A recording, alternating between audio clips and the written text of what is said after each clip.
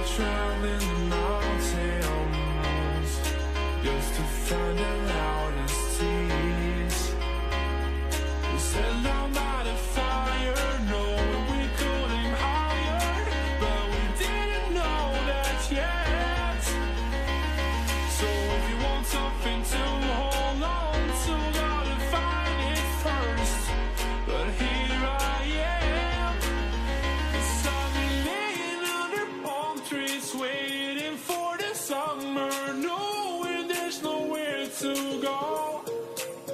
'Cause I am happy on this island, wanna be my farmland. I don't ever want to leave, I'm in a tropic club.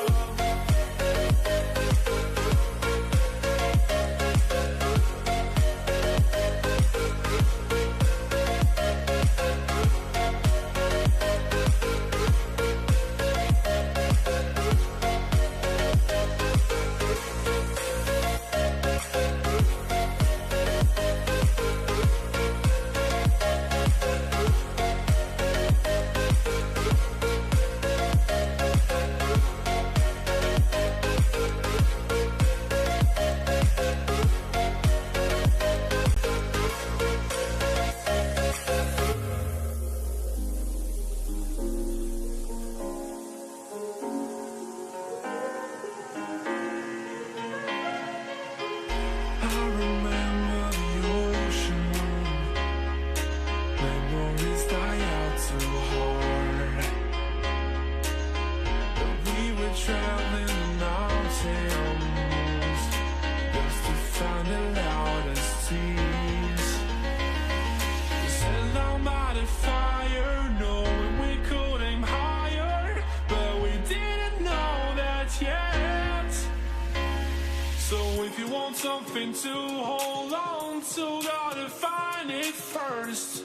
But here I am, 'cause I've been laying under palm trees, waiting for the summer, knowing there's nowhere to go.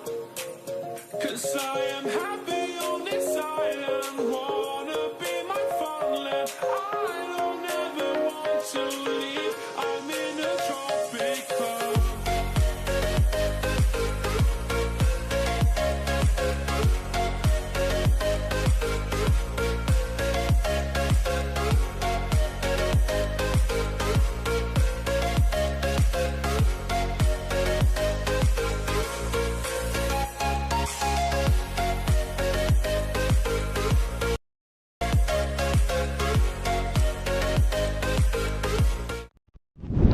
Hello, good evening, ladies and gentlemen, boys and girls of all ages.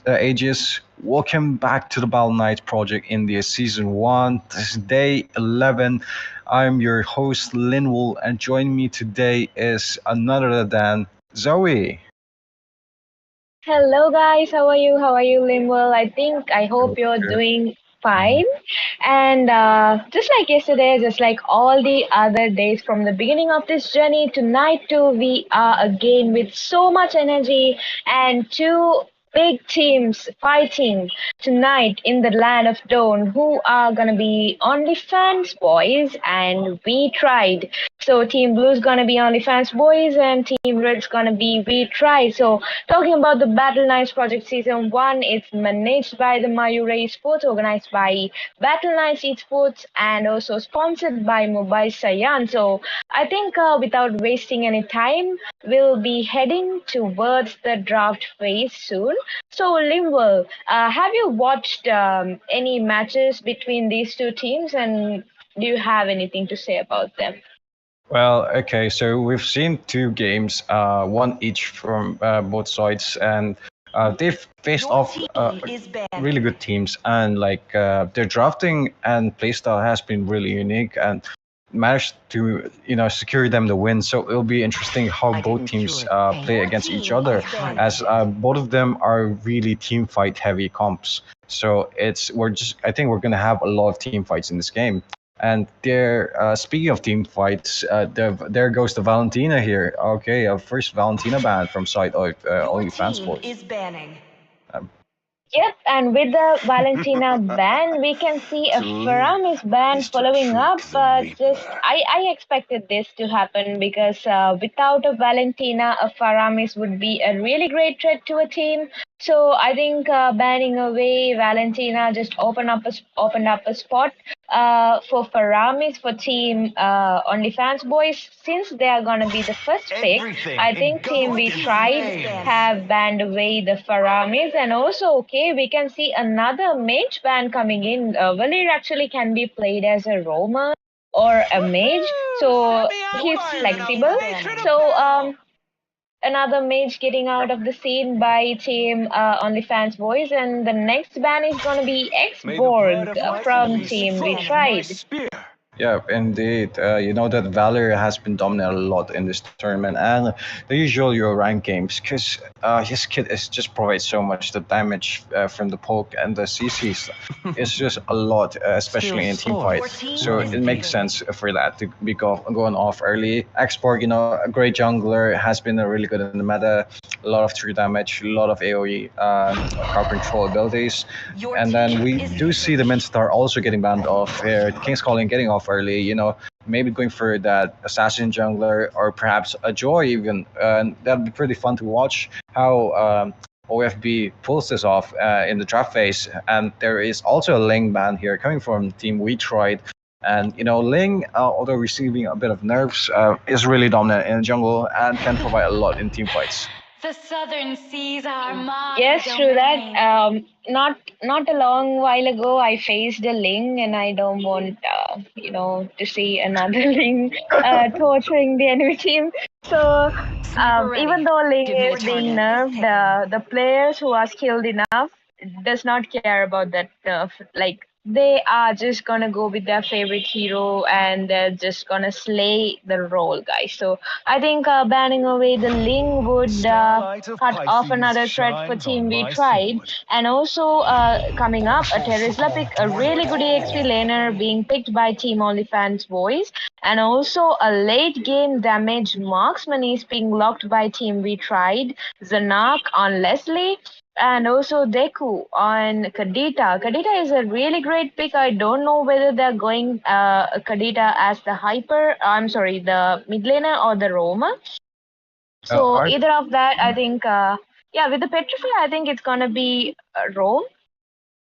No, perhaps it's a lot of Kadita has been using Petrify, so it's probably gonna mage. But yeah, as you said, we can't predict it fully until they lock in the roamer. And Matsu Dragon Hill is here with the last final pick from the side of team We Tried, and I think he might be locking in the alpha. We might see an alpha jungle, perhaps, or an EXP lane against the Terizla, which is not really very optimum, considering, you know, alpha did get a bit of nerf in his early game kits, so might receive in a bit of the losing end for side of team We Tried. But looking at both of the teams' draft currently, on the side of OnlyFans boys, they have a lot of CC, a lot of tankiness, really good initiates, and a lot of damage from team fights, even locking in that Lancelot pretty early on. And, you know, that's just going to enable him to go in the back line and deal a lot of damage and disruption. Might even be able to do a lot of damage to the tank units. So far, we haven't seen that many tank units. Rita is there, which might be able to catch Lancelot in surprise and deal a lot of damage. But the late game has been secure for side of We Tried as they take the Leslie and the Alpha. Yes, true that. And also, we are in the second banning phase. Two bans are already locked. It's gonna be Diggy. Diggy is like looking at the lineup. I think Diggy is gonna be a really great threat if picked, because both Kufra's and Terizla's ultimates would go to waste with Diggy's time journey. So I think that cuts off that threat too. And also from team We Tried, we can see a Brody being banned since team OnlyFans. OnlyFans boys, right? Yeah. OnlyFans boys are yet to pick a marksman, so they are gonna cut off the options that they have. And yes, a Fanny is gonna be banned by team OnlyFans boys. I don't know why though, because they have a Kufra and they have the potential to counter Fanny if picked. but I think like they are more confident without a Fanny in the enemy team. So let's see what's going to happen. That like See that the value banning in phase our is already people? over, You and should. Fredin is being picked as the jungler from Team We Tried. This time, Yep, really smart pick choice there. is They mine. lacked a bit of a frontliner, and even though, despite the alpha being there, it's not that much of a presence comparing to the other XP laners. And Fragrant is a great hero suited for this role, and will be allowing Team We Try to have more plays, be a bit more aggressive, be in the front line, have that map control. But we have Team OFB here with the mage and the marksman pick. Xavier coming in from Todo and Panic with the Beatrix. It's just going to provide a lot of damage. So Beatrix overall is a really good marksman, especially because of her ultimates. She just have an ult for almost every situation, and the basic damage threat from the SMG. While having a BOD, I think the damage spike is going to be a lot. So you combine that with the rest of Team OFB's lineup, it's just going to be a lot of damage. Finish off what was left undone. Yes, and the last pick is gonna be the Minotaur. We could see many Minotaur picks in the tournament, like since the day I started casting, and also we could see many Kufra picks. Either Kufra is getting picked or he is getting banned. So that much of a pick rate was there for this Kufra. So I think two game-changing heroes. Are acting as the roamers in both the teams. So let's see how these teams are gonna go ahead with their lineups. And Lingo, do you bias towards one lineup? Like, Um, do you not favor one? Not really, because both teams' lineups are really good, and it could be anyone's game. I'd say from the side of Detroit, it's going to be really reliant on their frontlining capabilities and the Kadita. Having those pickoffs. Maybe they're going to try to funnel off to Leslie. We did see two marksman bans, the Brody and the Clint, so the Leslie could have an easier time. So we might see a lot of team fights in the goal lane. And on the side of OnlyFans boys, a really balanced lineup, a lot of CC, and they do have the damage to back it off also. And the early game and late game capabilities are balanced. So it's overall a really general lineup. But the one thing they have to look out for is that massive CC from the side of Team We Tried.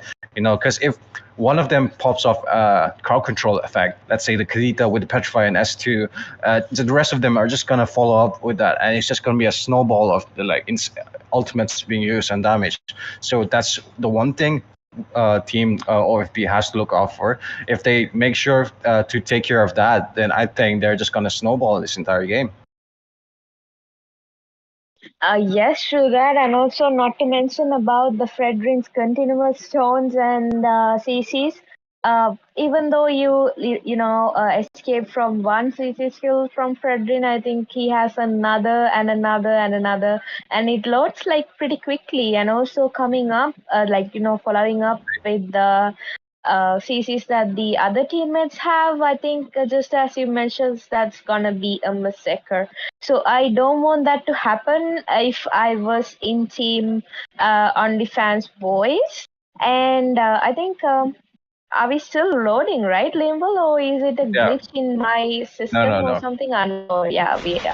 we are already in the game, I think, and 5 seconds. let's Yeah. see. We are already in the land of Dawn. I Smash think them. some players might troops facing deployed. some issues or something. So let's see. We'll get it sorted out. Yeah, I guess the Xavier is suffering a bit of lag issues, but they won't delay that as the red buff gets started by OFB, and we see a standard 1-2 from the side of We Tried. Not really funding in the jungle and playing it a bit more safe. I'm guessing, as we suspected in the early phase, trying to funnel this Leslie, playing it safe, getting that farm, and then okay, a bit of tech pulse here. Might be a reset. I'm not certain. But so far, the aggression from both sides have been really passive. Not much trades being made, and the damage being dealt is just enough for clearing waves. And I'm guessing both teams are waiting for their levels. Yes, I think both the teams are waiting for the post to be resumed so that they can continue on with the game. And So this is gonna be a knockout round, guys. So anyone who takes the victory will be qualifying towards the next round. And unfortunately for the losing team, I think they would have to, they will be getting eliminated from the tournament. And so this is really a do or die situation for the teams because this is a best of one. So it all matters on how you use the skills and your rotations all because you have to play safe when considering about the picks that are from team OFB. Team we tried have to I'm sorry, considering about the picks from team we tried, I think Mhm. OFB have to look out for any campings or gankings because they have too much CC on their side. Like only hero that doesn't have CC is Leslie, but she also has one with the second skill. So I think they have to be aware of that. And also, I hope that Xavier recovers from his issues soon so that we can witness a great match. I'm so excited. I'm really impatient right now. Well, Okay, we are going to start. yep, it seems like the pause has been released, and we might see an S1 here charged by Deathstroke. But misses it. That was a bit unfortunate. He had to stay in that pause for the entire time while missing his S1. He's gonna be punished, and the flicker goes out here. Getting that bit of safety back. But both teams playing it pretty safe here as they wait for their levels and. Lancer getting in even this jungle here on the right side. Blue buff is going to be delayed a bit because of that. Deku goes down really low HP though, but the passive just shields him back up. And Kufra overstaying it a bit. Almost goes down, but managed to back off. Yes, that this Kufra is has a great deal of adrenaline, I think, because even though he is on so low HP, he just goes and tries to support his marksman because the tank from the enemy team is from the beginning itself he was with Leslie, trying to make Leslie farm because he is the I think she is the major damage dealer in the late game for them. Yeah. So let's see, guys, what's Yeah. happening. I think the turtle is also spawning now. Yeah, I feel like he's wasting a bit of resources because Beatrix he has been playing safe and just clearing those waves. I'm not really getting that much of aggression from the enemy team side, so it would have been more beneficial towards map control. But we have the Kufra with the S1 catches off the Fredrin and an early ultimate being used there. It will be punished though, and the Retribution gets taken down by Lin Sims and gets a first blood chasing the Minotaur. I think it's also going to go down, and that's a kill for Zanes. Okay, really good 2 kills for inside of OnlyFans boys. Yes, and the turtle was taken down by them too. That Kufra Yeah. created a nice setup there, seeing away the Fredrin unexpectedly. So I think Fredrin did not expect that to happen because he saw that Kufra was in the bottom lane. I think he did not see that Kufra was rotating towards the turtle and he was right inside the bush. I think he used his jump with a flicker and he was able to take Fredrin and Minotaur down. And also, not to mention that Xavier's Dawning Light connecting on to Minotaur right on time, making it easy to take him down. So that's what a Xavier's job is, and he did it perfectly. Yep, and we will see a bit of an aggression from the Kufra. Deathstroke here openly charging the S1, catches off, and will be able to get the lethal. Okay, huge bonus, the map vision being given to OFB. And this will be a slight pressure being applied, I think, in the bot lane here as Kufra goes in here. But he will, to his surprise, Helium and Dark Exodus is behind him and will be able to prevent that gank. But a bit of damage poke being dealt by Helium here. Will be caught though by the Xavier. Yes, true that. And also, okay, Terisla is in the mid lane now. Alpha is trying to take the vision of Terisla, but look at how Terisla drained the HP away from the Kadeta, and also the Minnow and Fury in action, guys, with the penalty zone getting connected. Dawning Light too. And who will get the upper hand of the team fight? Of course, Team OFB are gonna get the upper hand with that nice kill usages. Even though Minotaur created a nice setup there, I think the damage dealers were so low on HP, and I think Team OFB really zoned that damage out and was able to take down 3 kills for 1 with a nice trade, and still they are dominating the team fight with almost 2k goal lead. Indeed, that was a wonderful combo from side of Terisla and the Lancelot. You know, the Phantom's dash was just enough to take off the HP in the enemy team side, and you know, we tried, couldn't. They tried as they couldn't win the team fight, but it was a bit of a gank here from side of Lancelot. Will not be able to get the full buff, but Kalita here will be poked down, and Team We Try will be forced back, but Lancelot dashes in the back line and is able to immune the ultimate. He dashes off, but will be caught by Exodus, and Helium will take that kill. Okay, Leslie also be caught a bit of an extension, but the kill will be going to Deathstroke 10. A bit unfortunate for the side of Team We Tried. Leslie did not expect that. That was unfortunate, really. I think Leslie was coming to give a sneak peek on what's happening, and Kufra landed to jump on Leslie, and Leslie was taken down with the follow-up coming from Beatrix. And that Lancelot was so confident there, going deep into the enemy territory, and was CC. Unfortunately, and was taken down as well. So even though Team We really tried to get the upper hand of that team fight, I think Leslie had to give it away at the last moment. Yeah, Pyrium will be able to poke a bit, panic down a bit, and I think he might be going down to the Leslie's ultimate here. Snipe shot coming in, and will be able to take him down. Cooper here, caught up in a weird position, will be forced to flicker out. Ultimate not being there to finish him off, and that will be gold bottom lane turret for side of Team We Tried, I believe so. Yes, I think the bottom lane tower is gonna go down just like that with the minions. They have the minions, they have the potential, and they got it down.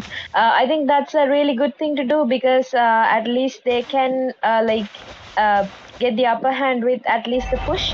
But okay, yes, Alpha is there to I thought the top lane was going out, but Alpha is there to protect it. And also next turtle has already evolved, the third turtle of the match, guys. So let's see, there's not going to be any contest, I guess, for the turtle. Just like the second turtle, it's going to be very convenient. Okay, Dawning Light connecting on to Team We Tried, but not taking anyone down. The damage is not enough yet, I think, to take anyone down. But, Saviors, Dawning Light in the late game, I think that would be disastrous, because if you're a squishy hero, half of your HP will get melted out with the Savior's ultimate.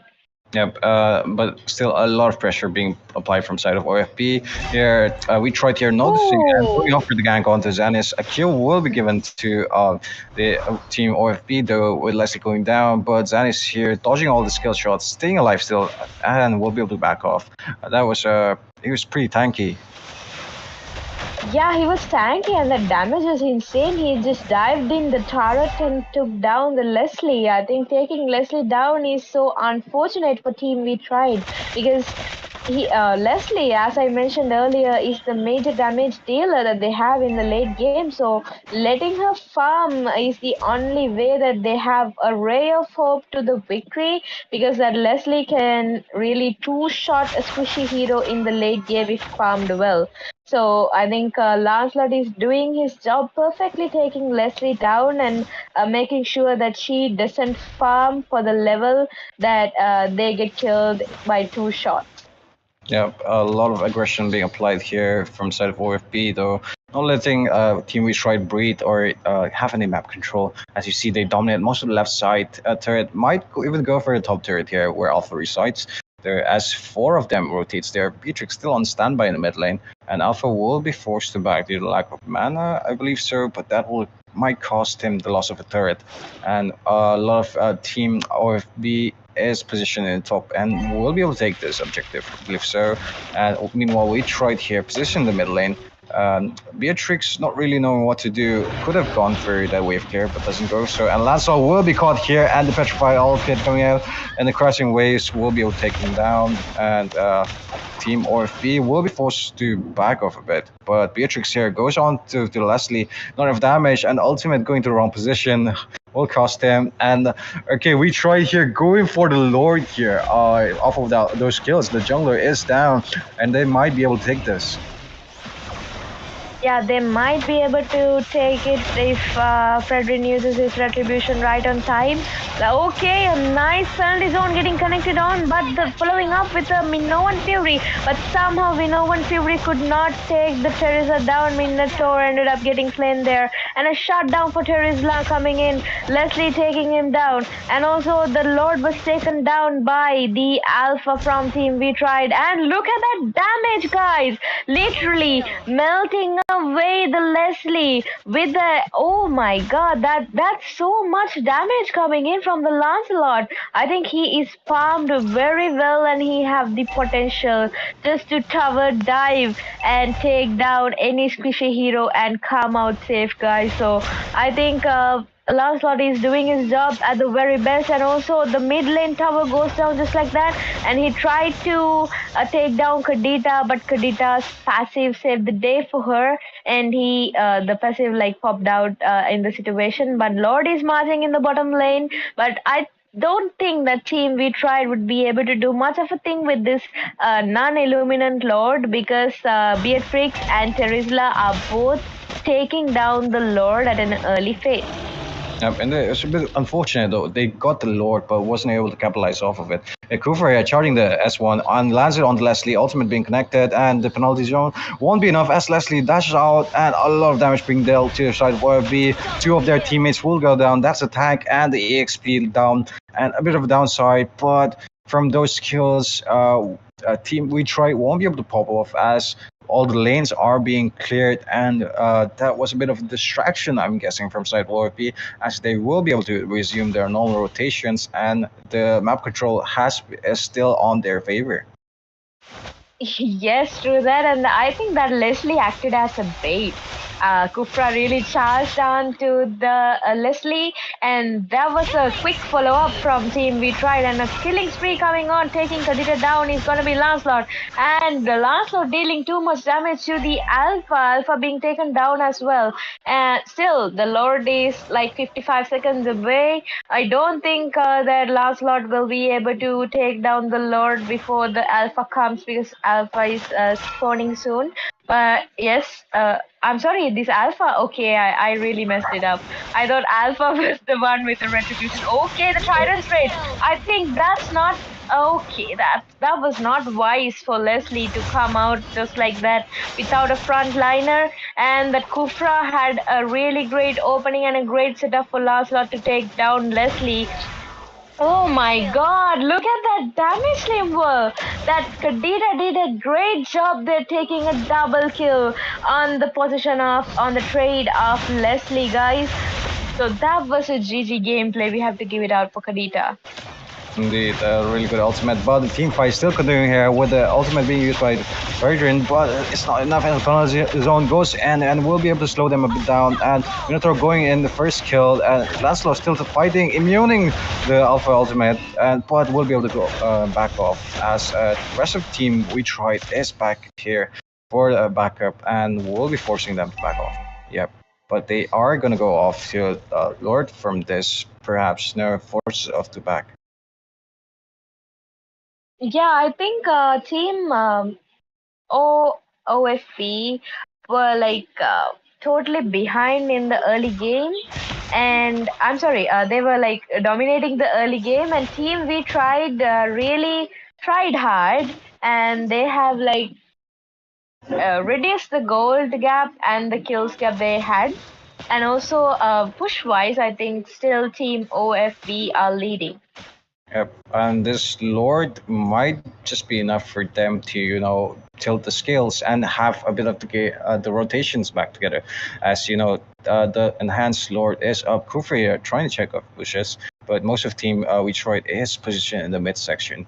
And they might be spotted off by Xavier's Dawning Light. Okay, forced back. Terizla is in a great spot to use his ultimate, but gets comboed off by a lot of ultimates. That is a really good bait, but the rest of team Detroit will be forced back off of this, and they won't have their ultimates ready for the next team fight, as the rest of OFB is in a great spot. They do start off this Lord there, and Kufa here charging with the S1, catches off Minotaur, and Helium will be trying to force off the damage to the Beatrix, but just not enough. Okay, a really good Dawning Light, but Lancelot gets off 2 from the back lines, and that is really 2 crucial damage dealers from side of Retried. Not finished though, as he goes off to the Freight Dren here. The dash coming in. Thorn Roses might be used here to poke off, and the ultimate dash coming in, but it will go down, and only 2 members left of Retried left. It's only the Mentor and the Alpha, which are spotted out again by the Dawning Light, and this might be a lore for side of OFB. Yes, and that was a really good timing coming in from Team OFB, because they baited the Terizla, and they let Team Retried use all their ultimates on the Terizla, so that they don't have the opportunity of using the ultimates in the Lord fight, and they baited the Lord too, and they were like halfway through the Lord, and while Lord deals damage to Team Retried, I think Lancelot blinked back to the backliners and took down 2 crucial kills, and that gave the upper hand of the team fight and made a great opening to get the Lord. And a nice jump coming in from Kufra, and a Tyrant's Rage was also used. A nice flicker penalty zone casting in by the Terizla guys. Lancelot is following up. Kufra is trying to cast another jump, but I think they are disengaging at the moment, because they are in the enemy base and they do not want to take a risk. Okay, look at that. Talking about risks, that was that was not a wise thing to do. Xavier was caught off guard there, and with the Alpha charge, I think he was not able to do anything at all. I think his Purified did not save him at all. No, it wasn't cooldown. I don't think that would have been enough, because the rest of team Detroit does have a lot of that movement speed and be able to catch any of the backline. Even though if they try to escape, a lot of slows and a lot of damage could be dealt, and the positionings are reset back to normal, as Detroit successfully are able to defend the Lord push. But the downside is the 2 inhibitors down. That's a really big problem, as most of the resources are going to be led to clearing the waves, and there could be a possible backdoor in team fights, as Kufra here, really good setup here on the bush here, catch off the Kadita who tried to dash in, and that will be a kill for Lancelot. And the side of Retried, you don't really want this to happen, because you're down on turrets, you're down on kills, and just having one less member, especially the Kadita, who has a lot of magic damage and setup, is going to be really crucial for this upcoming team fight, as Kufra charges in with Tyrant's Rage onto doesn't go in connect though, believes doesn't see an opportunity, and maybe playing safe for the upcoming Lord in 38 seconds. Yes, I think Team OFB have the chance on getting this Lord. 75% of the chance is with Team OFB, because if Team Retried does not contest this Lord, I think they are not in a situation to contest, because they are getting pressured from all 3 lanes, but somehow they are managing to not let in the minion waves, and they are taking them down early. That's a good thing to do, because you are out of 2 inhibitors and you are only left with 1. And yes, still they are gonna go for the competency of oh my god, look at that damage.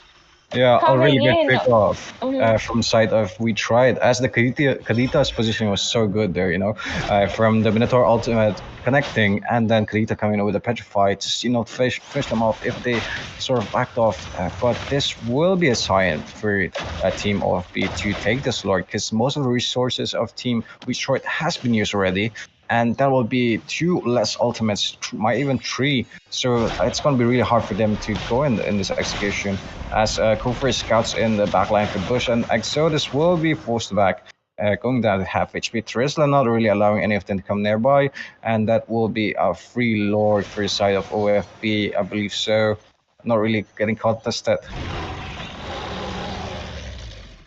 Yes, true that, and also I think the next lord was also successfully taken down by Team OFB, and yes, Teresa is trying to go for the top lane tower, but I think Adita is trying to defend it with all her might.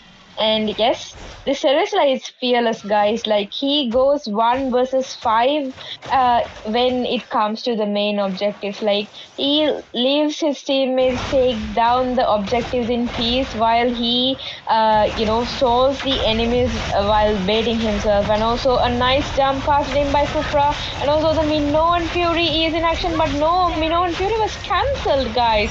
That was okay. Fredrin is trying his best to take the enemies down, but okay, guys, he is like getting dealt too much damage by the Savior too. And look at the Leslie is going to come out, but while that was happening, the crystal was taken down by Team OFB. I really did think that this lord was gonna be so hard for them to like defend. That's what happened. They were able to take down Team We Tried in the knockouts, guys. So Limbo, what do you think about this match? Yep, that was really good from side of OFB, though. Really good executions. Were a bit sloppy in the end from the ultimates from Kufra and Trisla, but did play well overall. And even though, despite you missed the ultimates, it's fine because the lords is pushing and a lot of enhanced minions, and the rest of your team can finish off the enemies as they did. I guess there were sort of the bait for in the last team fight, and really well played from side of OFB. You know, really great damage, good rotations, good itemization, and they just secured the dub. From side of Team We Tried, though, they tried their best to sort of make a comeback, but you know it just wasn't enough. They didn't apply that much of pressure. We saw the Trisla being a menace in the jungle and the XP lane, as well as ganking in a lot of lanes. But Alpha was just stuck in his lane, and you know didn't provide that much of info or pressure in either side. Leslie getting bullied from 2 or 3 of Team OFB members, you know, not having that enough of damage. And like the late scaling was too late because a lot of turrets were down already. And Kadita did get really good pickoffs, but early game potential was too slow, and that costed them the game. Helium though really well played from side of we tried and did a lot of setouts, even that of Exodus here on the Minotaur, and that'll be all for game number 1. I believe so. But don't go anywhere, guys. We'll be right back after a short break.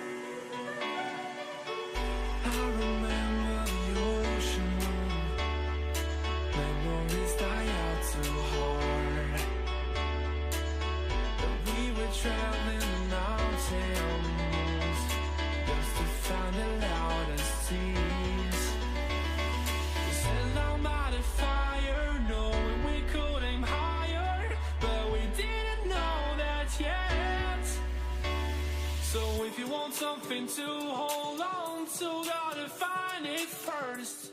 But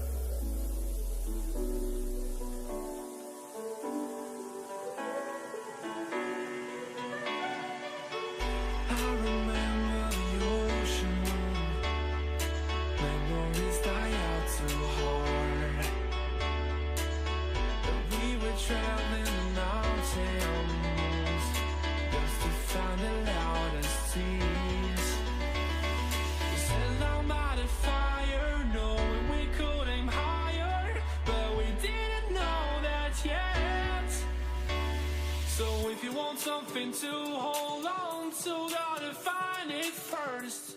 But here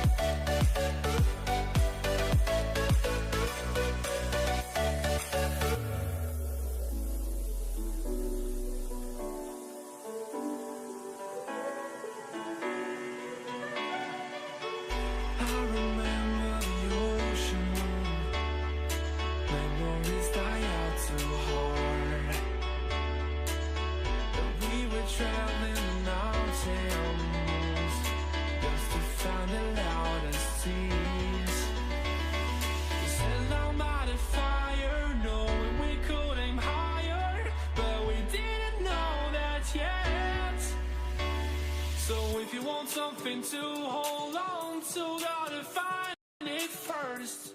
But here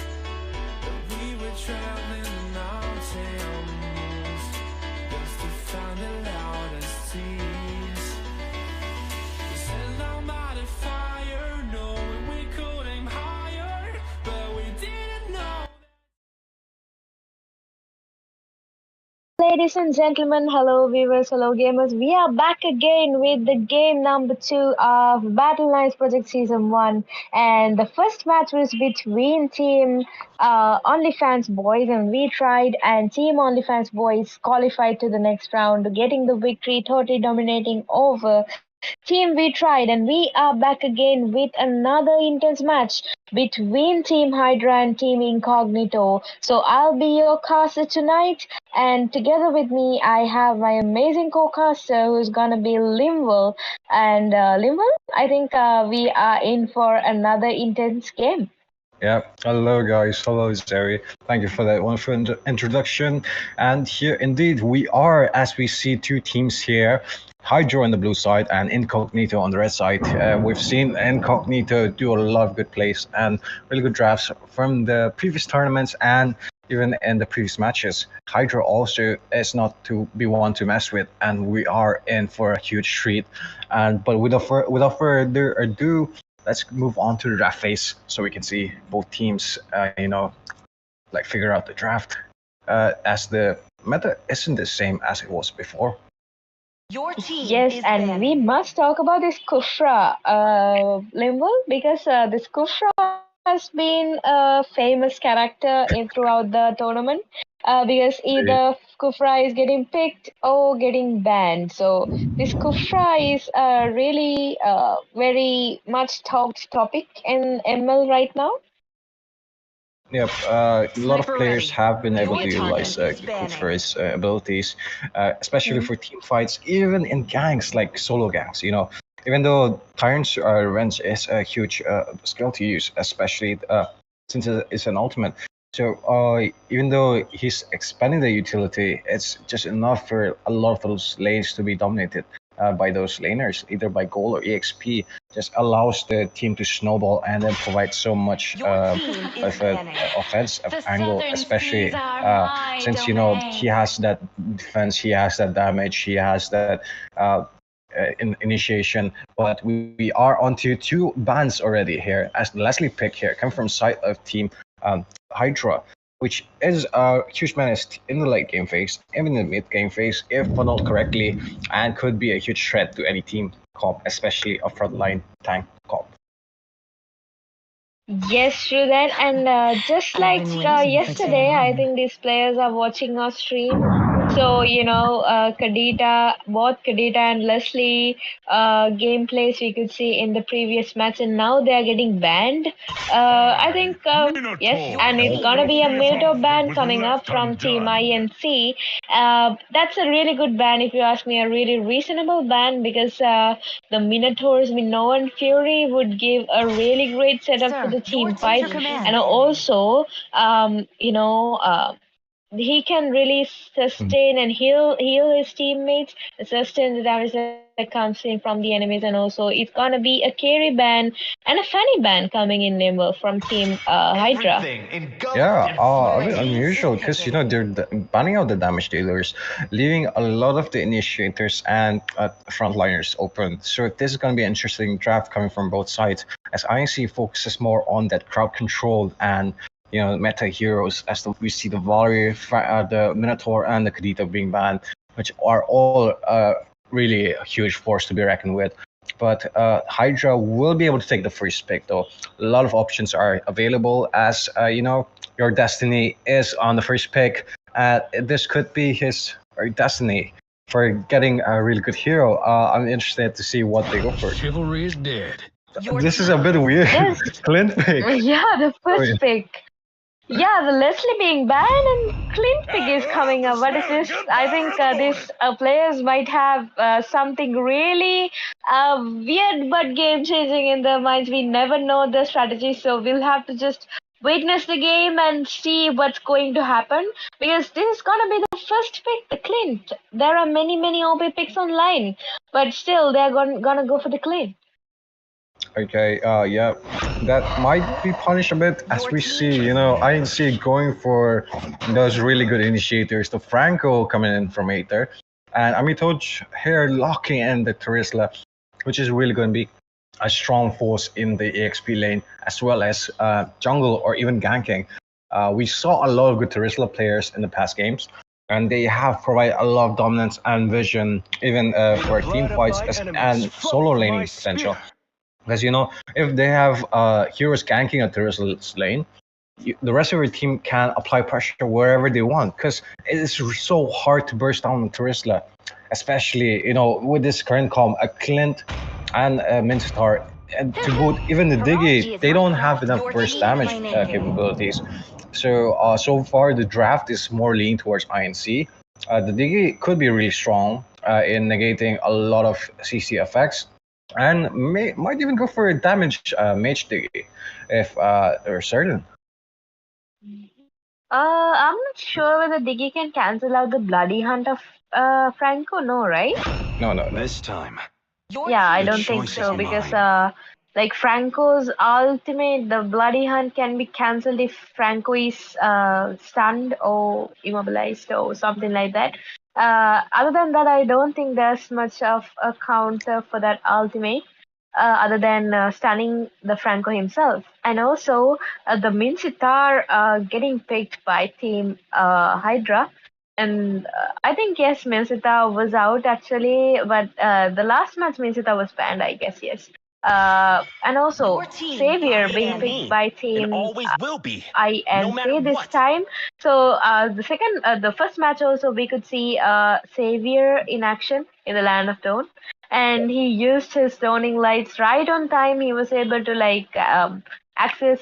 take access from anywhere of the map where enemies were, and he was able to take assist and deal damage towards the enemies, and sometimes clearing out the minion waves.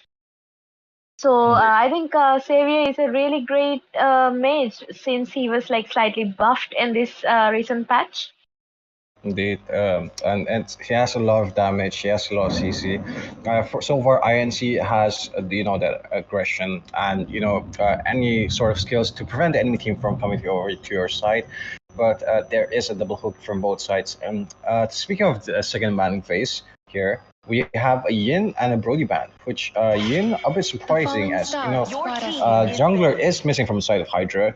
Could be annoying to deal with in certain scenarios, especially since you have two really strong frontliners and couldn't be able to stop the backline because I feel like they're gonna play a bit more aggressive side. So there's no one to look out for those squishy heroes. So Yin ban could be reasonable for that. And the Brody ban, however, is maybe on side that Team INC hasn't picked their marksman, hasn't picked their jungler. Okay, so this is a bit of a smart ban coming from side of HYDRA, and Mario does get also banned out, being Team HYDRA hasn't exactly picked their mage. I think it could be a roamer, and Midstar could go to the XP lane. So this is a bit of toss and tussle from both sides, as we have Abi here with the fourth pick from INC, and it seems he's gonna be locking that claw, which has a lot of damage for these team fights, as the rest of INC's comps are also really tanky, does a lot of that damage, and has a lot of pickup potential. Yes, I think so too. But I think yes, this Claude will be counted by the Minsitar in a way. But Minsitar, if like Claude zones out the Minsitar's King's Calling, I don't think that would be much of an issue for the Claude, because with Clint, I think Claude is a good pick.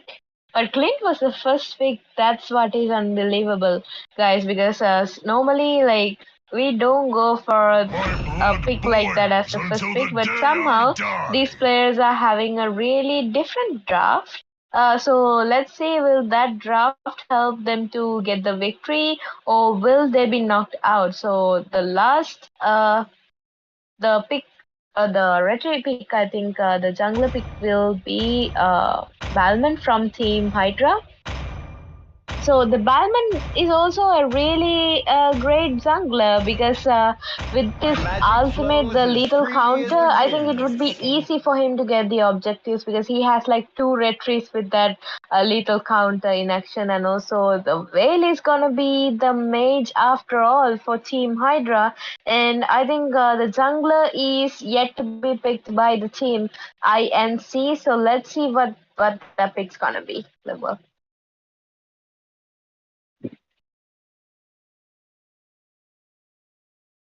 Okay, guys, I think the last pick is gonna be Lancelot, not sure though.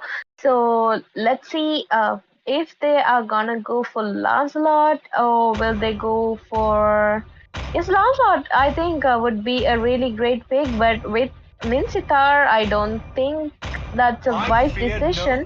But okay, it's gonna be a Lancelot after all. And also, the King's Calling must be avoided by the Lancelot in order to dash peacefully throughout the game. So let's see who will be having the upper hand. Considering about the draft, I think a slight upper hand is with Team HYDRA, with the Diggy and the Minsitar upon their sleeves. But who knows, guys? We never know what will happen, because I think they're lacking a bit of CC.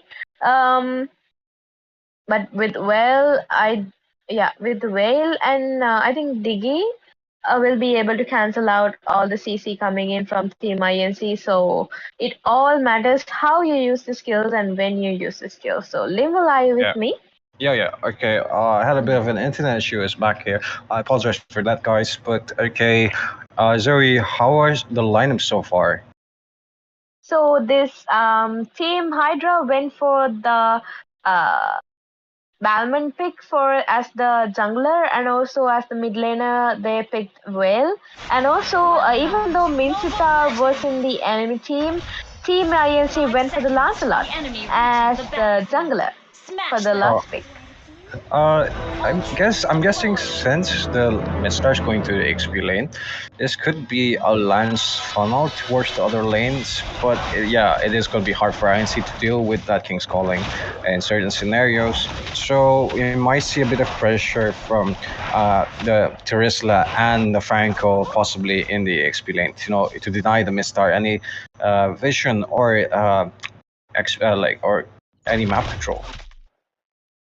Yeah, true that, and I think Terisla is already giving a hard time to Minsitar, like poking him out and not letting him get the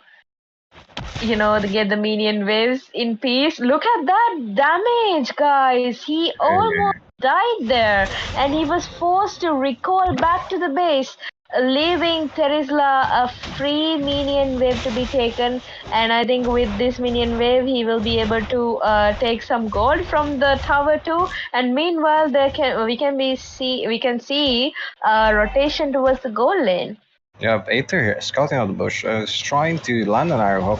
Will be missing though, as we have a lot of pokes here done by the Diggy. You know, Diggy's damage is not one to be messed with, as the Franco does go down to half HP after a lot of trades, but setup not being really made from both junglers, as both teams play a bit safe, waiting for the hook Aether, but will be caught off guard as the damage coming in, and Balmo might just not. Okay, misses on the ultimate, but this is an opening for the Lancelot as he dives into the back line, tries to get the DK, forces out the flicker, but will be able to force back. But Abi here in a really tough spot and uses the S2 to get away. Franco landing the hook, but it's not enough as ShomoNation, okay, goes for the Diggy instead and gets the first blood. That's one kill for INC. Oh my god, too much going on in the bottom lane, like too many people in the bottom lane. And I think that Franco did a great job there with the hook. And taking down Diggy was a great opportunity because it would delay him from getting on to level 4 before the turtle spawns, and that would be an opportunity for team INC. So let's see, Balman is already initiating the turtle. Lancelot is trying still on his way towards the turtle, and I think this is gonna be another team fight near the turtle limbo. Yeah, okay, ShomoNation getting S2 and a bit of damage being done as well. Goes down to half HP, still fighting though, but Balmon will be able to take the turtle. The bloody hunt coming in from the Franco, but not the damage is just not there as ShomoNation gets taken down. It's just Amitoad share gets the veil. It's not enough though, will go down to really low HP and might just fall off to the Diggy. Okay, but what you want to see, kill going to XP up to the Roamer. Ballman here with 2 assists though might be able to pop off from this as the team does have the advantage, and Shimri here on the kill to the Terisla will just be enough for maybe making a lane comeback. Yes, true that, and I totally agree. And even though team INC took down the first kill, I think Team HYDRA is still leading the gold, guys. So I think the more they farm, the more they are able to give a dominance over the team. And also, okay, we can see another possible ganking in the bottom lane, a 4-2 situation coming up, and Xavier is also joining in to the team fight, and Franco is patiently waiting for a chance to hook one teammate from Team HYDRA. Will Franco be able to hook one safely? If he does, I think that would be the end of him because the bloody hunt is also in the hands of the Franco, but I think they managed to disengage. Yeah, a lot of mind games here are being played by both teams. Just waiting for those opportunities, but never striking really. So we don't see a lot of trades here as both teams back off, and this is good news for the goal laners as no engage just are happening. But INC, 3 of them are in the bot lane. Turtle is spawning at 10 seconds there, but they are going for this turret objective as Aether and ShomoNation is positioned really well. But okay, they just back off. Turtle is spawning, pressure being applied on Terisla. Goes down to half HP, might be taken down, really low HP. I'm surviving by a sliver of HP and will be backing off. This is 1 member down for INC for this turtle fight as they won't be able to contest. I believe so. Aether does have the bloody hunter, and the turtle will be taken by Balman. A bit unfortunate. Team fight starting here. I'll be here. Come in with the gauge. Blaze Duet not being used yet.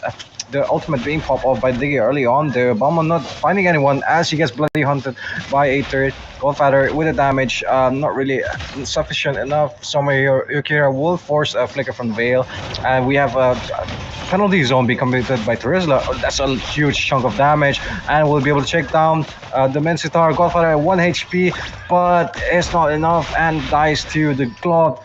Greek got in a really weird position here. The Clint, but will be forced back off. But the Iron Hook connects and will be finished off by the Terisla. Amitoch with that damage has just been insane for this team fight.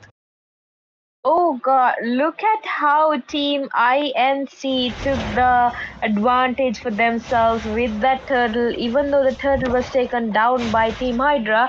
I think the mistake that Hydra did was not backing out after getting the turtle. They went for more. They just went in and in with total aggressiveness, and they ended up getting punished there. And that Terisla was there right on time and was able to take the advantage of the team fight. And a nice iron hook connecting on with the bloody hand. Even though the time Jenny gets passed on, I don't think that will be able to. Yeah, he wasn't able to Oh, defend his teammates, and yeah. I think Vale went down, right?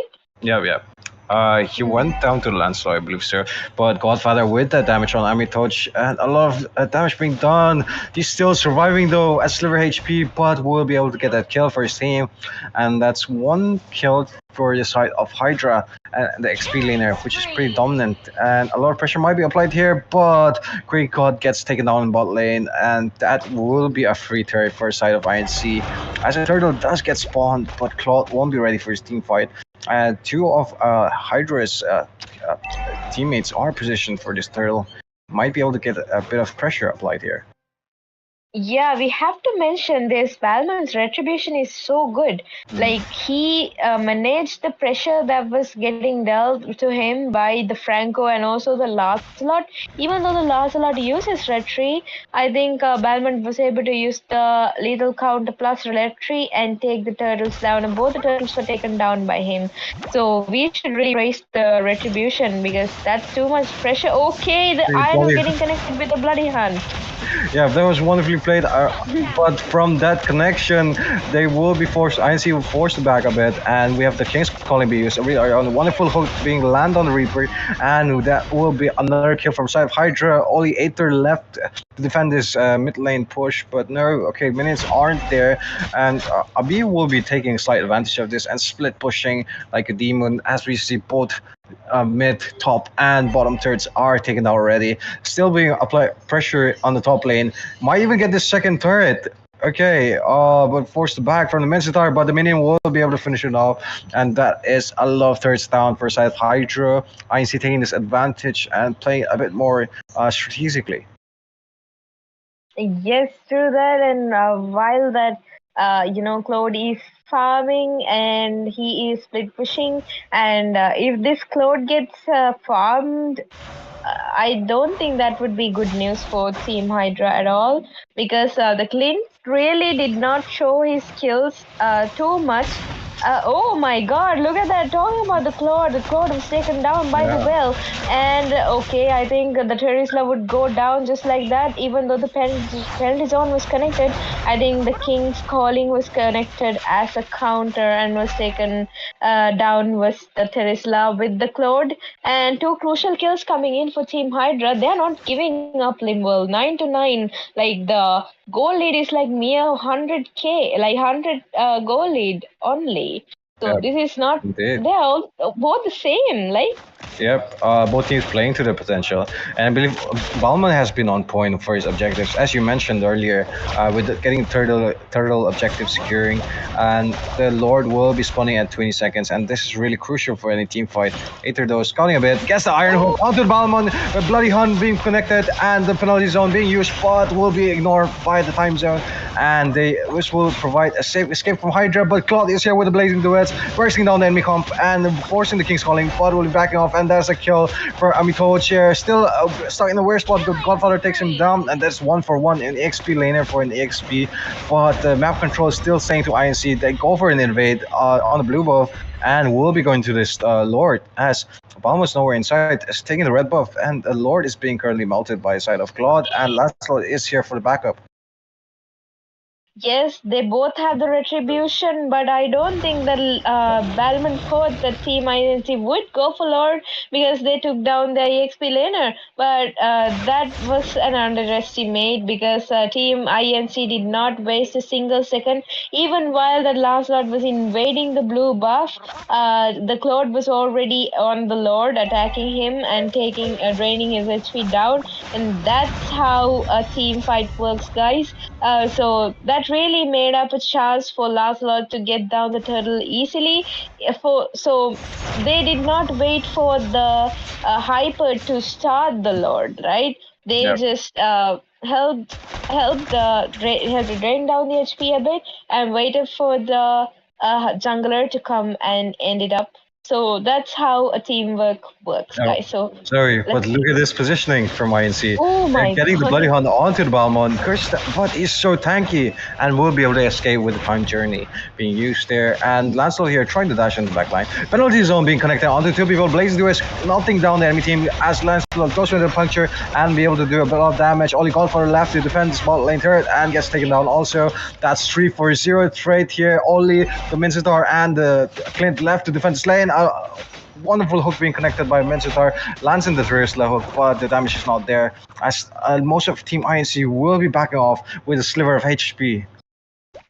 Yeah, look at that Diggy. Diggy is not letting them recall. Like he is like chasing behind the enemies who are on low HP, and they were not able to recall with the Diggy. So Diggy is a really great pain, guys. So this Diggy, like we could see that Diggy saving his teammates right on time with the time journey, and like even though the bloody hunt cannot be cancelled, like he tried his best to give out teammates a support, like Yep. a typical support role.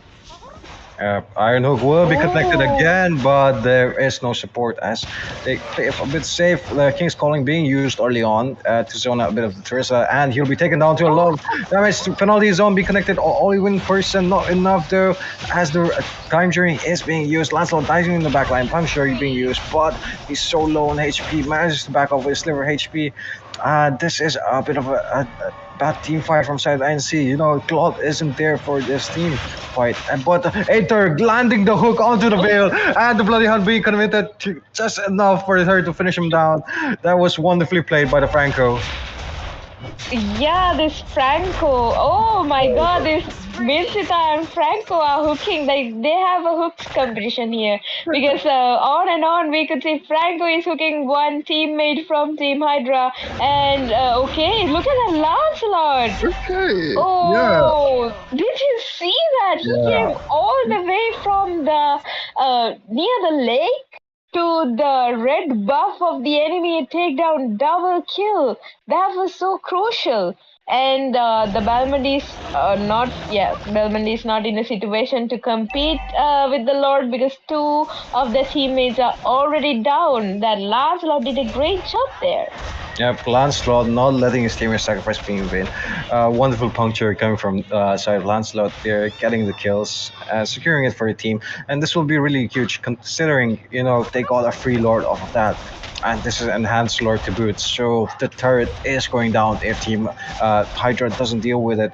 Aether here trying to land a hook. It's only a bit of a trade here coming from both the Minstar and the Franco. Hook being landed, missed by Minstar though, and this Lord will be defended by the side of Hydra as INC is not applying the pressure, you know. A bit hesitant since the King's Calling is there to deny any dashes or exits from the side of INC. And Aether, okay, Veil is being caught off guard and our hook being landed, and that will be enough to take down the Veil. Penalty zone being used though, but not enough. Blink Duo is coming in, knocking down enemy teammates. Lancelot going to the back line, killing the rest of their enemy team. Triple kill coming from our side, Lancelot, but there will only be Godfather left, but the Iron Hook connecting, and the Bloody Hunt being used. Godfather being melted to very low HP, still sustaining though, very less HP still being there, but the turret is not does not have the HP, and they'll be taken down. INC is securing this win, and that was wonderfully played from their side. Oh Sorry. my God, this Lancelot is a nightmare. Like he just comes right on time to slash, slash, slash, triple kill. And he just tried to go for the maniac, and that Batman was too tanky for him, though, with that immortality and all. Even though Franco tried his best to give the last lot the maniac. Did you see that? That was a great support coming in from the Franco. Even though he knew that the Batman was tanky, he just went in and supported his teammate to get the maniac. But unfortunately, the match ended before that. I think that's like too late to get a maniac because that Batman has been tanking the damage coming in from the labs. I believe they were more or going for the victory, and that was wonderfully played by INC here. Really good damage, really good support. Knew exactly when to go. Amitosh here, filling in any plot holes or like gap in their team formation with a penalty zone, even though not connecting sometimes, but still relevant enough for going off a team fight from there. And we have HYDRA here, did play pretty well too, and did a lot of kills, a lot of good team fights, a lot of secures. Time journey was on point, and it played really well, but it wasn't enough. The pressure being applied by ANC was just too much, and so we could see this costed them the game here. Veil, though, catching a lot of damage, doing a lot of damage, but it's not sufficient, as the rest of INC's comp has a lot of mobility and is able to evade most of his skills. Yes, true that. And just as I mentioned that Savior did a great deal of damage in the late game with that dawning light only. Like that, did you see? Like 29% of the damage is dealt by Terisla, and also 39% of the damage is taken by Terisla. So actually, this Terisla played a great role in the game. Throughout, we could see that like 67% team fight participation too. So that EXP laner did the perfect job on the EXP role. Indeed. But that'll be all for game number 2 as we move on to a short break. Guys, stay tuned as we'll be back for game number 3, which is the return of Sigma versus Cross Guild. I'm Linwell, and joining me today was none other than Zoe. We'll be right back after a short break.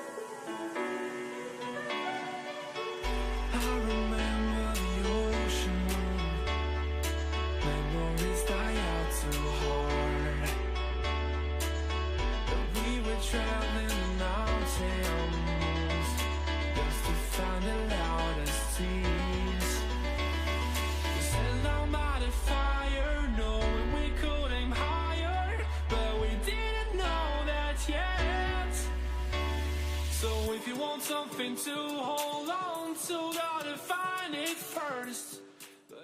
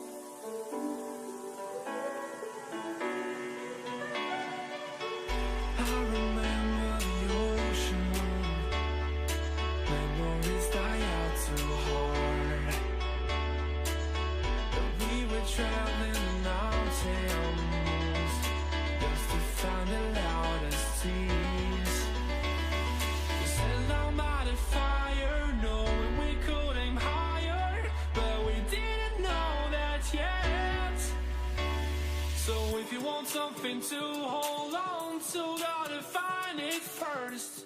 But here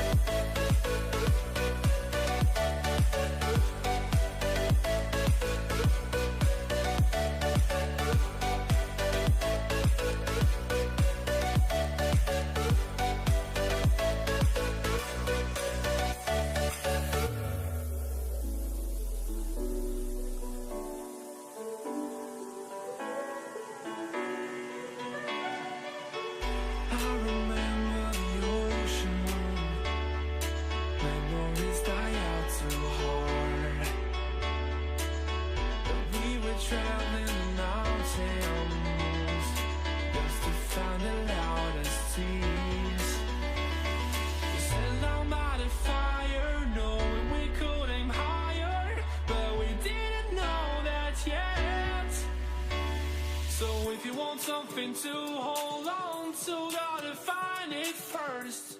But here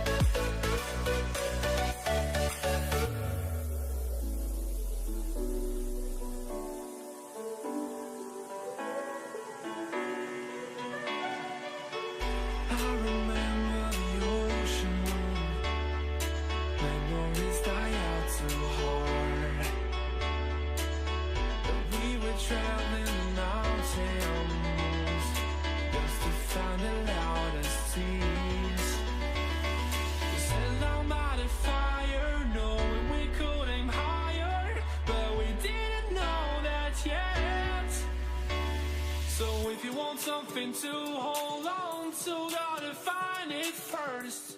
But here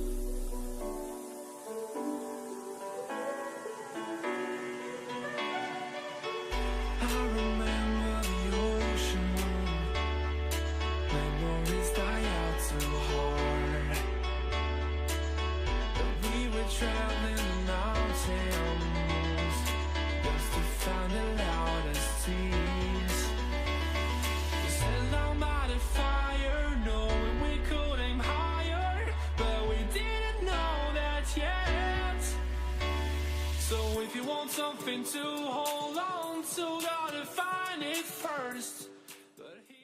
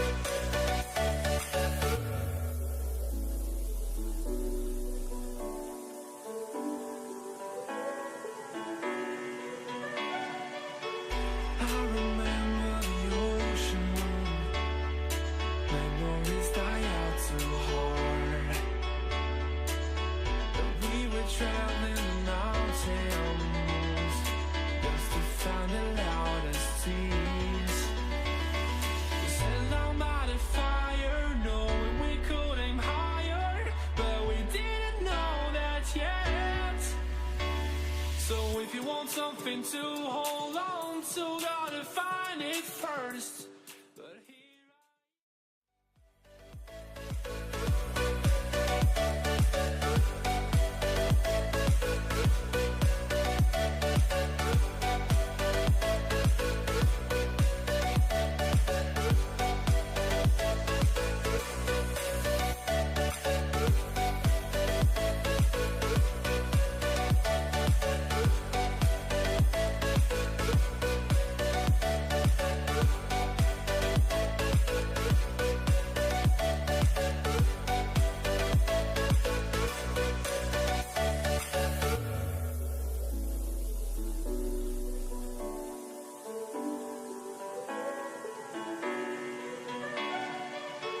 I remember the ocean moon.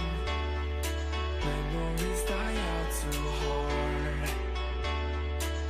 But we were traveling the mountains just to find the loudest seas.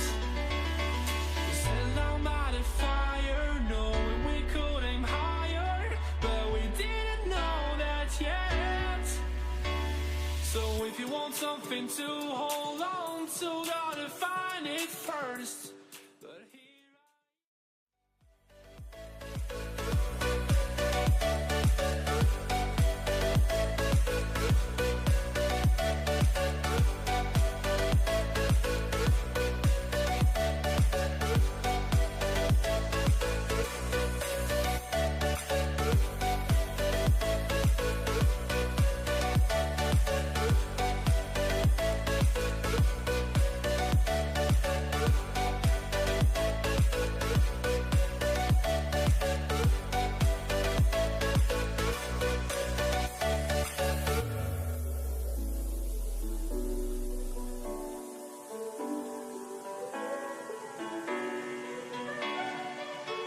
I remember the ocean moon. Memories die out too hard.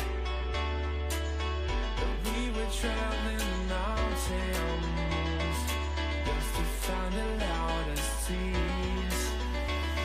We set down by the fire, knowing we could aim higher, but we didn't know that yet. So if you want something to hold on to, gotta find it first. But here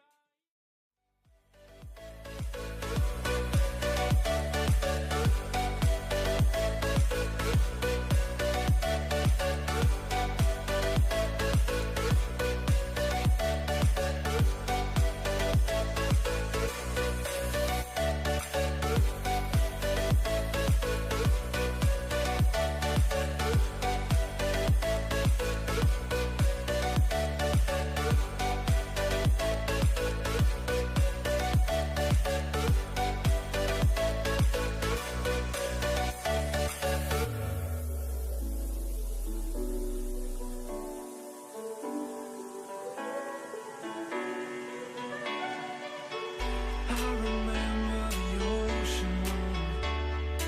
Memories die out too hard. But we were traveling the mountains just to find the loudest seas. We set down by the fire, knowing we could aim higher, but we didn't know that yet. So if you want something to hold on to, gotta find it first. But here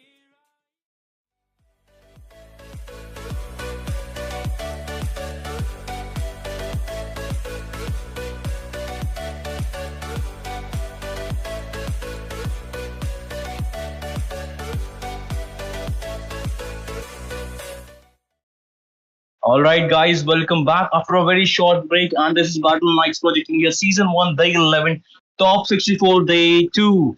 And here by my side is the one and only your favorite, Zoe. How are you, Zoe?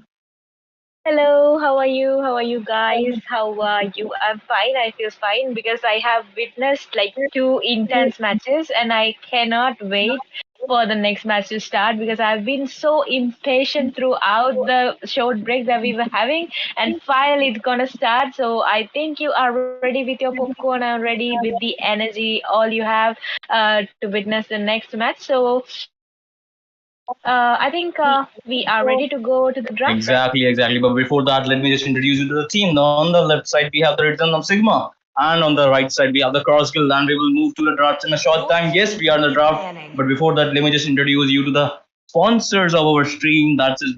This stream is brought to you by Battleknights Esports, powered by Mobile Science, managed by Mayura Esports, and the stream by one and only our favorite BT Bat Tanker, the legend. And Zoe, what do you have to say about the first ban? Sorry, it's just let's read, but the ban will come from the side. And never mind, that's a Leslie ban coming in right away. Look at the ban, Leslie. I think that's a good ban because Leslie can hit you like a truck when she gets her build. Yeah, true that. We could say that this Leslie ban was first ban in the second match too, and now in the third match itself, the Leslie's gonna be banned. And meanwhile, another interesting fact: the Ling was banned in all three matches. Yeah, Ling is the one of the finest jungler if you ask me because he has a Tempest of Blade. Just go in and use that, just sing, and again escape from that vulnerability. You can't just you can't just mark Ling in the game because it takes a lot of maneuver that you need to catch the Ling. But Ling is banned, so we won't see any Ling gameplay sadly. But let's see what's the another ban coming in from the Oni Kitsune. And that's a Tesla band coming in from that Oni Kitsune. This is one of the finest piece cleaner with this What's your command? penalty zone coming in and just ceasing a lot of enemy. And Fanny ban, I think that's a respect ban. Am I right, Zoe? Yes, true that. That's gonna be a respect ban because, of course, not every player can play Fanny because of the difficulty that Fanny yields. Though there are many players who are like mastering Fanny very well. So we could say the Fanny ban was a bit usual in this tournament because many players are tend to use Fanny these days. Uh, with coming up with the recent emblem change and also the patch note. And yes, that's gonna be a Valir ban coming up. So Valir is also a really great meta hero. I think Valir getting banned is reasonable because not every hero can counter Valir, and Ling missing in action, I think Valir would be so much, hard to be countered. Exactly. And look at the Xavier ban coming in from the Cross Guild. They are not letting. They're just limiting every hero pick of the both of the teams. That's a good banning coming from both the sides of the team. But we have to see what the say the Empire is gonna pick. It's the Xbox pick coming from that. Never mind, he just pushed it. But the Xbox pick. What do you have to say about this first Xbox pick? First, I think in my opinion, first pick Xbox is might be questionable pick here. However, Shu Kurunai, the jungler of the Cross Guild, going for that Red Win, that's a standard jungler pick if you ask me. And the Trev is going for a Kufra. We can see a lot of setups here right now. Yes, throughout the tournament since I started casting, just as I mentioned in the first game itself, this Kufra is either getting banned or is getting picked. So this Kufra has have been so famous among the players because he can create a nice setups at most unexpected moments because he has a range that he can, jump into and use the Tyrant's Rage with the flicker combo so that, enemies have no chance of escaping. And if a follow-up comes right on time, I think that would be a game-changing factor to any team with Kufra on it. So I think this Kufra is a really great ban. And coming up, look at the carry pick with the Franco, guys. We could see a Franco gameplay in the second match too. And this is the second time we are going to see a Franco gameplay. Exactly, and look at that Franco. The Sigma are picking the Franco. I didn't predict it because Franco is one of the good. If you know how to iron hook, you can easily just get your team up. Even if you're losing the game, if you hook a damage dealer, or even if you hook a jungler, even if you hook a tank and get successful kill in that, and that's basically 4v5. That suppression coming in from the Franco is quite good. And to counter that, they have gone for the Joey coming in going for that Lafu in the EXP lane. So we have the let's see what the Sigma has picked. Where we are in the second ban phase. Let's discuss about the second ban. The Alice ban coming from the Cross Guild. I have seen a lot of Alice ban coming, and I don't know why. Can you explain it to me, Zoe? Yes, because I think team RNS, who Return of Sigma, right? So they are yet to pick an EXP laner. So I think Alice is a really great hero in the recent meta with the new emblem system. He can, Alice can sustain the damage and deal damage at the same time. So I think that would be a bit too tanky for team, CG to handle. Coming up with the, looking at the picks coming in from team RNS, who is gonna be carry, because the time that they spend on trying to take down the Alice, who is a frontliner, carry would be coming from the backline and melting down the damage dealers from team CG. So I think that's why they went for the Alice ban, and also a Minsita ban coming up from team CG as well, while Valentina and Irital being banned. Valentina is a really good ban though. Yeah, exactly. Valentina, I think they just limit the pick of the mates. They look at that Valentina band because they might go for the Atlas also. Atlas they can't as monocables. However, going for that Farce pick in order to just have a long range advantage against the Franco and the I think and going towards the carry also the long range advantage. But if you ask me, there's Yuzhong just to counter Farsa, and let's see the Sigma, the last pick of the Sigma Yuri. What universe is gonna pick here? And I think they are short of mage, and being a mage, I'm pretty excited that what he's gonna pick. However, let's see towards the cross guild draft for now. They have the jungler, they have the EXP, they have the mage, they have the Kufra. Now they're just lacking a marksman. I'm just curious what they will pick, but let's discuss what the cross guild has in their mind. Is Promise pick coming in from the Sigmas. That's a Sigma pick to be honest, because Promise one of the utility mages just using that ultimate and protecting your teammates in a vital time is a very hectic work. If he's successful do that, he's gonna be an utterly menace towards the team cross guild. But we can see what YT is gonna pick here. Cross guild is lacking a marksman, and they are going for that Melissa. I think I'm seeing a Melissa after quite a long time in this tournament. But these are the two bans of the both the teams and two picks of the both the teams. This is a draft. So let's hear in your opinion with who got the better draft here. Yeah, actually, I think Team CG going in for the father pick, so that Team RNS do not have a chance to, take Faza, because Melissa is a really, Melissa is really weak against Faza. I think both the teams are like really balanced, if you ask me, because both the teams have got heroes to counter each other, and Yeah, yeah. we can never know. It all depends on the strategies and the rotation and how they use their skills from now on. Yeah, exactly. It all boils down to that micro gameplay, as you have explained it very well. But however, we are on the loading screen, and we will be shortly in the land of Dawn, guys. Till then, make sure you subscribe the stream, like the stream, and share the stream. And if you haven't liked it on Facebook, and if you are watching on Facebook, please like and share the stream. We will shortly move into the land of Dawn. And in my opinion, I think both, as Zoe has already said, this is a proper balanced draft coming from both the teams. However, this is the land of Dawn, guys, and this is, I guess, the game number 3 of the day 11 top 64 day 2, and you are watching Battleknights Project India Season 1, which has a prize pool of 130k diamonds. And we have on the blue sides is the Sigmas versus the Cross Guild, and both the junglers will start with the standard gold lane rotation. Xbox starting with that blue buff, the Fredrin going for the red buff, because for both of them the bottom lane is the gold lane, and for I think the Cross Guild it's the top lane. However, this they are just going for a beautiful gold lane rotation.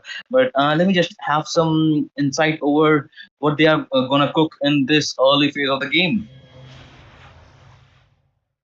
Yes, Shudha, we can see that, and the Roma, the Franco, is trying his best to support the carry without letting Melissa get the early game damage. But look at Faza. Faza is camping there, trying to get ahead with carry. But okay, we can see she is disengaging at the moment because she does not want to lose the minions in the early game, because that Yeah. would delay her from getting into level 4 right before the turtle spawns. So that would be really risky. And yes, trying to get level 4 is gonna be okay. I think. Oh my god! Look at the dino getting connected. That was a nice handhook and okay, Expo Yo. going on with the last insanity. That's going to be the first blood. The Kufra going down. The tankiest hero from Team CG is going to go down for that Expo's last insanity. Oh my god, that was GG. Yeah, that was a Sigma pick coming from the Sigma Xbox, to be honest. That iron hook, that was a good iron hook coming in the early parts of the game, just getting that momentum just before the turtle is spawning. That's 2 seconds for the turtle. Yes, turtle is spawned right now, and this is gonna be worth watching the turtle fight as the Sigmas and the Crossguard going towards the turtle. Xbox sensing that the Shu Kurunai going for the turtle, but Xbox is just here in the middle lane, just trying to zone out the Farsa, but Farsa senses that Farsa backing off. We can see a possible team fight in the turtle fight. I think we can see a possible pick off coming from both the teams, and I don't know who's coming. And Yuzhong with the Black Dragon from, but team asked for a pause, and they will get a pause because of somebody having a network issue. But I think that's a pretty. I'm just excited to see who is gonna win this turtle fight as Yuzhong is in the Black Dragon from. Look at that Farami's position. Look at Carry's position. Carry, and look at Melissa. Melissa is in the bot lane. Carry is in the mid lane. This might be. Look at you, Jong. Yeah, we can see it still. Yeah. He's using the Black Dragon Probe and he's ready to go for the fight. And then there was a pause, guys. So I am really excited to see how they are gonna react when the pause is resumed, because there will be a bit of a glitch right after the game Yeah. resumes. For like a split second. So let's see what's going to happen. Like the turtle is so low on HP, so we never know who's gonna take the turtle at this point. So let's But hope for the best. Still, I yeah. think Team Sigma are dominating over Team CG. Yeah, Team CG might be in a numbers disadvantage right there because as you can see, Carry is already in the mid lane. She will be first to reach the turtle lane, and that's a quite good rotation coming from the Carry. That's Oni Kitsune, that's his name. And I didn't pay attention to that Yuzhong tale, but you just mentioned it. It's quite amusing to see that. Yeah, he's right over the turtle. And look at Oh. the HP of the turtle. Yeah, we are moving to 270 and the Stratton will take the turtle threat. Faram is going in, Yuzhong with the black dragon, forcing that Farsa to go back. Farsa might get taken down from the Yuzhong carry with coming for the 8. Faramis with the ultimate. Look at that. Faramis will have to take down that Lafu appraiser back connecting and taking down the Franco. Double kill for the Frederick Shu Corona is on the rampage. Look at that HP of the Oni Kitsune. Melissa is taking the advantage in the bot lane and she will go for that gold lane using that inspire this team fight. Like that was a table turn with that appraisal bar. The double kill just get the advantage towards the team CG. However, the kill advantage is still towards the team Sigmas. But I think that was part to part team fight. If you ask me, that's 2 for 2 trees. Yeah, we can't blame CG because the marksman was not there, right? The carry was there, like the Melissa was in the bottom lane still, but carry had a really good rotation to go near the turtle and deal some damage, right? So I think they could have, Team Sigma could have taken the opportunity of the team fight, the upper hand of the team fight, but okay, another handhook getting Oh, connected, the Kufra, and okay, I think. I cannot yeah. read the name of that expo. I tried to read it. It's Debo Dobi, and as we are seeing, Shu Corona just forcing that Xbox to back off. And look at that Shu Corona's level advantage towards Xbox. Anyway, jungler, it's one full level advantage. He will have again a level advantage. Meanwhile, the bloody hunt connecting in the bottom lane, carry will have to water damage coming from that light wheels from the carry and along with his S1, just melting that Kufa like he's some squishy hero. That's what you have in mind when you have picked carry. Just melt the tank away if there is no tank. And meanwhile, in the mid lane, we can see a Skies. Never mind that ultimate coming from Farsa will have no dividends for his team, but that was a good. I think that's a good ultimate just to back off the enemy. Meanwhile, we can see a turtle fight here. Yeah, Faza will not be having the advantage of her ultimate, and also Kufra landing on a jump towards Franco, taking Franco down early before the turtle fight even starts. And also we can see Yuzong and Lapu Lapu are in their own fight, while Yuzong seems to be winning okay, and another turtle goes down towards Team CG, Fredrin taking down the turtle yet again. And okay, Team CG are going for more. Will they be able to take it down? I don't think that this is gonna be a wise decision. Okay, look at that eye look. Oh my god, I thought that connected and go away coming in. Okay, by Melissa. Melissa somehow was taken down, and in the trade of Carey, both them were taken down then and there. And Yeah. I think still the advantage is with Team Sigma, but the goal lead is in the favor of Team CG.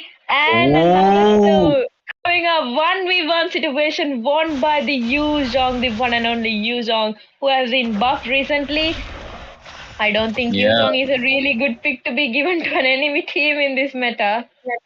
Exactly. Yuzhong just dominating the EXP lane after that kill. Look at Yuzhong KD 2-1-0. He will get the top lane. Parts are going into it and using his ultimate, her ultimate just to back.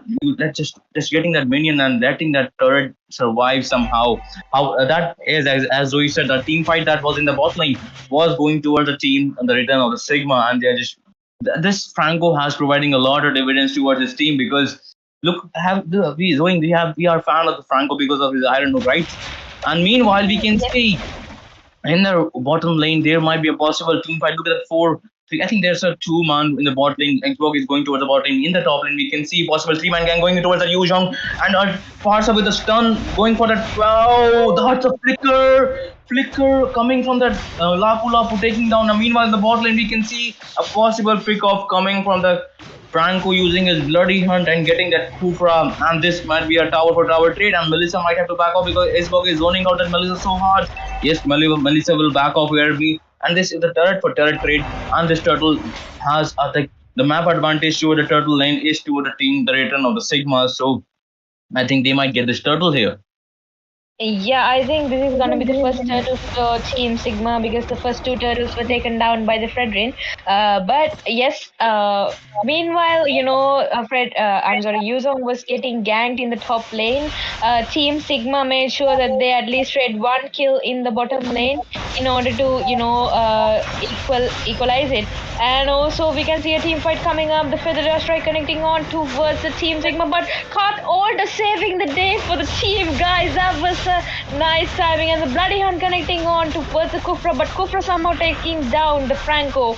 And also Fredrin coming up. I don't think this is gonna be a good time for the Yuzong, but still, Yuzong was able to sustain a lot of damage there, but somehow he was taken down at the end with 5 people, attacking on towards him on and on. That would be hard, really hard to sustain, even towards the tank. Oh, last insanity popping off, and Lapu Lapu might be in danger here. Will have to back up. Pram is going in the flicker and killing that Lapu Lapu. That was a good gameplay coming from that Fredrin, but however, that was a 2-for-1 trade in that team fight. Meanwhile, this team fight is happening, and Tyrant's Revenge connecting, Tyrant's Rage also connecting, but missing with the Tyrant's Rage. Franco with the Iron Hook, getting that Appraisal back connecting. Oh, that was so close for the Fredrin, but Fredrin will survive here along with the team. Sigmas will also survive here. Enough with the very low HP right there, and this team fight was on par to par. Meanwhile, in the bot lane, Kari just sniping the turret in the bot lane, getting the second turret in the bot lane, and in the bot lane, they are just left with the inhibitor. And if you see the turret advantage, it's going toward the team, the return of the Sigmas. Yes, actually, this Melissa pick is interesting because their first pick was Xbog, right? So Xbog will totally count that Melissa, even though the Melissa uses the go away, the ultimate. The Xbog's last insanity can penetrate her ultimate. And okay, we can see Yuzong is in a pretty bad situation. Kufra charging on a jump towards Yuzong, but Yuzong triggered out the Black Dragon form and tried to go for a kill. but there is no backup from the teammates. And okay, even though the Iron Hook got did not get connected, I think Faramis did the job for them, but somehow there was not a kill traded. But still, the Lord is here, guys, and we can see Team CG are already initiating the turtle. Oh, is this gonna be a bait, guys, to take the team? Okay, Sigma down. The Bloody Hunt getting connected on towards the Kufra, and Kufra tried his best, but he was not able to escape at all. The Carry taking down kills, guys. Carry is dealing too much damage right now with her attack speed and all. And Oh, that was a lot. Fredrin. Yeah, exactly. That was a lot towards the Fredrin, but Fredrin might have a little bit get taken down with the knockup and this carry damage from her light will. Carry is dealing a lot of damage towards those tanky jungler out there. That's the Fredrin, the Kufra. The carry just melting them away right away. Lord just went towards the team cross kill. That was a good Lord's like a retribution, good retribution coming from the Fredrin, but this team fight will go towards the team. The return of the Sigmas. This Xbox has been providing a lot of rebuild, and look at the damage giving from the Xbox from his flamethrower just melting down the Kufra. And this might be a disciplined, successful disciplined defense coming from the side of the team. The return of the Sigmas. If the Lord is marching the top lane, and in the whether will the team cross guild will take advantage of this Lord because it's a level 1 Lord, so it will just get taken down like in a boof, like in a snap. So we might see a possible look at Lapu positioning in the bot lane. He will be trying to take down that carry. I think carry have seen Lapu or this Franco coming for the zoning. And I think Lapu will have to back off here. He is so alone right there. And for the Franco with the Iron Hook coming in, but the feather ace strike connecting Fredrin going in. The Kufra and the Melissa going in. They were just trying to just take down that bottom lane turret, just taking down the turret in the bot lane. They will back off now. That's a good call coming from the cross guild, and will have to back off there because I was bad. I thought Kufra was in bottom lane. Sorry, Fredrin was in bottom lane, but there was Kufra and the Melissa there. So yeah, I think that's a successful push coming from the side of the team cross guild.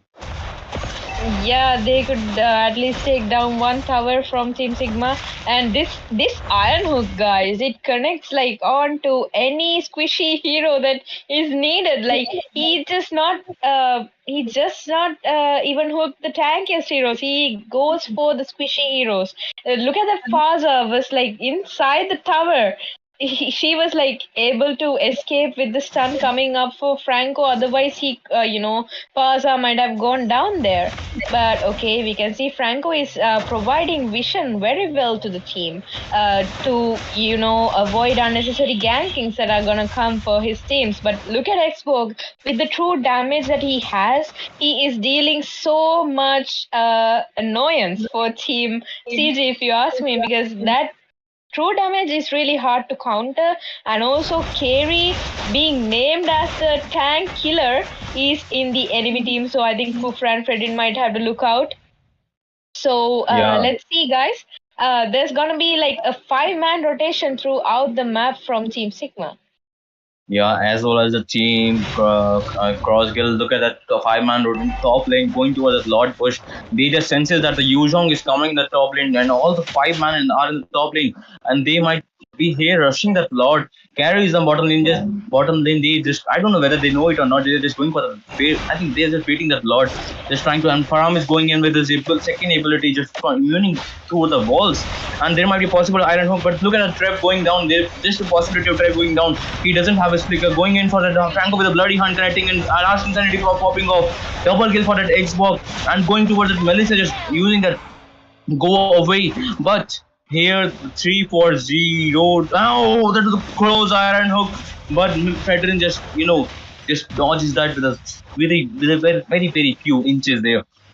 But this Lord, the Lord will go to the team Sigmas, and that team fight was totally towards the team Sigmas. They just that flicker bloody hint coming from the Franco just suppressing that Farsa was a good connection right there, and that just led them to use all the ability, and Xbox will just go all in with his last insanity and popping off two. I think that was a double kill for the Xbox in the top lane team fight. So that was a good team fight. Meanwhile, we see a disciplined push coming in from the side of the team Sigmas. Oh my god, look at that Iron Hook connecting onto Melissa, not letting Melissa do anything. He was hooked right from inside the tower. This Franco, guys. This Franco is not let you rest in peace. That was a GG game. And look at that Expo going in with the last insanity, but somehow Faza was able to escape from the situation. But the Lord is watching from the bottom lane. I think 2 inhibitor towers were taken down with this Lord, who is a really illuminant Lord at the point. And the mid lane will also okay, without a doubt will be taken down. No, I think the shield activated from the towers, and that tower was secured at the moment. But now, guys, will team CG be able to give a comeback for this situation? Because only 3 towers have been gone down from team Sigma, while all the towers except 1 inhibitor tower is remaining from team CG. So this is gonna be a hard match for them to give a comeback. Exactly. The CG might be successful defending, but they just lost 2 towers. Look at the towers lead. They are just down to just 1 turret, and 8 turrets have been taken down by the team. That's the Sigmas, the return of the Sigma. They're just playing this game like a Sigma, especially this Franco. Have witnessed in this tournament. If, correct me if I'm wrong. The Hooker team has always getting the advantage in the early, mid, and late game.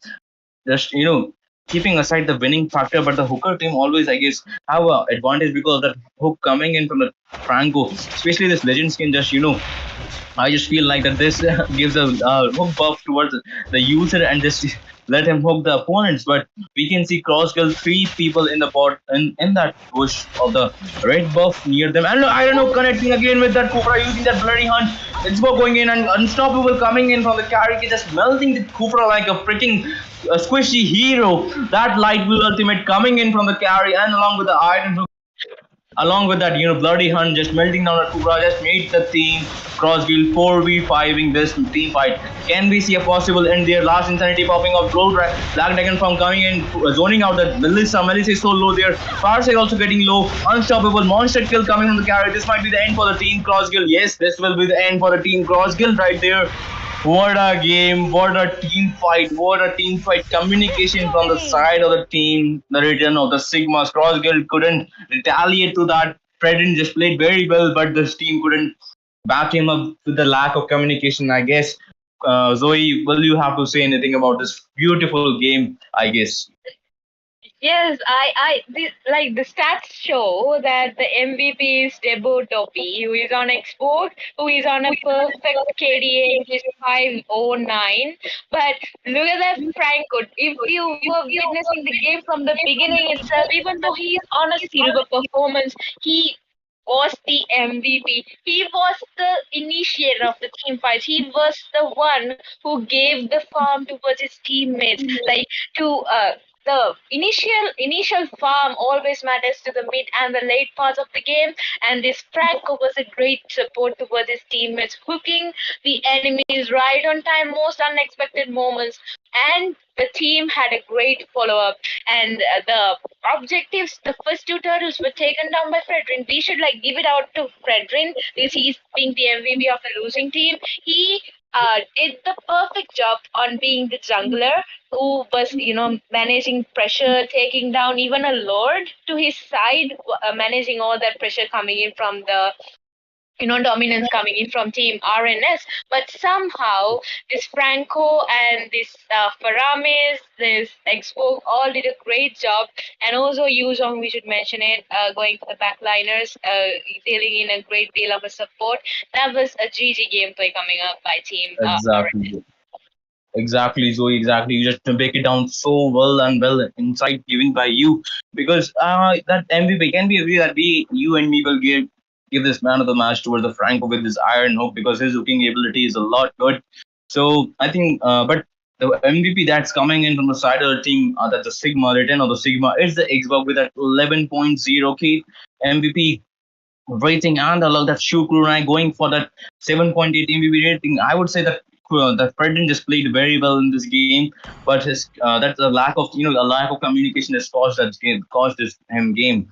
So, but this is not the end, guys, because you might have the future tournament, so just prepare for that. But however, for this game, the return of the Sigma will advance to the further bracket. So this was the game number 3 of the Battleknights Project India Season 1, Day 11, Top 64, and that's Day 2 of the Top 64, guys. So just be with us, because we will take a short break here. and it is an honor to cast alongside with you, Zoe. So thank you for that, guys. Just have a short break, drink your water, stay hydrated, and we will see you in the next match.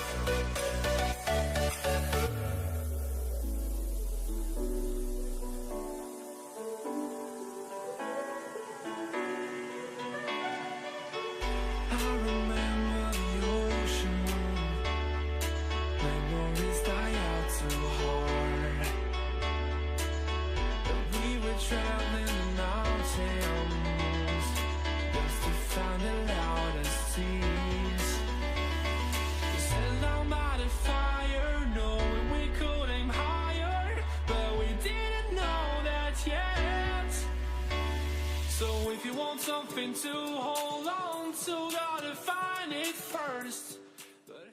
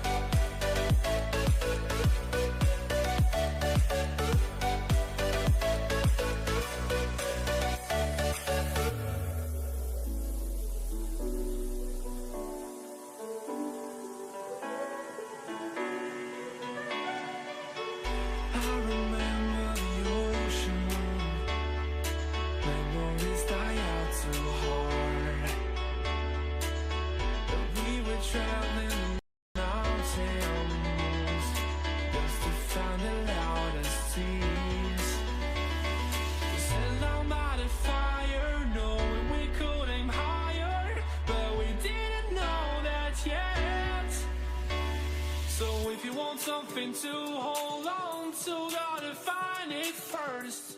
But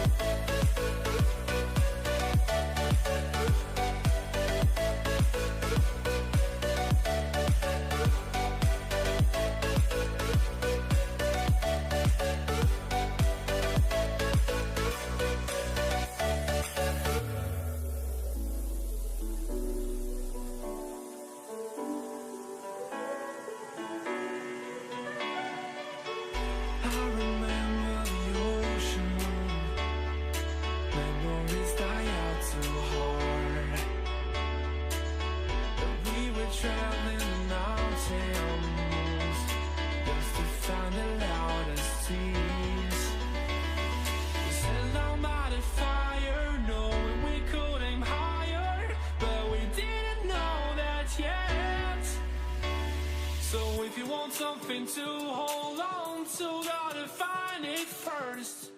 But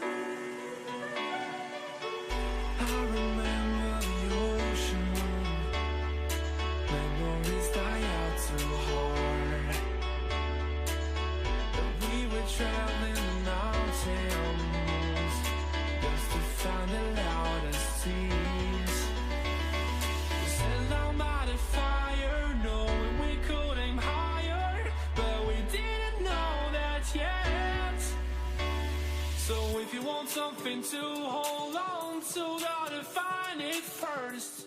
But here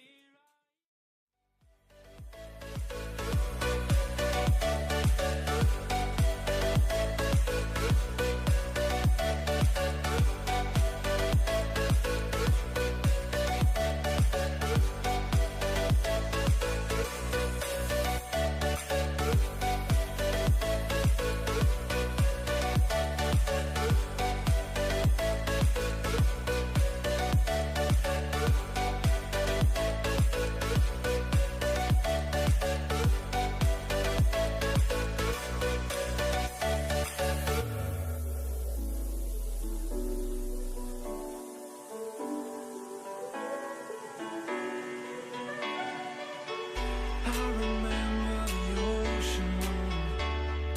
Memories die out too hard. But we were traveling the mountains just to find the loudest tears. We set our mighty fire, knowing we could aim higher, but we didn't know that yet. So if you want something to hold on to, gotta find it first. But here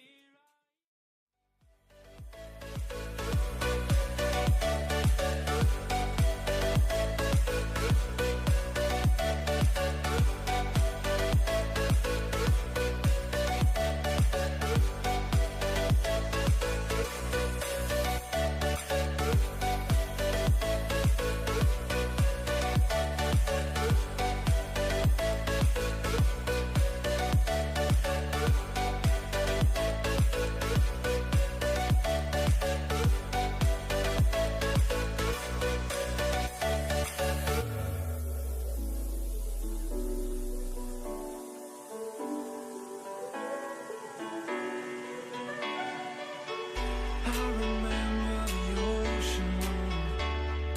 Memories die out too hard. But we were traveling the mountains just to find the loudest tears.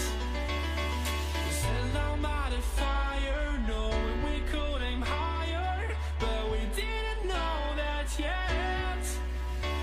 So if you want something to hold on to, gotta find it first. But here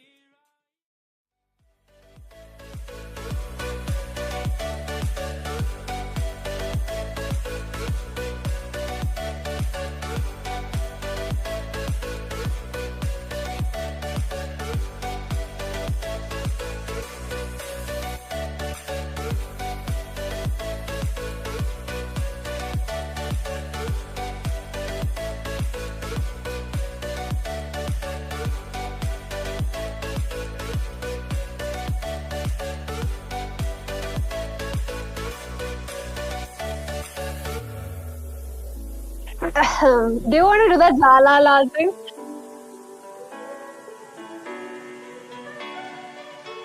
I remember the ocean moon. Welcome back, everyone, to Battleknights Project India Season 1, Day 11 today. We're still in top 64. Tomorrow we'll be going into top 32, but only one of these teams that will face off against each other will be going through till tomorrow. This is myself, Kronos. Alongside me, you have the one and only Jinx. We're going to be bringing you a couple of games, maybe possible 3-2 for this day. And Jinx, how are you doing today? I'm doing okay. I have a bit of cough, but I am preparing myself. I think we're going to be casting 4 matches, at least I am, and you're going to be casting 5. So we have a long night ahead of us. And starting us off today, we have XC Akàtsùki on the left-hand side here against Royal players on the right-hand side. So exciting matches coming up. We're all in the top 64, like you said, Kronos, and we're going closer and closer to the 32. So it just depends. It is the knockouts round still. So whoever wins this match goes that top 32, one step closer to the prize pool of 130k dias. So we're pretty excited. I hope you're excited as well. So let's jump right into the draft pick. We don't want to be wasting any time, do we? Yeah, we have a long night ahead indeed. Don't want to waste any time. Want to bring you all that action for that is brought to you by Battleknights Esports, powered by Mobile Saiyans, management by Mayura Esports, and let's not forget streamed by yours one and only Bad Tanker the Legend. As we should get straight into the draft, like Jinx said. And Jinx, we spoke about this yesterday as well. Let's speak about it today. That we see these teams' drafts getting much better and better as we progress through this tournament and get closer to that prize pool that you mentioned of 130,000 diamonds. And it just goes to show that the teams that are competing right now are of top level. And we can see this Arlot being banned out. They don't want to deal with it from the side of X3. Yeah, you can also see. Sorry, I was talking when I realized I was muted. Classic mistake. But anyways, so like we are talking about, right? While we wait for them to ban out those heroes that we know that are in the meta, Alot is gone as well as Uranus. We're going to be talking about the the teams right now. I think we were talking about how the drafts are getting better. I think this point forward, or at least the top 32, or something I would be expecting the teams to be doing now is scout out your enemies, guys. Like go ahead, check out their profiles, figure out what they like to play, and then maybe start those target bans if you're having some troubles with those heroes. Like Alice getting banned here, right? Some people are amazingly good at those Alice, right? Especially with that basic common emblem. She has insane life steal as well as mana region. So that's a hero you want to be looking out for. So if you see some here, some of your enemies who are, no, I wouldn't say enemies. What would you say? Call it Chronos, like maybe like a. Yeah, you could call it the opponents, right? The opponents. That would actually, you got to do your research against the opponents. That's something I was talking to the management team today, earlier in the day, where the teams got to start doing that right now. You got to realize that you are in this a pool of teams that are there to win this prize. No team is unbeatable. Every team is. You got to beat them either macro or micro. And if you can do it both, then really great for you. As we see the bans coming out, and the first pick being this Fredrin. I said this yesterday in the ABM game. You see this pick coming out, not only a counter to the assassin jungle, but also can be flexed in the EXP lane and provides that frontline presence with that raw damage that comes in with the Appraiser's Wrath as soon as his HP is low. And Jinx, they go ahead with this kill box mage and Eve. And being a mage player yourself, what do you think about Eve being picked up even after the nerfs? I don't know. I mean, there is a nerf on her slow, but she's still a very viable hero, right? She provides so much utility and so much clearance as well to her team. Like she's good to really ward off those, your opponents. Thanks for that. So she is really good at that as well, the zoning out there. She just needs to maybe get like two people in her ultimate, and then she's going to be dealing massive damage. She also has a bit of a stun in the edges of her ult, so that's pretty good as well. We're going to see the counter to the Eve though, that Yuzong gets picked right back up, and like we're talking about over and over in the tournament, we see those counter picks coming in. Those teams right now that are playing, they are well versed, right? They have really good hero pools going on, and they know what the counters are. And then we see a Clint being picked as well, maybe a comfort hero coming in here with this Clint, but he does deal pretty good damage towards mid to late game. He just needs that one item, right? And then he's good to go. So we're going to see what the pick for the side. Sorry. Yeah, they go ahead with this quad right on the side of Team Royal players. And you said this Yuzong is a direct counter to Eve. I agree. Just provide that big peel and chase coming to these mages who are mobile, especially heroes like Eve who don't have a dash, but they do have that movement speed buff.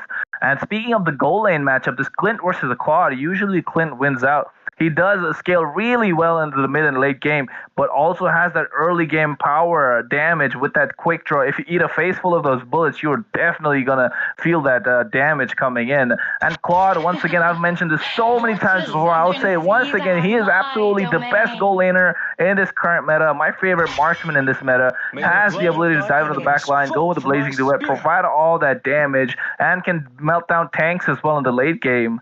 And right now, we see these bans coming out, the EXP laners from X3, Akàtsùki, and from the side of Royal players banning out the mages in the mid lane as they pick up this Paquito that can be flexed not only EXP lane, but also into the jungle. That is true. I think we're going to see a Paquito hyper, or they might even be going for that assassins, right? That's something that you usually see the assassins get picked last. Meanwhile, Xavier getting picked out here, he does have the support of that Diggy. So I was just about to say that Xavier gets countered by Eve pretty hard, but then they thought about it. They're like one step ahead of me. They pick up that Diggy as well, who's going to be stopping this Kufra as too, right? So he's a pretty good counter for both of them. So I think a good pick coming here. That Diggy, he's not that tanky, and that's why that Fredrin as well as that Yuzong are going to be playing pretty good roles in this match at least. Fredrin is so tanky. The more you hit him, the harder he's going to hit you back with his ultimate. So that's going to hurt a lot. I feel like the side of team X3 Akàtsùki has a pretty good, matchup. I mean, lineup coming in. And like we were talking about, right? I was thinking they're going to be picking up Assassin Hyper, and they do that. Lancelot gets picked straight away.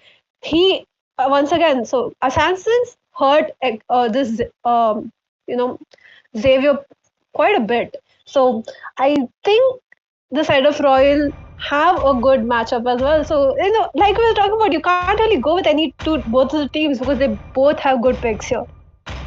Yeah, I mean, so far we're seeing an even, kind of an even draft. One team has the upper hand in the early game. One team has the upper hand in the mid game. Both of them have late game power spike. It all comes down to these first 4 minutes between X3 Akàtsùki and Royal players who will come out on top, as we should be going straight soon. However, I like this Lancelot pick coming in for the early game, but might fall off really hard in the late game. So they're looking to snowball pretty hard, especially given the fact that they have this Paquito in the EXP lane. And speaking of, we should go straight into the land of dawn, ladies and gentlemen, boys and girls, and friends of all ages, for this game number 4 for today. That's in Battleknights Project India Season 1, Day 11, Top 64's Day 2. Brought to you by Battleknights Esports, powered by Mobile Saiyans, management by Mayura Esports, and streamed by yours one and only Bad Tanker the Legend. This is Kronos alongside Jinx, who will be bringing you that great gameplay and great analysis. As Jinx, we see a standard rotation, but meanwhile, we see this Kufra going into bot lane to babysit their marksmen in the squads, give them a little bit of an upper hand in the early game. That is true, right? For Claude, you need to wait for that DHS. So that is good that he's babysitting Claude there a bit, because Clint has a lot of poke with his passive. That's something you want to be watching out for.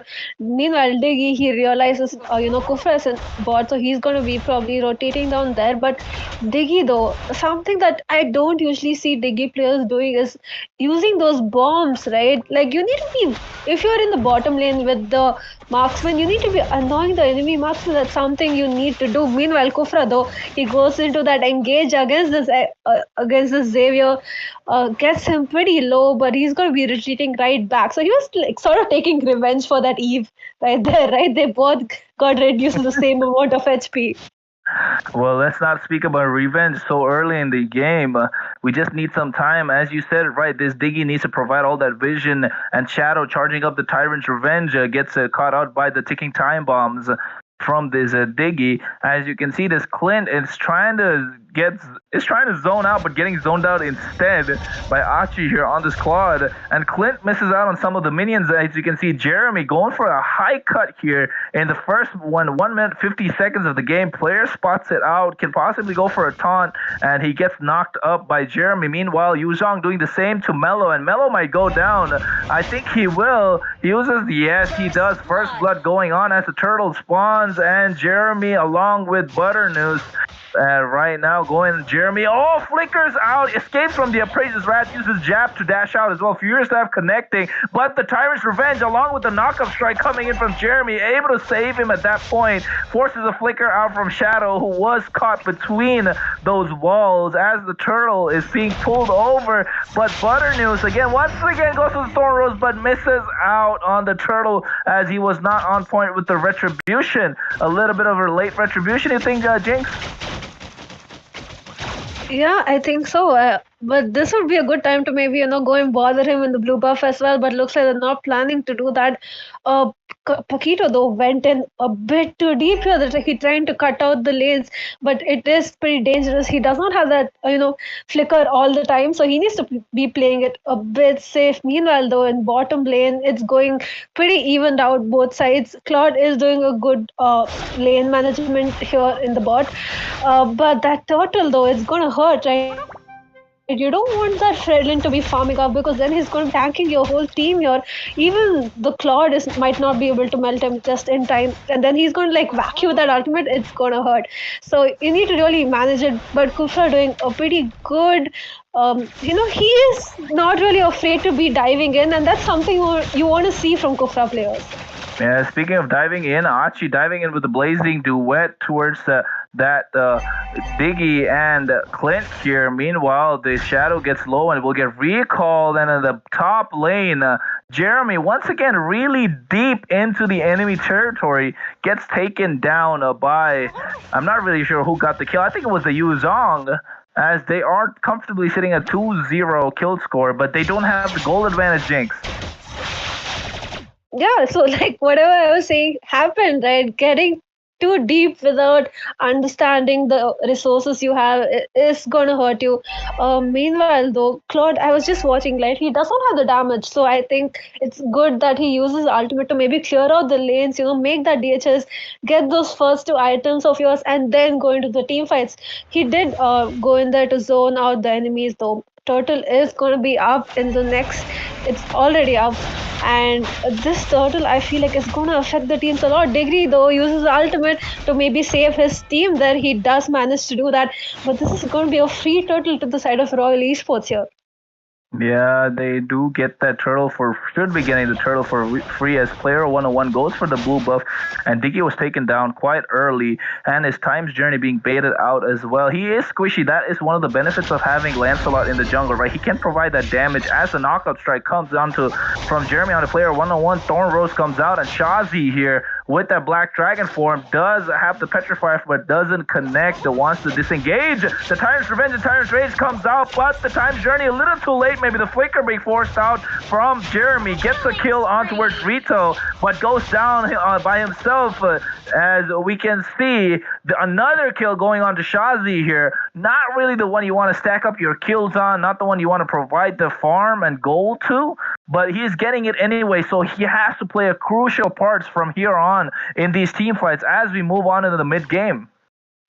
That is true. I'm not exactly sure why Paquito chose to go back in, right? Maybe he misclicked his skills just a little bit there. He had a clean escape going on, but he just went right back and gave that kill to Yuzong, like you were saying, someone you don't want to be giving farm to, because then he's going to be jumping on that team. He also has a Petrify, so he can stop that Claude's ultimate as soon as he goes near him.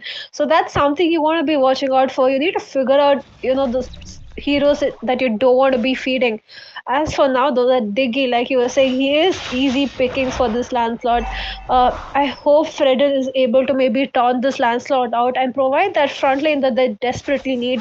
Yuzong, though, is doing good in this game so far. First turtle went to the side of Akàtsùki, second turtle goes to Royal Player. So they're pretty evened out in farm, just like almost like a 1k gold difference to the side of Royal Players here. Looks like they're going to, they were sort of want to gang the bottom lane. They're just waiting out for Clint to show himself because Diggy is out there in the open. I think it's going to be a 4v2 here, Kronos.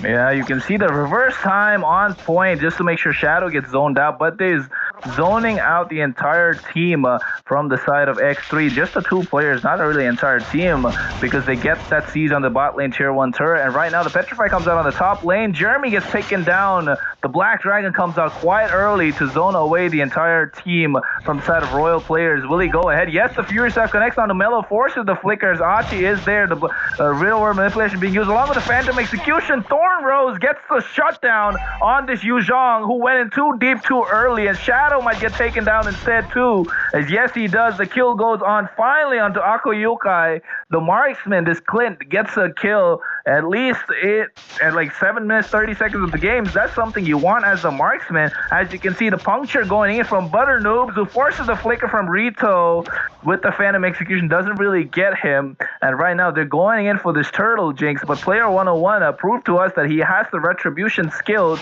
just to see whether he'll be able to secure this one as well. As you can see, Dawning Light comes out, Thorn Rose and retribution. Lancelot takes it. Player 101 will go on to Jeremy. Reverse time to pull him back. Even after he flickers, the Shy Essence isn't enough. He gets taunted and taken down.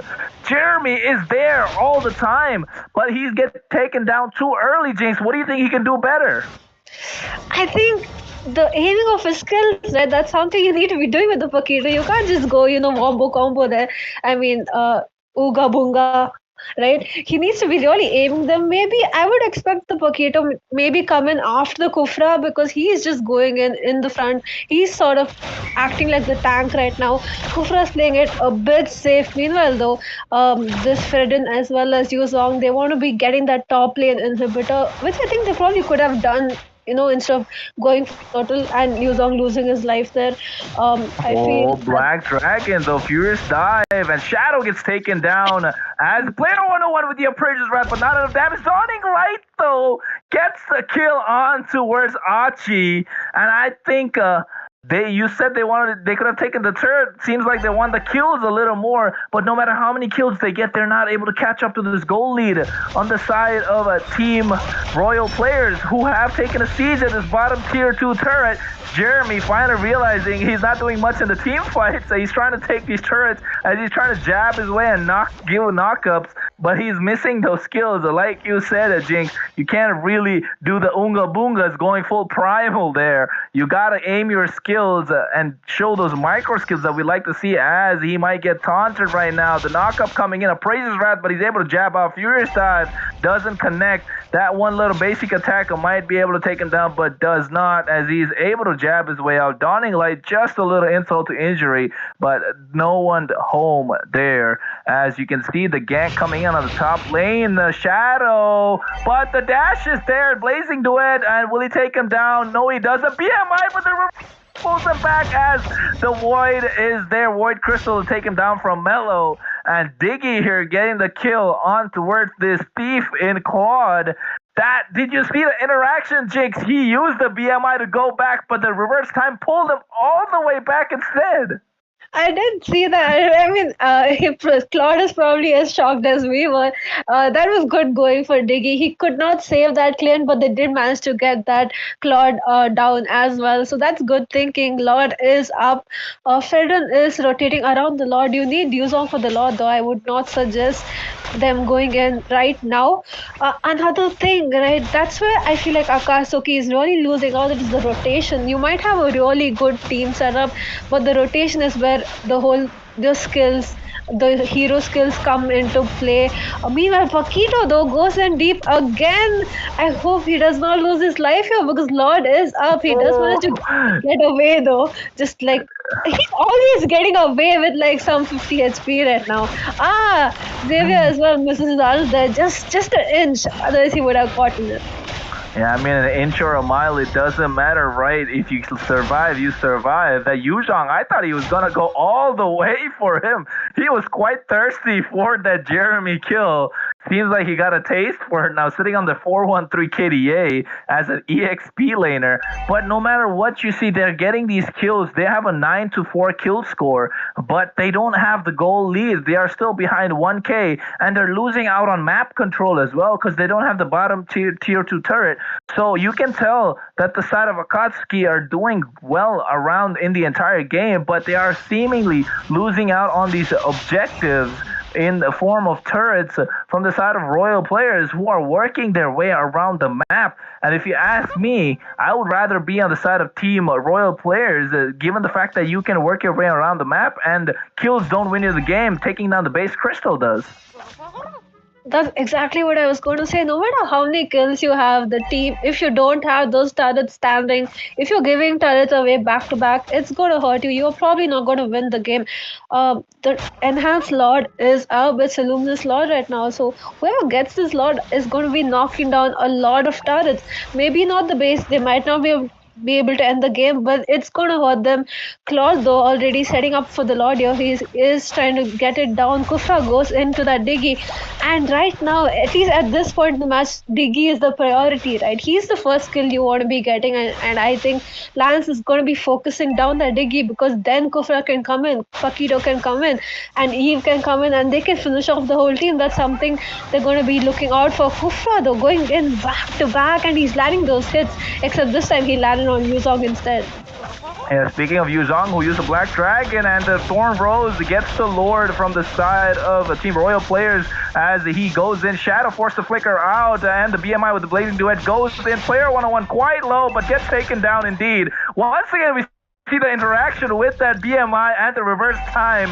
This Achi not really having a great time there. Shazi taken quite low. Will he go down? There's a puncture. Yes, he does. The white crystal damage is enough. As Butternoobs goes down as well. Gets caught in the CC coming in from Clint, who is trying to defend his mid tier 1 turret, but not able to do so. As the Tyrant's Revenge connects along with the bouncing ball, he is forced to flicker out. And that was a good flicker coming in, because given the fact that the Kufra was in the bouncing ball, and the Lord marches in the bot lane as he charges and takes down the inhibitors, Jinx.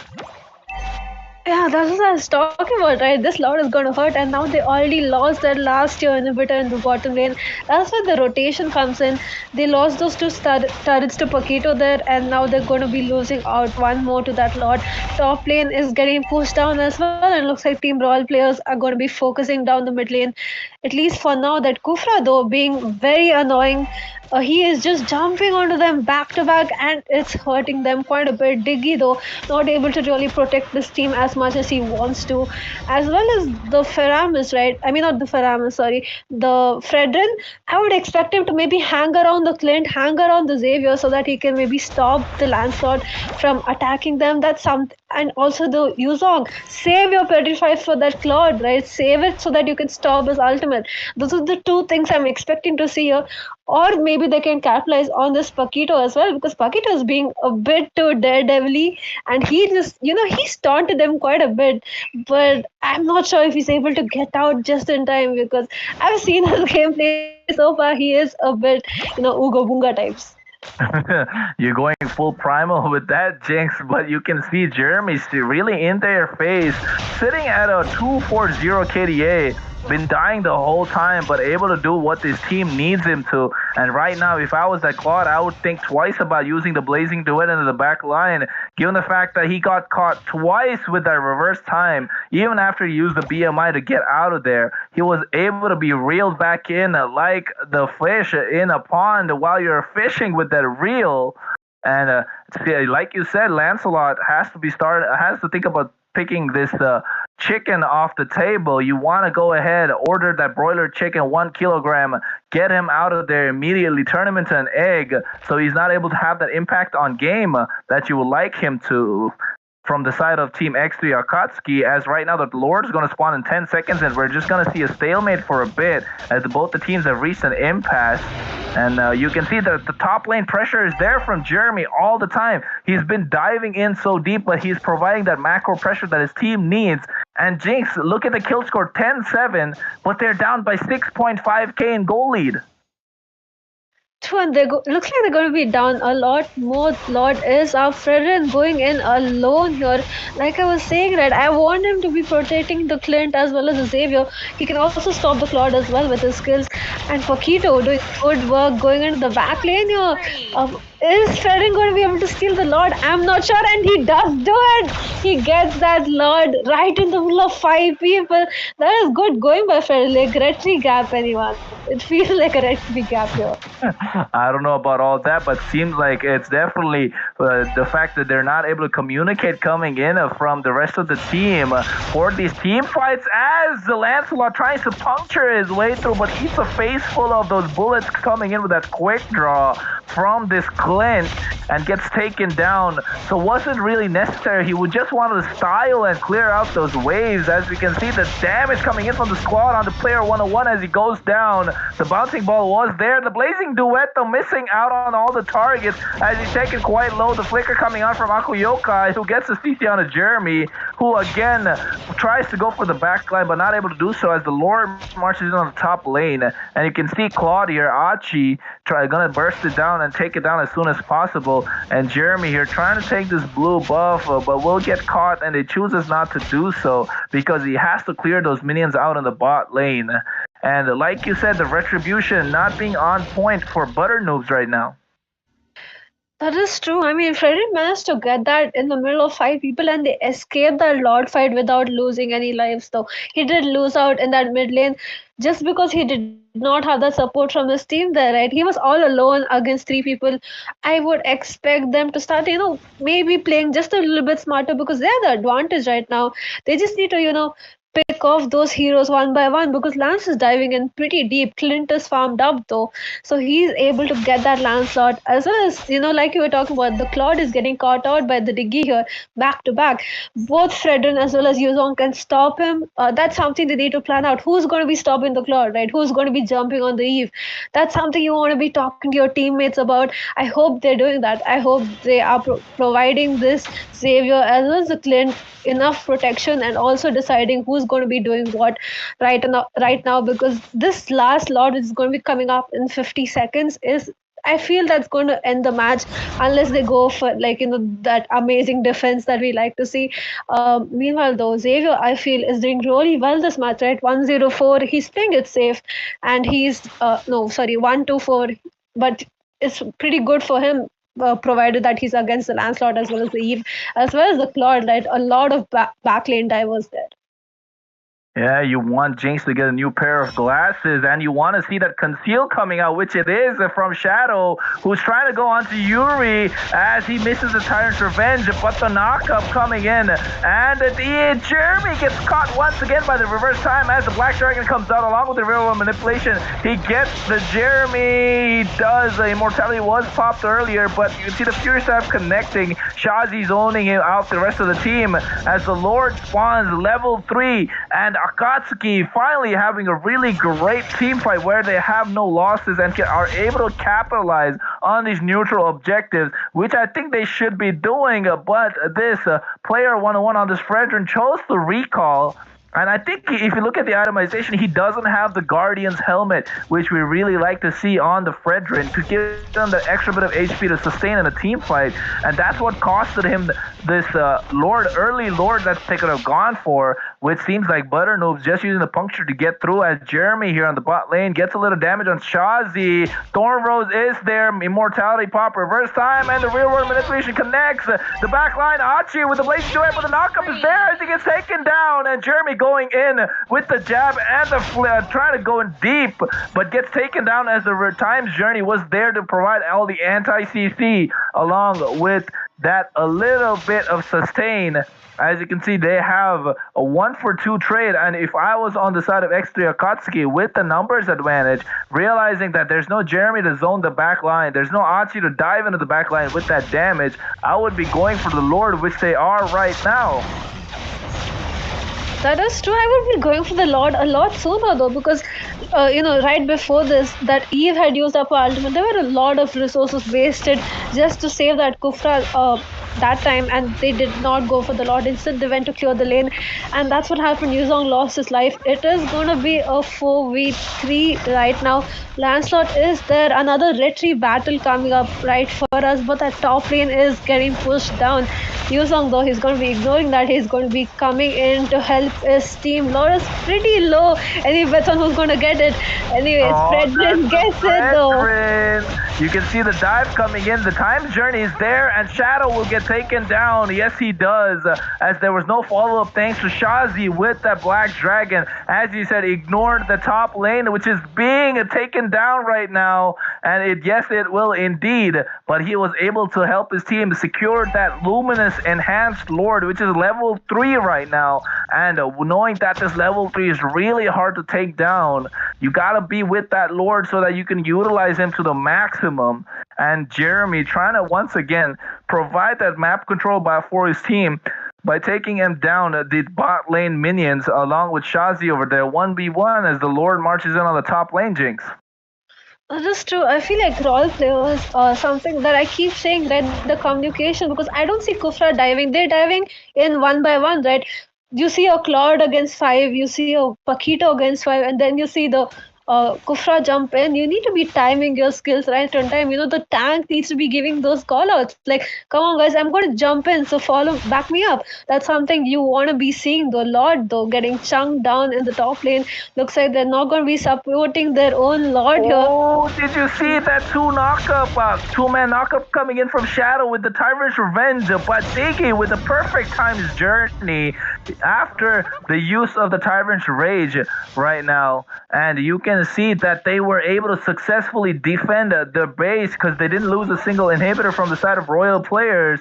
And right now, Yuri might get caught, so uses the conceal to escape in Shadow. Once again, trying to catch someone out in the bush, but might get caught himself. No player 101, providing the vision for his team as a Fredrin. Now he is the main frontliner. But once again, if you take a look at his items, he doesn't have that Guardian's helmet. That's something we like to see on the Fredrin. But he opts to go for this Oracle instead and has that cursed helmet. If I was Fredrin right now, I would be taking out that cursed helmet, go for the Guardian's helmet instead. Yeah, you want to upgrade your helmet, buddy. You don't want to stay the same.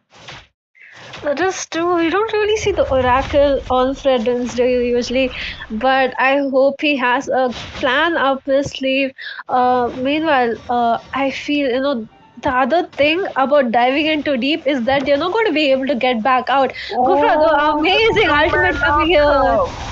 But the Digi was right on point. As you can see, real-world manipulation was used, and the Blazing Duet to the back line, but not enough damage as their Shazi trying to dive on towards their back line, and the Appraiser's Wrath missing out thanks to the BMI and the jab coming in. Shadow trying to re-engage, but everyone taken low, but no kill coming out. Wonderful gameplay from both the teams. They have the micro skill. Okay, let's say X3 really need to work on their macro, but right now it comes down to this Lord, 24 minutes in the game. Jinx, this is like you said, we have a long day to cast, and our first one is 24 matches. I'm pretty excited. That is true. Like, my throat is not happy, but my mind is. But the thing is, Fredrin, all the way on the front here, Kufra is going to be locking Fredrin down, just giving a bit of space so Lancelot can take that Lord. But Yuzong is not going to be letting him do that. Lancelot secures the Lord, and just in time for his team too. Oh, you can see Jeremy gets taken down by Clint right now, and Achi went into the backline of the Blazing Duet. The Phantom Execution comes out. Shaji's Immortality's pop. Akuyokai here trying to do something, but the knockup is there from Shadow to get a kill onto Shazi as they lose Jeremy, but take down that Yu Zhang in the process. I think if you take down a Yu Zhang and trade for a Paquito, that is well worth it because you want to have someone not dive into your back line with this Yu Zhang, and knowing that they have butter noobs who can do the same when Jeremy is not around on this Lancelot, I think it's a fair trade indeed, as they're not really going to try to capitalize. They need to take down this mid inhibitor and open up the entire map for them. They're slowly pushing Jinx so that Jeremy's able to come back online, so they have 5v4 or 5v5. What do you think as the Lord marches? I don't know, it feels a bit tough because Claude really knows who his targets are, right? He's diving into those backlines, he's getting them low so Lancelot can, zing right in and then pick them off. This Clint is getting picked off, and they get that mid lane turret as well. It just might be GG if they lock into that base, and Lancelot is doing that. Going in. They get that base indeed, Jinx, as you see that Claude once again in the end zoning out the entire back line with that Blazing Duet. Even the Wind of Nature wasn't used by Akuyokai at that time. And a GG well played indeed. Jinx, our first game at 26 minutes, 19 seconds.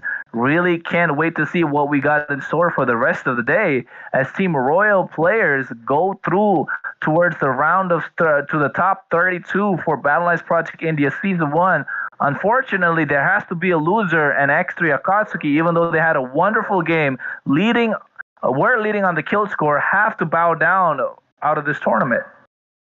That is true. It's a turrets game after all. It's not a kills game. That's not something it's going to be good on your KDA, but at end of the day, the one who gets the turrets win, and that's what happened. Right? Team Royal players, they had that talent priority. Paquito did do a lot of pushing, so kudos to him.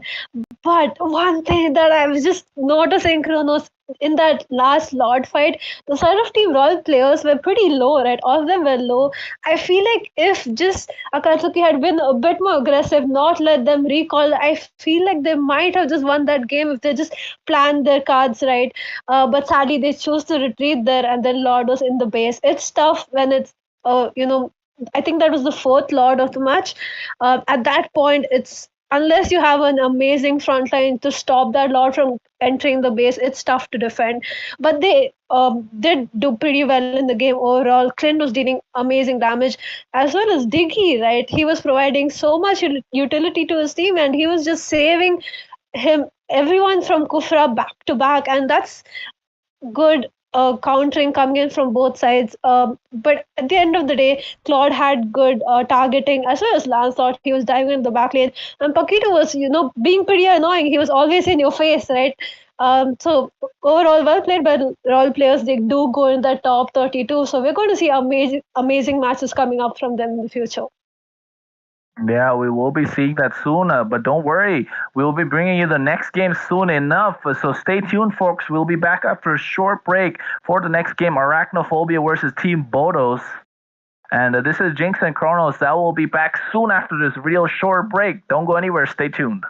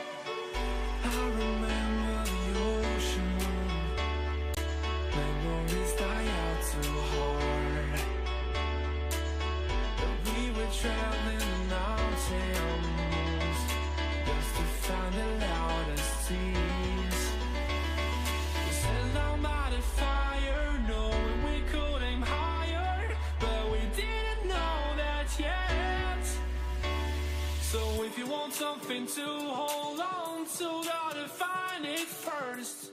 But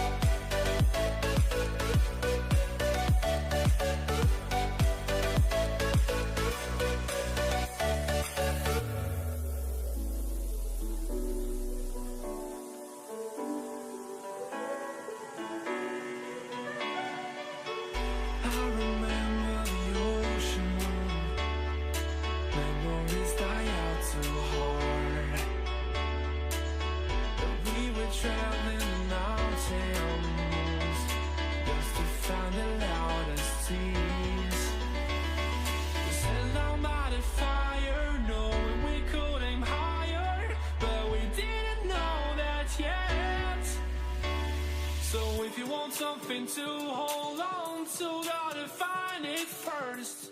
But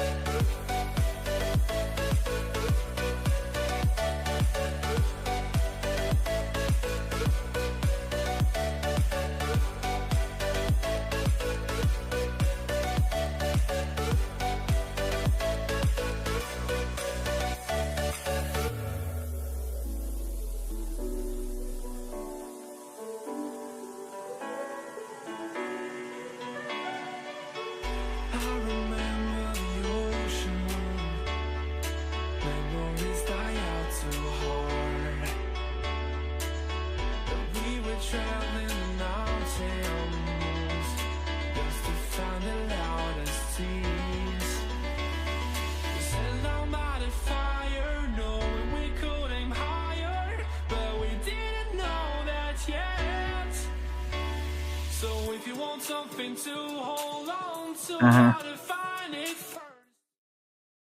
Welcome back, everyone, to Battleknights Project India Season 1, Day 11, Top 64. And the winners of this game will move on to Top 32 as we see Team Bodos here on the blue side and Team Arachnophobia on the red. Alongside me, we have Jinx here, who is a wonderful caster, giving you all the insightful analysis like she did in the previous game. She's going to bring that to this game as well. And Jinx, take us straight into the draft soon enough. Sure. I mean, let's jump in the draft. We're sort of bit behind schedule. We have a lot of matches coming up, so we'll jump right into the topic. Thanks for sticking with us. Quite a small break there, so I hope you guys drank that water because I sure did. Because that last game was stressful, right? I mean, they were just going back and forth. We didn't really know who was going to win at the end of the day. Team Royal players did manage to get that lot and then push into the base. Amazing matches that are going on. Pretty exciting. And this match, I hope, is going to be exciting as well for you as well and me. We're going to see from the side of Team Bodos here, they're going to be banning that Leslie, a pretty meta marksman, I would say, and then the Kufra ban coming in as well. Kufra being so annoying in this tournament. I sort of agree with the ban here. Like I do sim for Kufra quite a bit, but I'm glad he's banned out. Yeah, you see this Kufra being banned out and the true damage marksman Leslie. Kufra has been doing well in the tournament, being picked up quite a lot because he is one of the top tanks in the meta ever since he was released. Has that gap closer with the Tyrant Revenge, has that great AoE CC with the Tyrant's Rage, and anti-dash skill with that bouncing ball which will land right on your face if you don't see it coming. And right now we have this Bane being banned out. And seems like so far we've seen a trend going on in this tournament, Jinx. We see always this Valiers being picked up. You always have a Xavier. There's the Novaria. Yes, they're in the meta, but in this Indian server, you can see the difference compared to the other servers where they are prioritizing certain picks before the other. I think they're really prioritizing the comfort overall. Something you usually see is those Joys where they get picked quite a bit. You see the Alice's getting picked. You see the Uranus. I would say those are pretty much in the meta right now, but you don't really see them being picked in the tournament so far, which is okay. No one's complaining. It's just that variety is always nice, right? We want to see something new, something different. Maybe a god even. Like I think in the MPL, a team picked God and they won the game. God is pretty good against those frontliners, those fighters who keep jumping into your face. But we're not going to be seeing him this match. We're going to be seeing the Valentina. Now, the thing about Valentina, I would say, Kronos, she is an amazing mage, right? But the thing is, if she does not have any ultimate to pick, she starts falling off, doesn't she? She gets a bit weak. Yeah, when you don't have that ultimate to use, you have the IMU, basically a mirror copying the entire ultimate from the opponent, and you don't know who it's gonna be.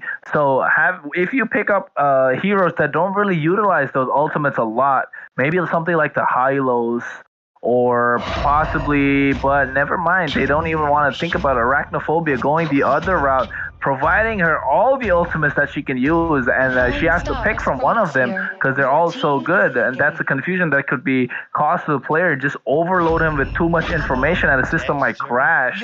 But speaking of, they go for this Cho, call an ambulance. Maybe it's not for me though.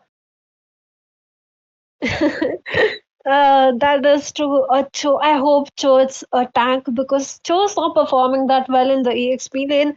I hope he's going for the tank pick, and I hope he dives into back lanes, gets that Novaria, kicks him all the way towards his team, and helps out his team. That's something you want to be seeing in this match. But they have that Claude as well to be doing the same, right?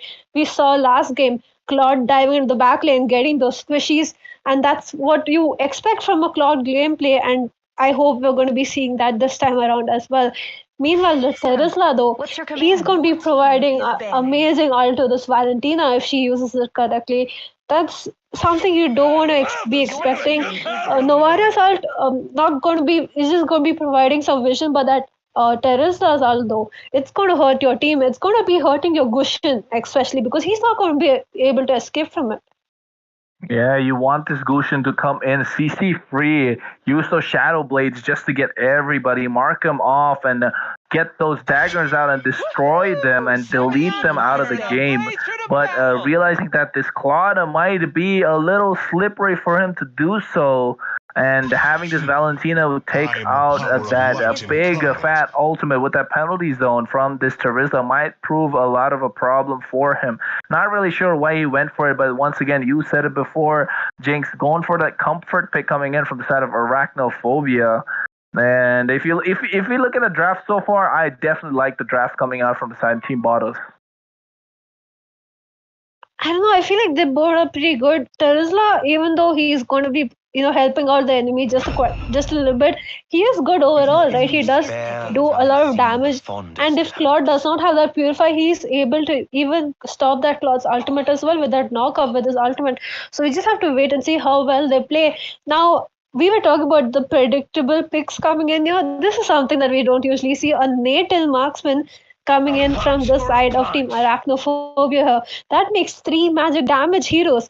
So where's the tank from the side of Team Bodos? They better make that magic defense right to the max, right? Because there's 3 people here. It might be good, it might be a bad thing. We just have to wait and see how well he plays out, because that Paquito's there and he's gonna be in your face all the time.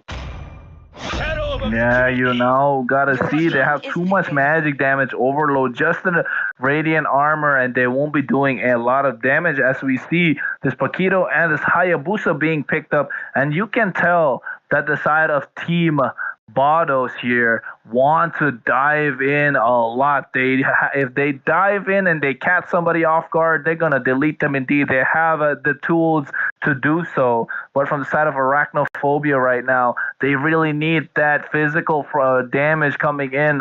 And if I were them, I would think about trying to put this Terizla in the roamer position, because they really are lacking this physical damage. They might go for an EXP laner in the form of never mind. They want to go and get that damage Tigreal going in the roam position. I don't know. I mean, this is not a place you would want to Tigreal, is it? I mean, who is he going to catch really? Who is he going to stop? Valentina's going to steal your ult instead, and what if she does the combo before you? That's going to hurt you a lot.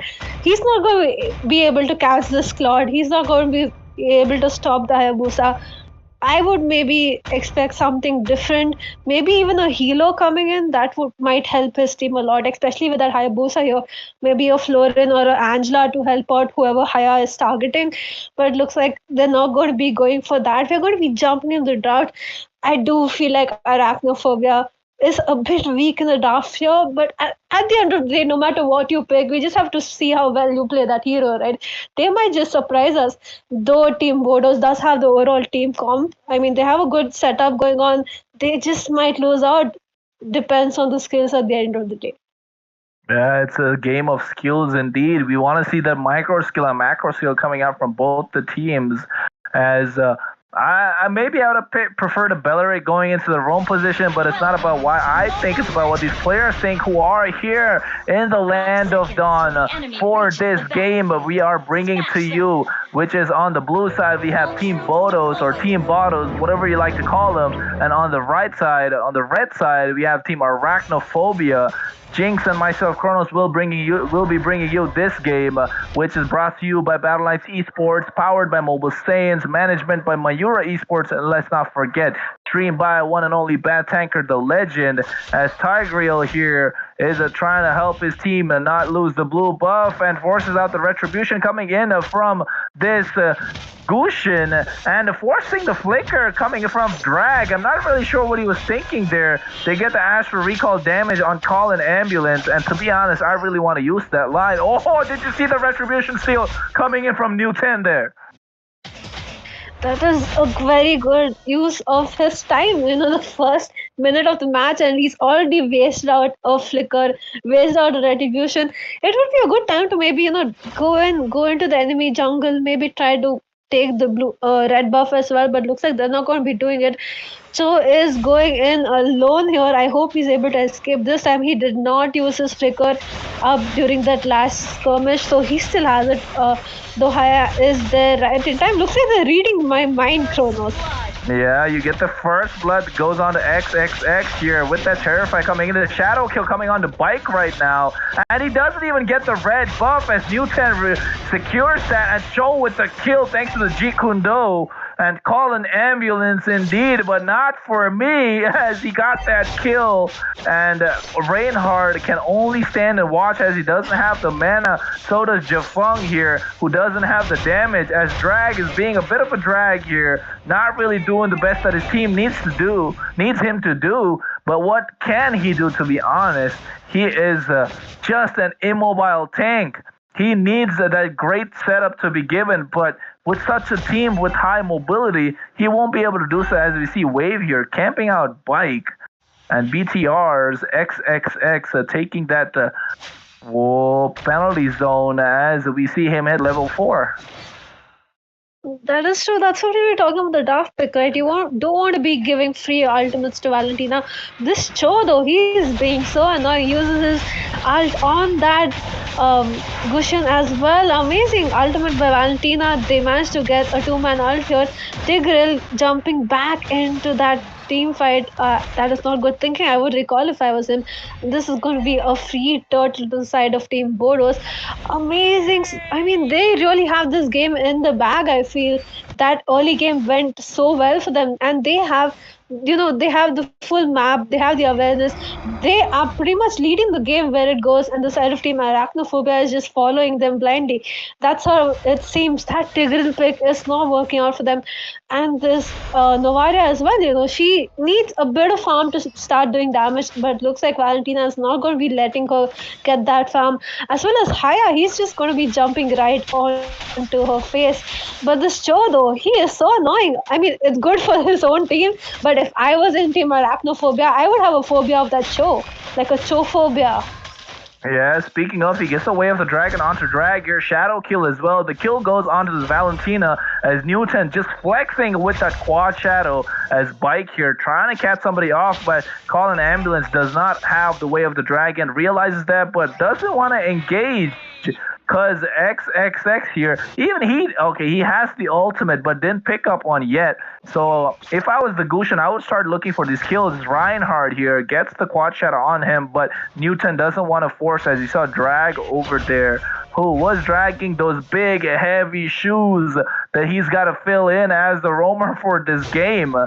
Now, if I were on the side of Arachnophobia, I'm not really sure what's going on. They got to come up with a game plan soon enough, Jinx.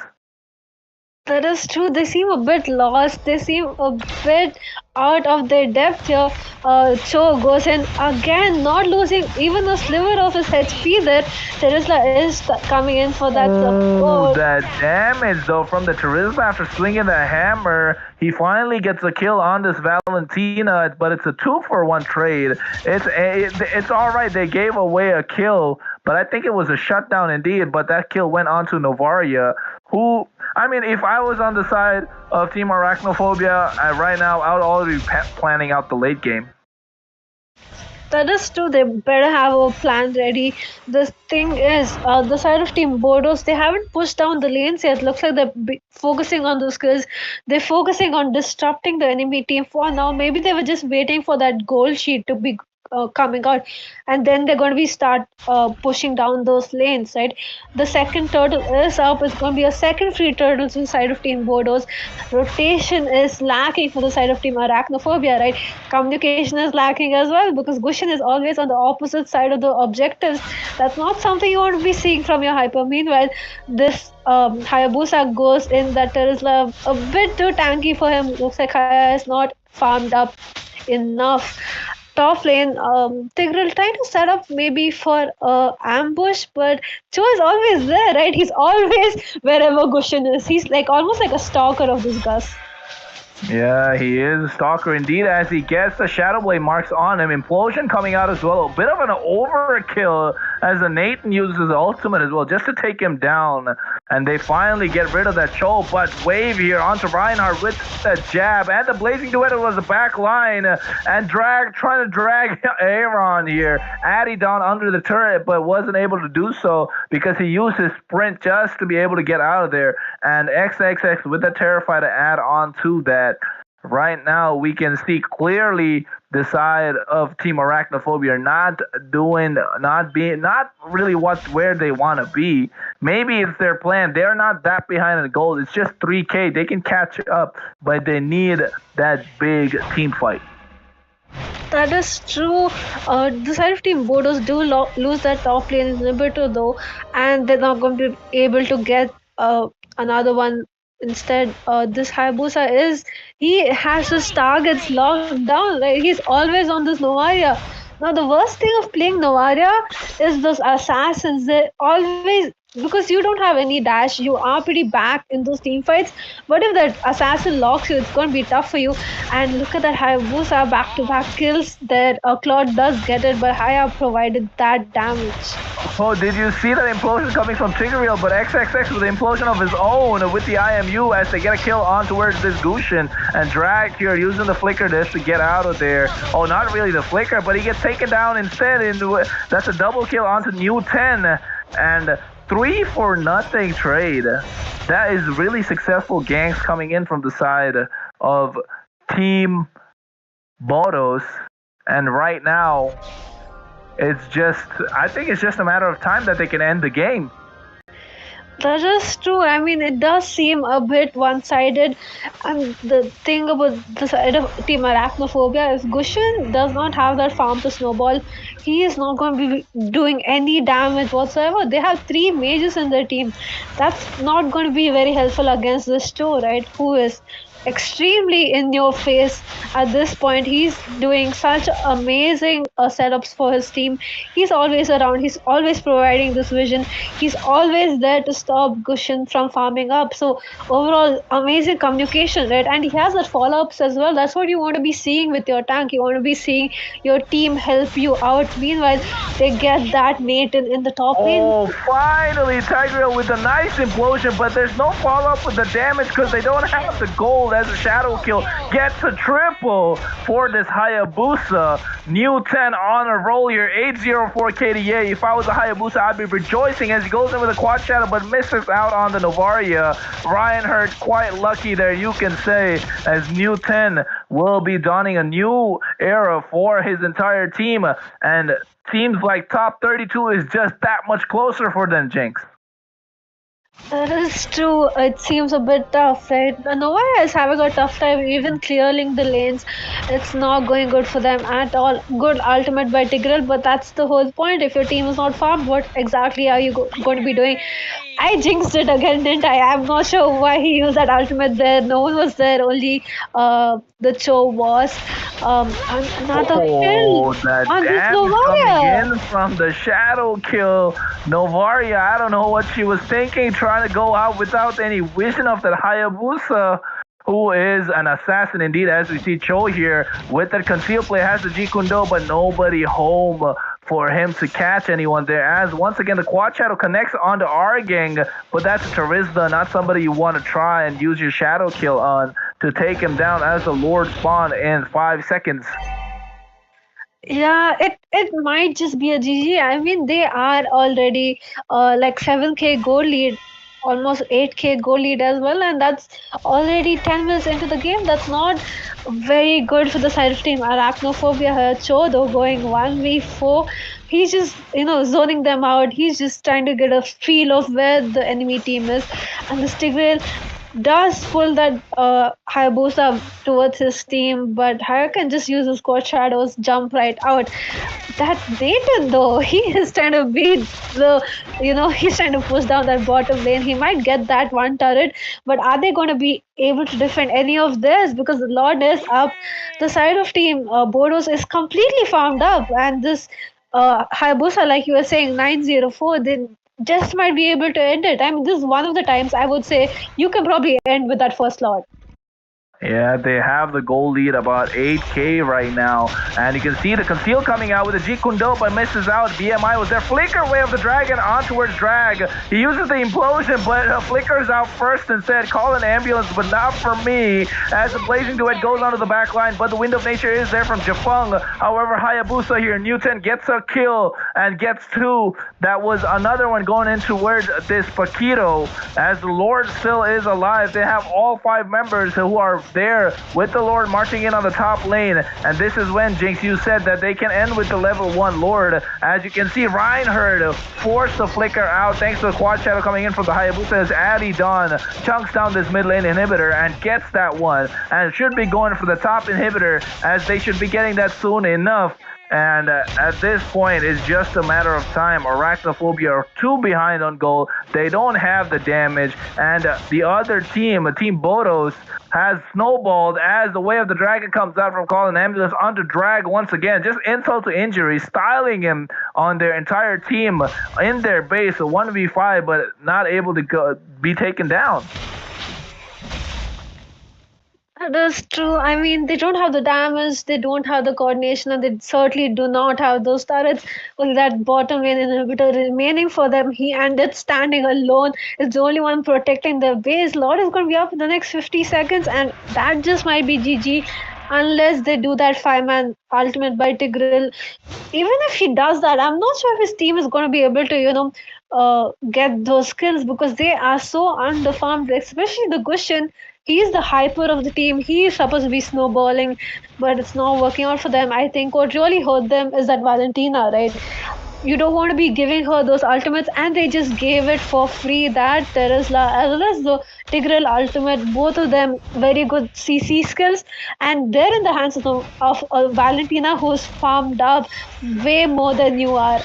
You see that shadow kill came out, but the Flicker was there from Bike thanks to this ultimate, and the Blazing Duet onto the back line along with that penalty zone from the IMU. As you can see, that was a lot of damage coming in anyway. Jafung taken low, gets taken down. Argang the last man standing, but they want to get that kill as this squad gets a maniac. And it's been a while since we've seen that, Jinx, and this should be all she wrote as they are going in and styling with those recalls and taking the base down as a team. Bodos go ahead into the top 32. A really dominant performance for them, and I think they're one of the teams that the others should watch out for. True, and we should be watching out for them as well, right? Very exciting match, and what a way to go into the top 32 with that maniac as well. He had a free match throughout the whole game, and he was just farming up. Amazing end towards the game with that maniac coming in, a complete wipeout as well. Sadly, team Arachnophobia, I feel like the draft really failed them, but even if their draft was pretty okay, the skill gap was there.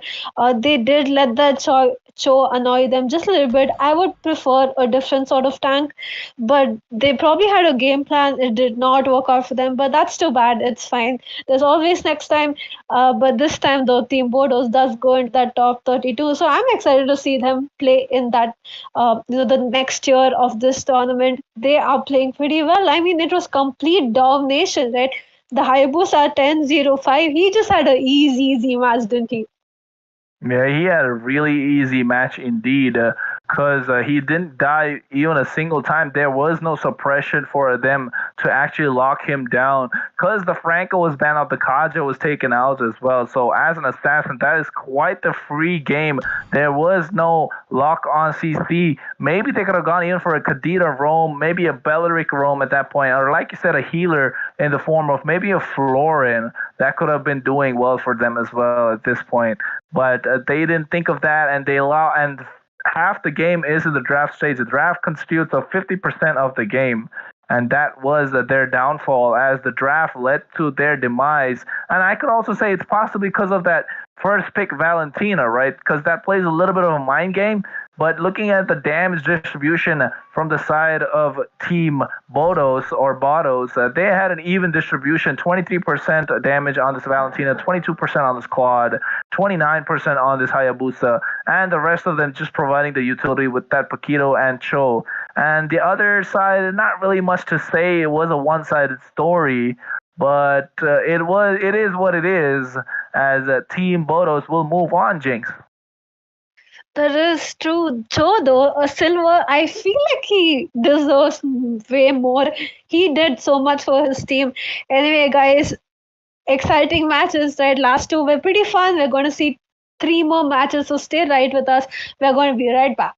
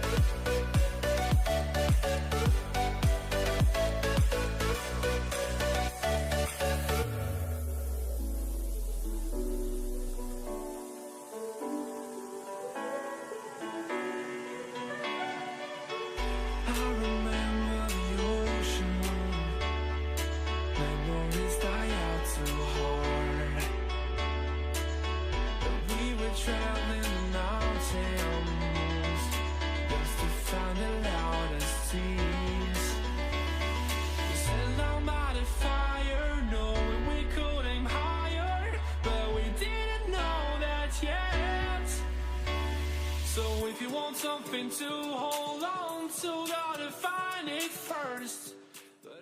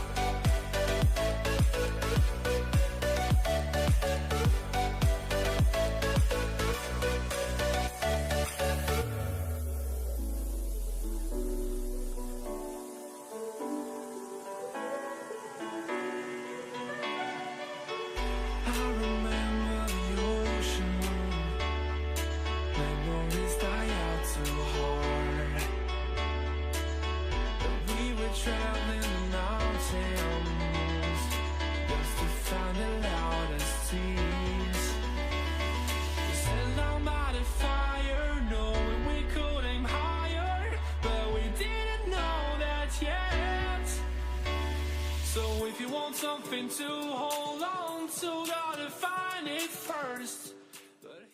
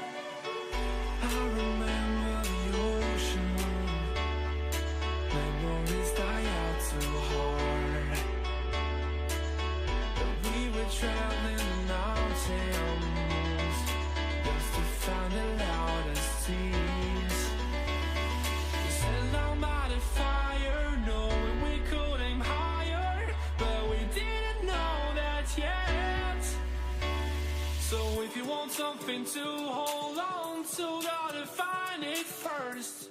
But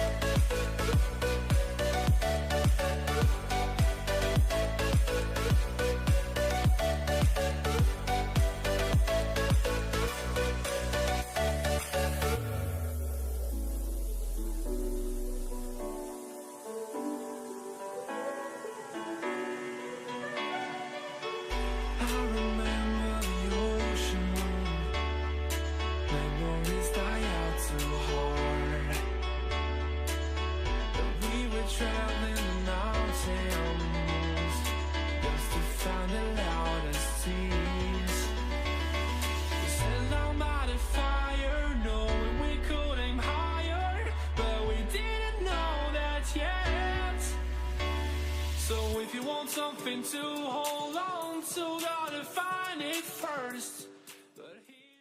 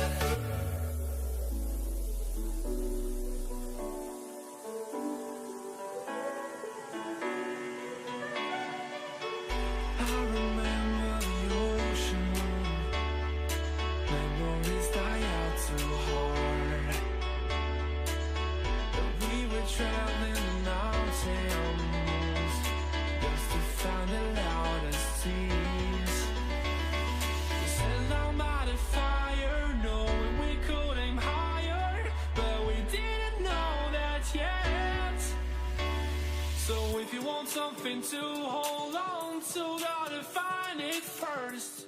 But here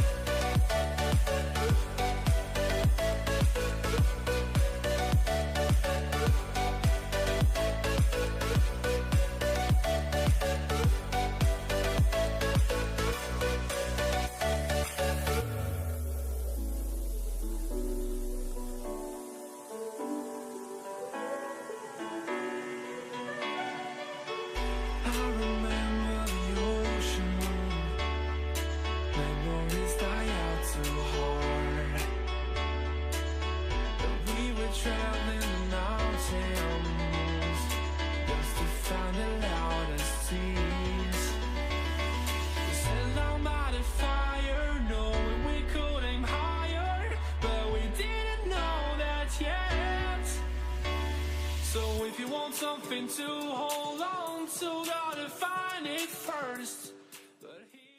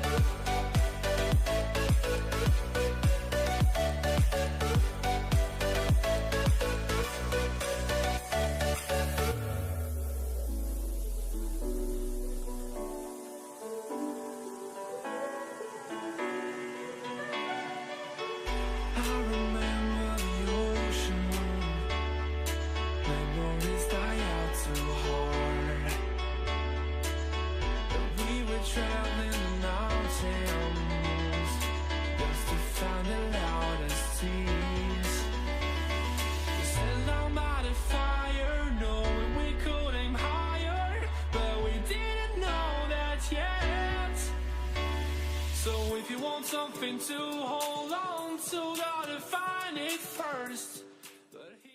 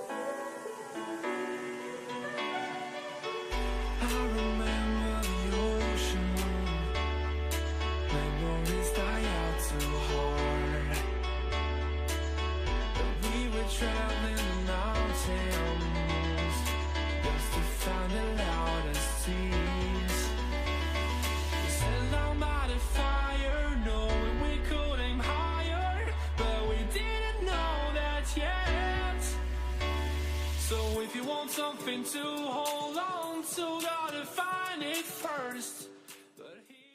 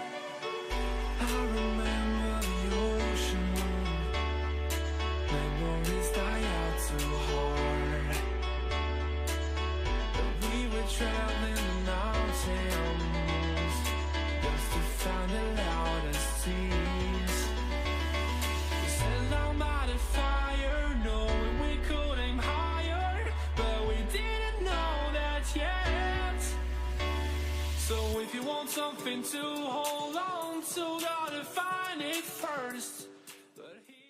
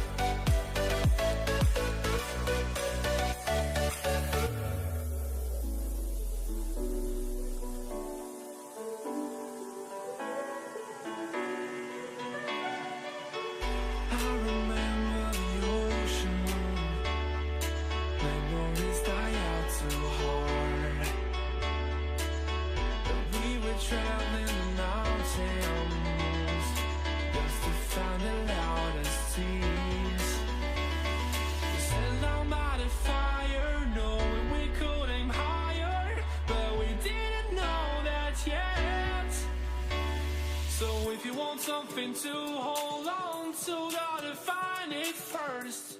But here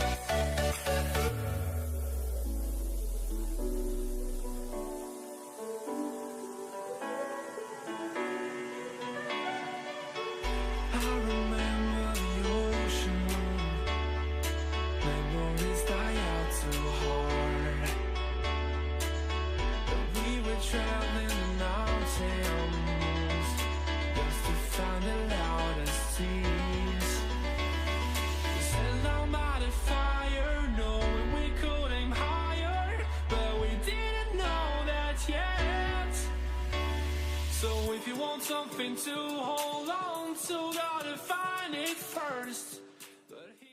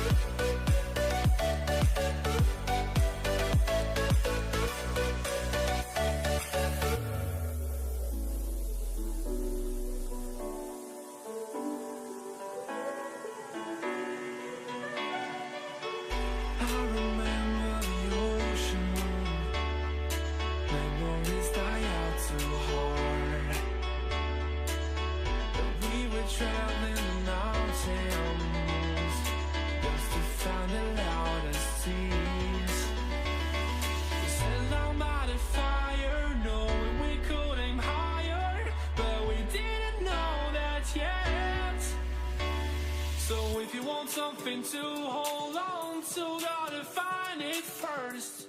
But here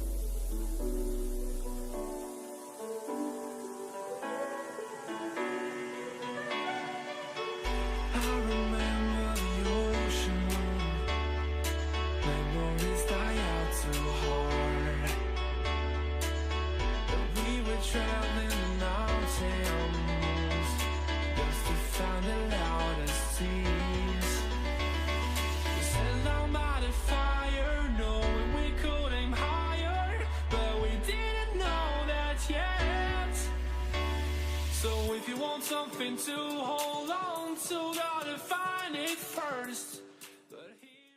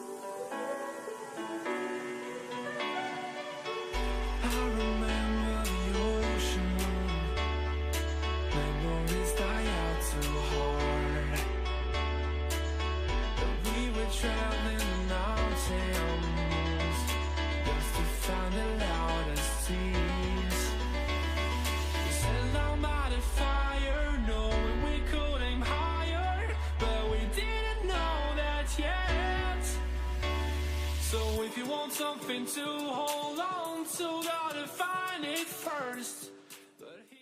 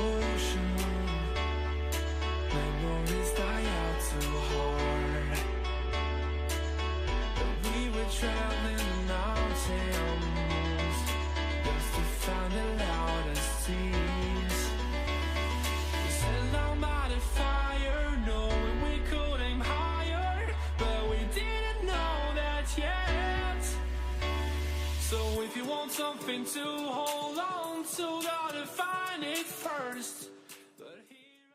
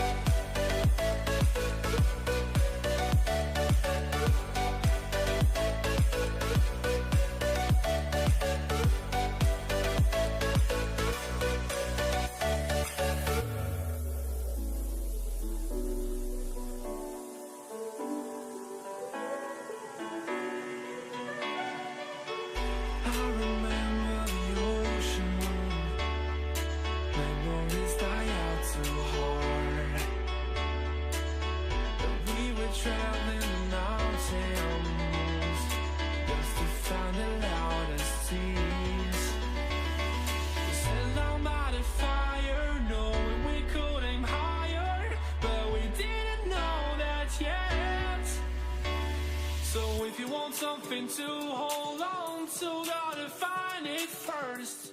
But here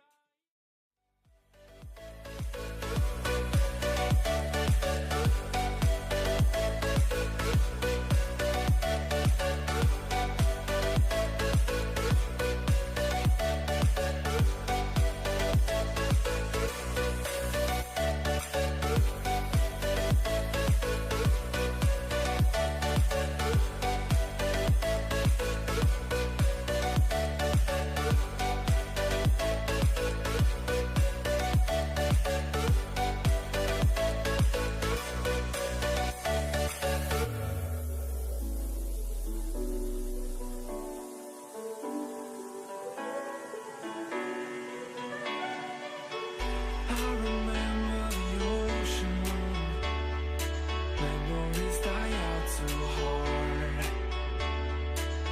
But we were traveling the mountains just to find the loudest seas. We set our mighty fire, knowing we could aim higher, but we didn't know that yet.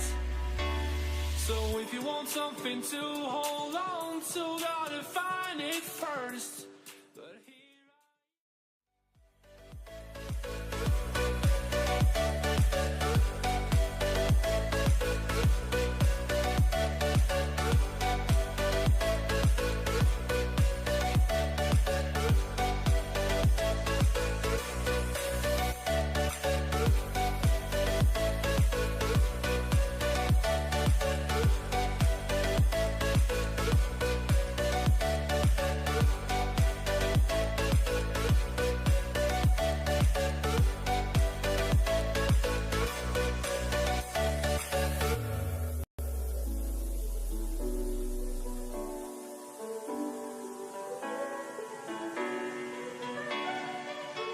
I remember the ocean.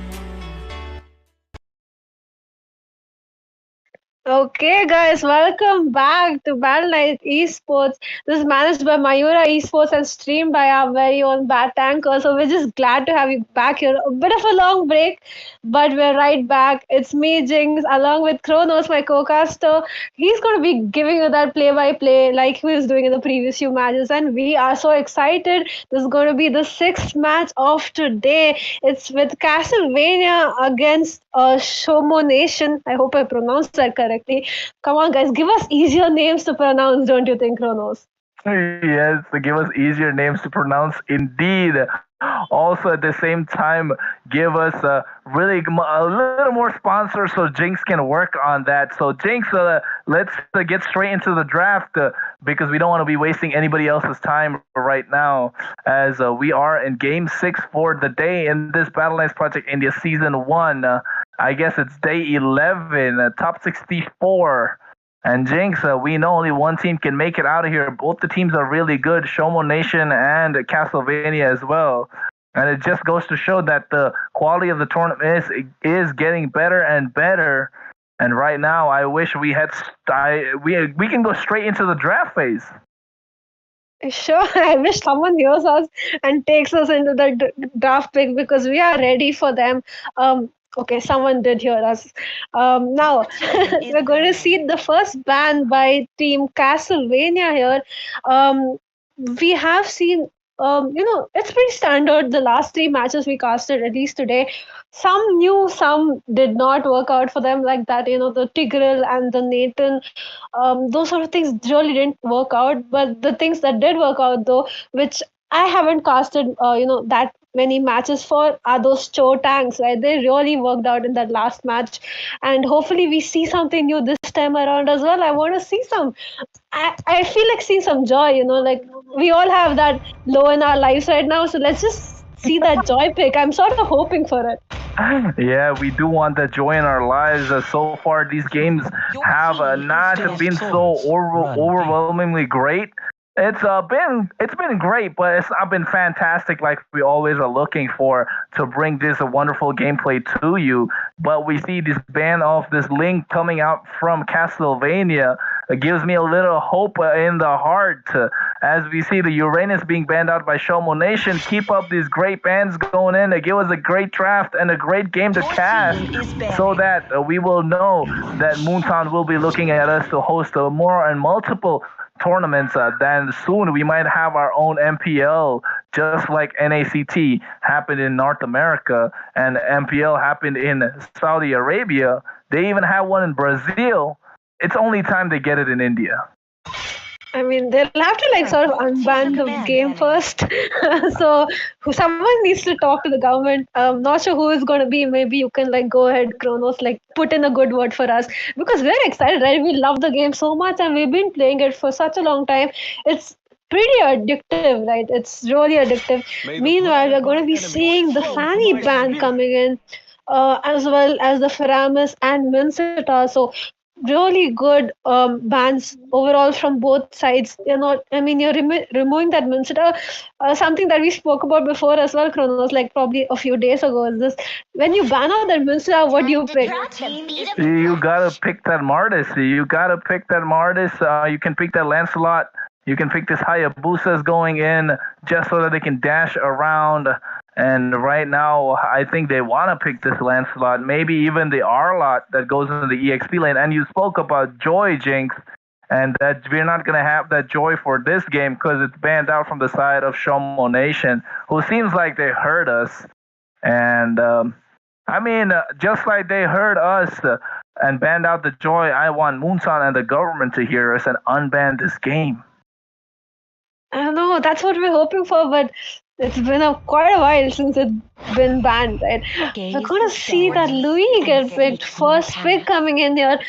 I am not that happy. I mean, Louis, she is pretty easy to kill. She does have a lot of damage, but you need to be landing those yin yans, right? You need to be landing those CC to even deal that damage. And she's easy pickings for any assassin that comes in. In fact, she's easy pickings even for the fighters. And she does get a bit of shield when she uses those skills, and that's where you get in that Esmeralda.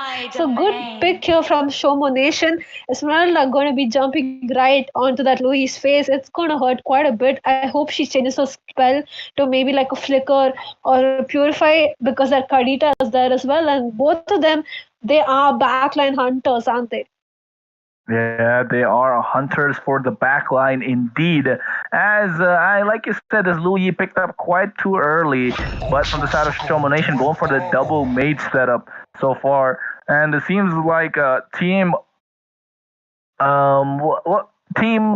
Castlevania, they gotta give us easier names, Jinx. You're right. And Castlevania picking up hovering over this Karina for a double mage setup as well. One in the jungle with this Karina, and they picked up this Kufra, which is a really great roamer. We do get to see the Cho in this game though, but not as a roamer in the EXP lane instead. But they could throw as a doozy by throwing that tank Cho in the EXP. I would really prefer the tank Cho than the damage Cho. I would prefer overall completely different EXP lane now, right? If he does not have the damage, his whole team is going to be lacking in that physical damage towards the end of the game. If they manage to stick towards late game, it's not going to be good. I just do not like the Cho pick in EXP, but it just depends on how well he plays it. But another thing, Cho also has a bit of a shield when she uses that immune skill of his, and Esmeralda is going to have an easy game if you don't stop her. She might just snowball, right? She's also coming in with that purify, so I'm not sure how good Cho is going to be here. They do have the Kufra though, so I hope he's able to stop the Kadita and stop the Esmeralda from jumping into the backlines. He is able to stop Esmeralda's ult, surprisingly, so that's there. So I really like that tank pick coming in from the side of Castlevania, and then we're going to see a Brody pick coming in as well. That Brody is going to hurt. You don't see him much, but he's really one of the meta marksmen right now. They're going to be banning out the Minotaur, but another thing that I see a lot, right? I know these teams, and what if Kadita goes into the the roam that and they ban out those tanks, and it's going to be a waste of bans. Yeah, that could be a really nice way to play these mind games for the side of from the side of ShomoNation as they ban out all the viable marksmen for the late game. Now the only ones left, I believe, it should be this Beatrix who could be doing well, and possibly the Clint. And right now, like you said, the show does get countered in the EXP lane by this Esmeralda, who is not just, you're not just taking a shield, it's a straight up counter. You can't really do anything to this Esmeralda. Yes, you can use the Way of the Dragon, you might even get her inside the turret, but she always has that shield so she can survive. And I don't know why they're hovering over the Tigreal right now. I'm not really excited to see another one because we saw a really underwhelming one in the previous game. So just, I don't know. They're pulling on my heartstrings every now and then, Jinx. They are, but they might just be able to show us a bit of a wombo combo, get us back into the spirits, right? Tigreal, not really a tank you usually see. I'm not sure. Did he get some secret buff that we don't know about that teams are picking him? Because he was basically non-existent in the meta, right? But they were just teasing us, Kronos. It's okay, we can relax. They're going to be picking up that Dairot jungle coming in here. He is a tank killer, and if that show goes in tanky like you were expecting, he's not going to be able to do much against the Dairot. Yeah, this Dairot going in as the jungler. I love that pick because he has that early game presence, has that negative armor as well with his second skill on that Spectre step. So he's going to be doing a lot of damage once he starts snowballing. And we've seen in this tournament previously in round one that once a Dairot gets snowballing, it's hard to get him off. Just that you want to capitalize and build more damage on him. And we saw this Karina being hovered before. They're picking it up once again. And like I just mentioned, this Beatrix was the probably only marksman viable, and picking that up, and seems like they're going for this Edith as the roamer. I'm not really sure what they're thinking from the side of ShomoNation. They could have gone with that Kadita in the roam, like you mentioned, Jinx. Maybe put another mage in the mid lane, maybe even a Selena roam. It's been a while since I've seen that Selena. Maybe not that great in the meta since there are a bunch of tanky junglers going around. And right now, looking at the draft, I gotta lean on the side of ShomoNation only because they can counter a lot of the picks that are coming in from the side of Castlevania. But this Kufra could spell disaster for them. That is true. I mean, but the thing about Edith is she is a pretty good hero overall. She does do pretty good. She has a lot of CC, and then if she gets that damage soaked in, she's going to be, outputting a lot of damage as well. So that's a okay pick. I think overall the side of Team ShomoNation has a good, well-rounded team, right? They have the damage, they have the tankiness as well because of that Edith and Esmeralda. They do have 3 magic dealers, so I hope Kufra and Cho are ready to build up that magic damage because they definitely need it. Another thing though, Kronos, that Louis has a flame shot running around with her. She's going to be easy pickings. While we're talking about that, it's match number 6, guys. I hope you're excited as we are. One thing I noticed during that loading screen, Kronos level 10 affinity. That's not something you see every day. I don't know. These guys got some synergy going on. But right now, we should get straight into the Land of Dawn for this penultimate game before the night between Team Castlevania on the blue side, and on the red, we have ShomoNation. And I didn't really get a chance to see where that affinity was going, Jinx, but I believe it was from the side of Castlevania, right?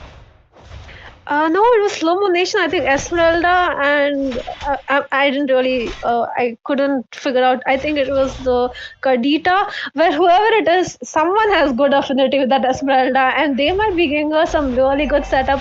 That's what you expect, right, from teams who play together a lot. They have good synergy running. They always know when to support their teammates, and that would be exciting to see. Meanwhile, though, this Kufra is providing a bit of vision so that this Beatrix can take that small crab, which is pretty good, but a quick rotation towards top lane here. this Dairoth is almost level 4 and he's all ready to Oh, fight. that damage though. Did you see that damage coming in? First blood going on towards Melly.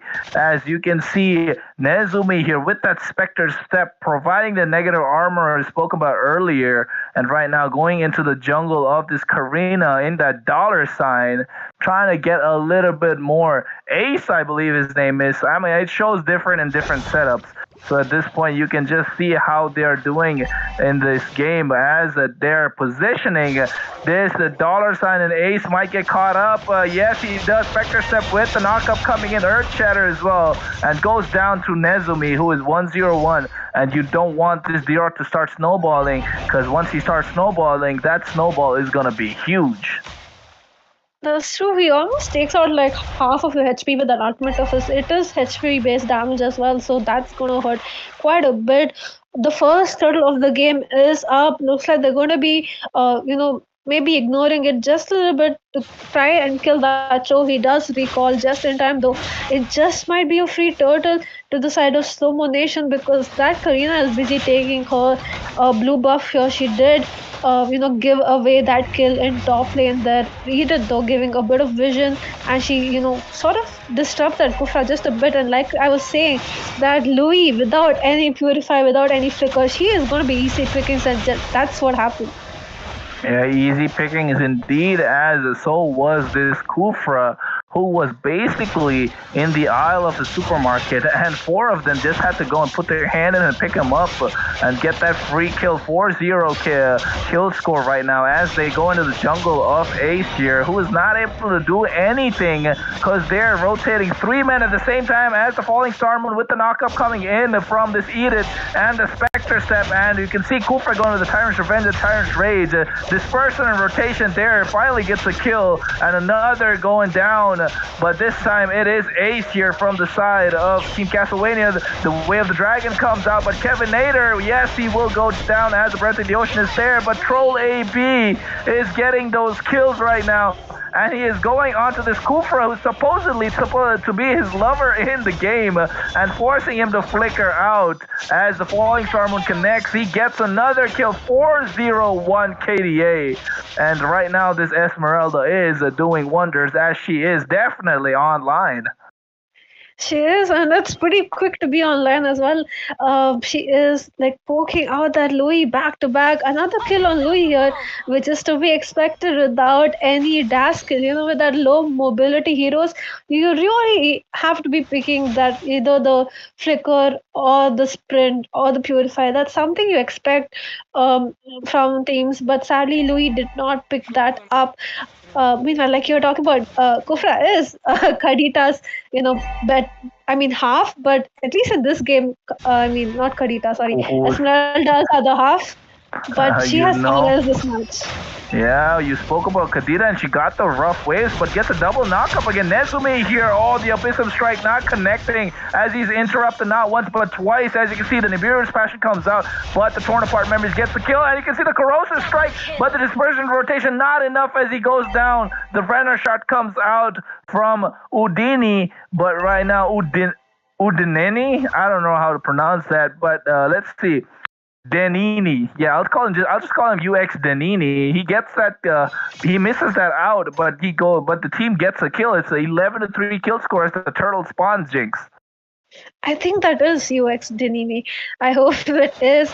Meanwhile, the side of team ShomoNation, right? They have complete domination. We are just seeing like a second snowball coming in, at least for today, because that vision, that turtle.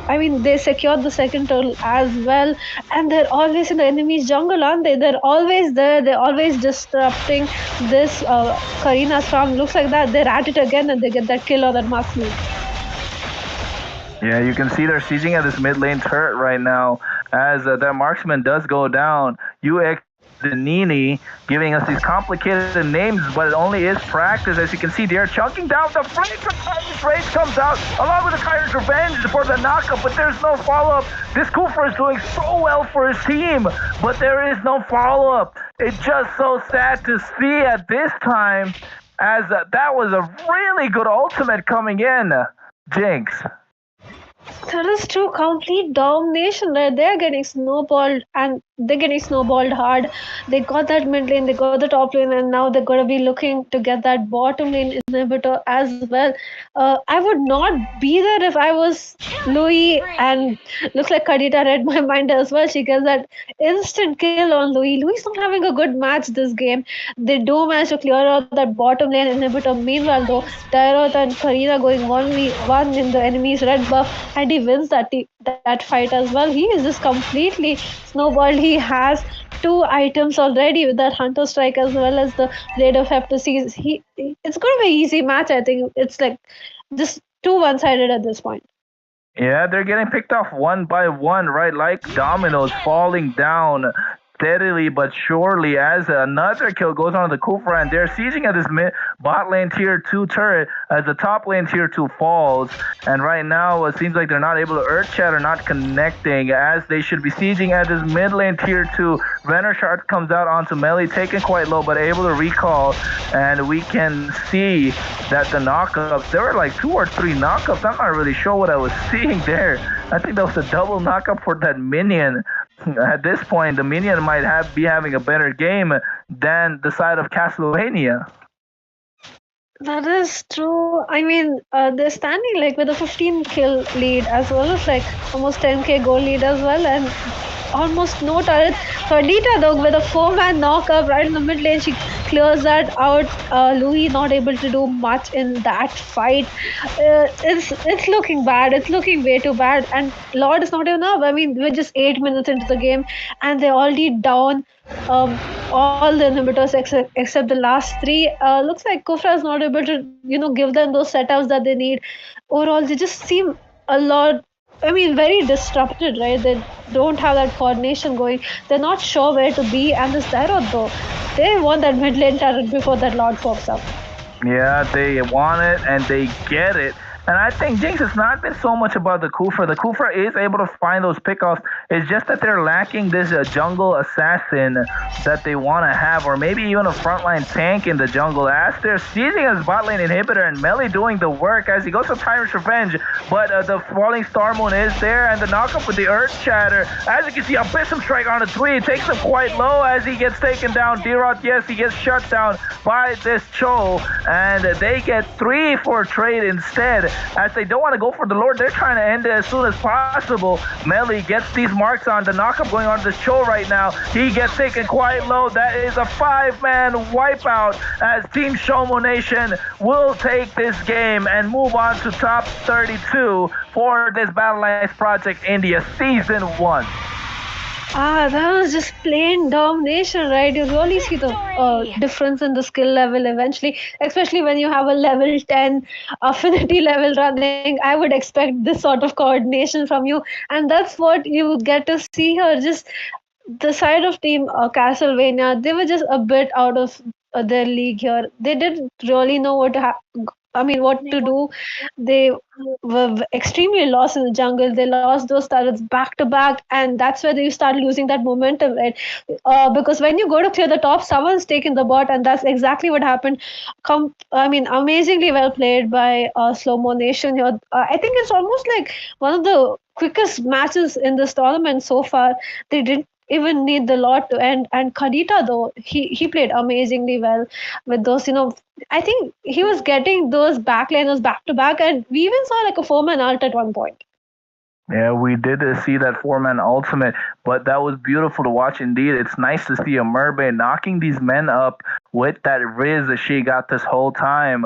But as we said, we're not really much to talk about the itemization as it was a one-sided game indeed. The Kufra did well for his team, but there was no follow-up. So I think they got to rethink their strategy. As you can see, 5% damage on this Karina. Not something you want to see in their jungler. And GG well played coming in from the side of Team ShomoNation as they move on to the top 32 for this Battleknights Project India Season 1. And we should be back after a short break bringing you the final game for the day, which is Team Single Esports versus Mādē In Heaven. Both really great teams. Hope we can end with a bang. And this is Jinx and Kronos that will be back soon after the short. Tuned as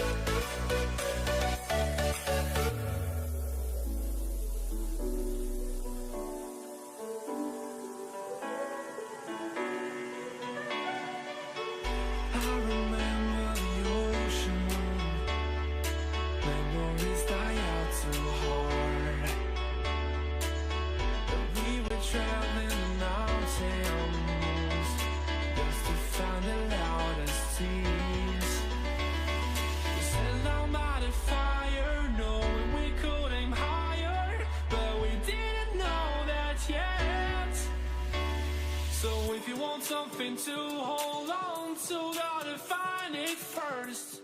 But here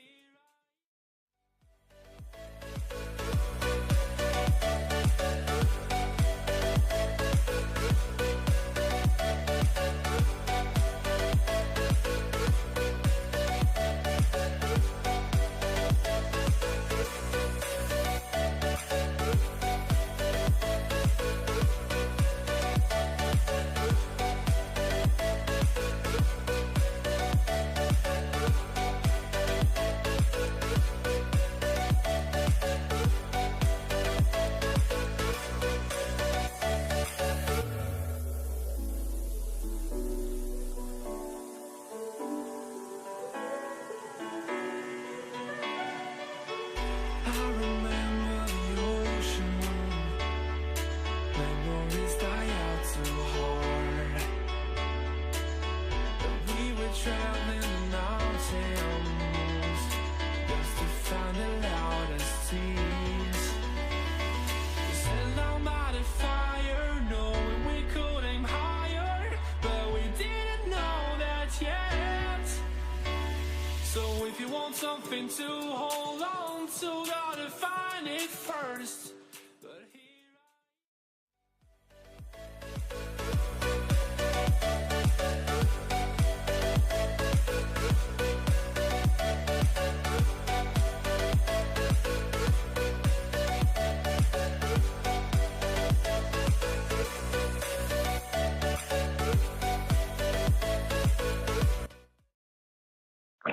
Welcome back, ladies and gentlemen, for Battleknights Project India Season 1, Day 11, Top 64. And for the final game for the day, we have single esports on the blue side versus Mādē In on the red. And we know that these both teams are wonderful and will give us that exciting gameplay for this final game for the day. We are hoping to go out with a bang, as myself, Kronos, and alongside me is Jinx. And Jinx, I've been fumbling quite a lot today, maybe because I'm nervous to cast this game, or maybe I'm just taken aback by the lack of commitment and the riz and the zeal that these teams got to be bringing, but they're not. You're not the only one stumbling, right? The teams are stumbling as well. Like we saw in those last few matches, pretty one-sided matches going on. But hopefully these two single esports as well as Mādē In are able to show us, maybe a evened out match. We're going to be jumping right in the draft pick. Another thing, though, they're complete opposites because, on the right blue side we have singles, and then on the left side they're Mādē In. So I hope they're communicating with each other and help the singles out, because no one wants to be single. I don't know about that. Some people prefer to be single. I wouldn't count myself in that, though. Jinx, maybe you want to be single for the rest of your life. Who knows? It's just a personal story. We don't got to share it. Just throwing a little shade out there for fun.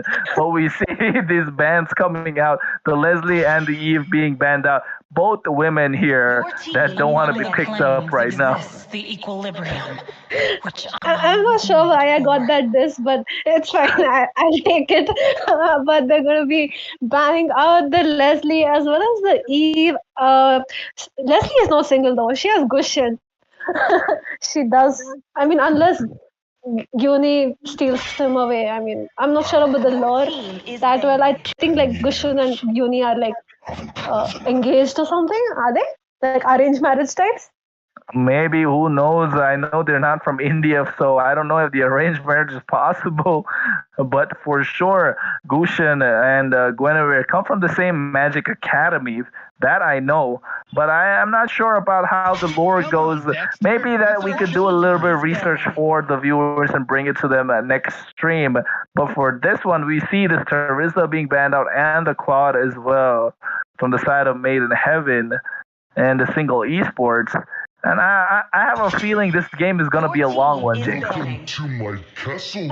Hopefully not, because the teams are talking about how they want to, have their dinner. We are pretty late. It's already like 11 o'clock. I hope they're not too tired. I hope they didn't have a long day. I hope they do give us an exciting match. But I also sort of hope they end it up early because my throat hurts. But anyways, we're going to see that Grog ban, the Grog ban coming in, last ban from the side of Mādē In. They're going to be banning out that Florine. No one's really picking up the Florine in the tournament, but she is a pretty good ban overall that with that global heal, right? But I wish they'd probably save that maybe for another hero, maybe like a Ling or some assassins that you don't want to be jumping to the back lanes. Maybe the Valor, because I just don't want to see a Valor gameplay for the last match. I mean, if you think about it, all day so far on stream, we haven't seen a single Valir come out. We do see this Uranus on Mad Mythic, and I was casting the previous game where he picked up this Uranus, and I know he is a madman indeed. He likes to jump in between 5 of the opponents and still come out alive after baiting out every skill that they've got in the book. And it will be really wonderful to see Mad Mythic once again on this Uranus. He will provide that split push potential and a lot of those peel and the regen ability after absorbing that. And to reply to that, have Maiden Heaven go for this carry. Yes, the carry is good, but I don't think he's a counter to the Uranus because he doesn't really build a lot of HP. He just builds a lot of defense and has the regen ability. So correct me if I'm wrong, Jinx, but I think Uranus is much better countered by maybe Franco or a Kaja. Just to counter the Uranus, especially when he has like the sprint or the purify and that inbuilt dash as well, you need someone to be locking him down. Curry is good overall against the Uranus, but if no one's really, stopping him from escaping, it's going to be tough to really melt him down just by carry alone. But they do have that Xbog as well, and he's pretty good against those tanky heroes, right? So I would say overall good picks. I do hope they pick up that Franco like you were talking about, or maybe the Kaja as well, just to stop the Uranus, or maybe even stop the Kufra, because Franco is good against the Kufra. As soon as Kufra dives in, you can ult the Kufra, help your team kill him, and then go into the other 4 members of Kufra's team. We're going to be seeing that Irithel get picked up as well. She did get a pretty good buff. She has good movement speed, and she's going to be kiting all around you. That Franco would be really helpful. Even the Kaja, maybe even the Atlas. I'm not sure what they really going to be going for, but looks like the law. I mean, whoever, if there's a Lord, he didn't hear me because I mean that Valor comes right back in, but. At least this time, I would agree with the Valor pick. I mean, he's good against the Uranus, right? He can push him back, he can stun him. He's pretty good overall, at least in this matchup. Yeah, he does provide those slows and needs that push back and cancel out the engages coming in from Venom on this Kufra. And we see this Irithel slowly climbing back into the meta, making its way. Just a matter of time to see if she will cement her plays there like the other marksmen have so far. And right now we can see these mages being banned out from both the teams. I think aside of single esports are suspecting that this Valir could go into the roaming position as they ban out this Farsa, and it could be a possibility, but that only goes to show that they might think this Xborg would be going into the jungle as well. So a lot of flex coming out, the Kadita being banned out as well, just so that they have a much better time. We saw the Kadita in the previous game doing wonders. And I would like to see a Kufra in the jungle as well. The Venom that's seeing that. I played a Kufra in the jungle myself. It works out, guys. It is amazing. I love playing the Kufra. So anybody that needs a tank around here, hit me up and we can hit the rank duo, trio, possibly a 5-man. Get those wins. Make our way onto Mythic Immortal as soon as possible. Maybe even higher. And right now, we can see that these bans to put the cherry on top, they ban out this Minotaur Jinx. So, I mean, the Kadita ban coming in, they probably didn't want anyone, diving in those backlanes like we saw last match. He is a good counter for this Valor as well. So, they do ban her out and they ban out that Minotaur. They just do not want to risk that tanky hero. He does stop Kufra, and, with those almost 3 knockouts back to back, it's hard to counter him without a Diggy. So looks like they're going to be banning him right out. We're going to see the last pick. Like I was hoping for, they do pick up that Atlas. So overall, good pick. I would have preferred a Franco right now in this draft, but Atlas is good as well. That warm-up combo coming in with him as well as the Xbog is going to be fun to watch. I hope he lands those ultimates though, because Irithel can, quickly run away. She has a sprint, and Uranus has the Purify as well. It might be tough. There is also the Kufra. I don't know. I've never seen the Kufra jungle. I've seen like a Baksha jungle. I've seen Kaja jungle, but not the Kufra. So that's something interesting. They do tease that Shredrin though. So he might be going jungle instead, and Kufra is just strolling around. Yeah, they are teasing that Fredrin, who has his hand in a pocket, wants to get this game wrapped up as soon as possible. But Super Kaido goes for that Ling. Is possibly the best. I mean, not possibly. He is the top jungler in the current meta if you exclude Fanny, just because she has the steel cables to go in and come out. And right now, I would like to see another assassin coming in from the side of Made in Heaven, but I think they need that frontline presence a little bit more as they have the damage, and they could possibly go for the Fredrin right here. But if they pick up the frontline presence, they will be lacking the damage to melt down this Uranus. So I don't really like this Atlas pick that came in just because you mentioned the Jinx. This Franco would have been much better just because he can use the Bloody Hunt to lock down this Kufra just when he jumps in, or possibly even hook him and get these pickoffs that is necessary for their team. And to round it off, they get the best of both worlds in Bane. They get the damage, they get the CC, they get even the little bit of extra sustainability. I like the draft now that they've topped it off with this Bane. Just goes to show that they might have been missing out on this engage potential, so they go for this Atlas. You can see how this game plan is working out, but I still prefer the draft coming in from single esports only because they got a Ling and a Uranus and this Kagura just to add a little bit more flair to their gameplay. I'm not really much of a Kagura fan, but I know you are, Jinx. So tell us a little bit about that. I don't know. I feel like Kagura's going to do good in this match at least. I mean, she's a good counter to Valor. She's going to be able to pick off the carry as well. Hopefully, she times those skills just right. But she does have the support with the Ling. So overall, it's a good draft coming in from the side of single esports here. Made in Heaven, though, they do pick up the Bane. I really like that Bane jungle. He deals a lot of damage. He is pretty tanky as well, so that's a good pick coming in, especially when you want to sort of protect your backlane. He does have that ultimate that's going to be pushing away those heroes. Link, though, might have an easy match this time. There's no one really there to lock him down, and he might just be jumping into the backlane. So we just have to wait and see on how well he plays out. Now, usually if you have a Link in the team, I would expect you to invade his jungle, stop his blue, but hopefully they do that because we're already into the last match of today. It's day 11. We are excited. Let's just go out with a bang here, Kronos, because Link is going towards that red buff. Good chance to maybe, poke his blue a bit. Yeah, that is a good opportunity indeed. They have the Valier for that extra bit of early damage as well, and that slow. And let's not forget the passive coming in from this Atlas to provide an extra bit of slow, and the Bane who has that early game damage as well. So they could choose to go for the invade, but they choose not to, as we see a rotation coming into the bot lane and the fight for the Lethal Wanderers. Steering Torrent is there to give that extra bit of CC, and Kagura trying the yin-yang overturn. Not yet there. Super Kaido just wants to go for the blue right now and get his farm on and to be able to gank these side lanes, especially the gold lane. As you can see in the EXP lane, Mad Mythic already getting Ayato quite low, and that is an X-Borg we're talking about. Definitely Mad Mythic winning out on this EXP battle. That's true. I mean, Xbox does need a bit of farm just to start melting those tanky heroes down. Meanwhile, Carrie also has been chunked down by this Irithel with that kiting, right? She's pretty hard to catch, especially with that slow and that movement boost that she gets. Atlas, though, he is ready to dive. No, he's just giving a bit of vision.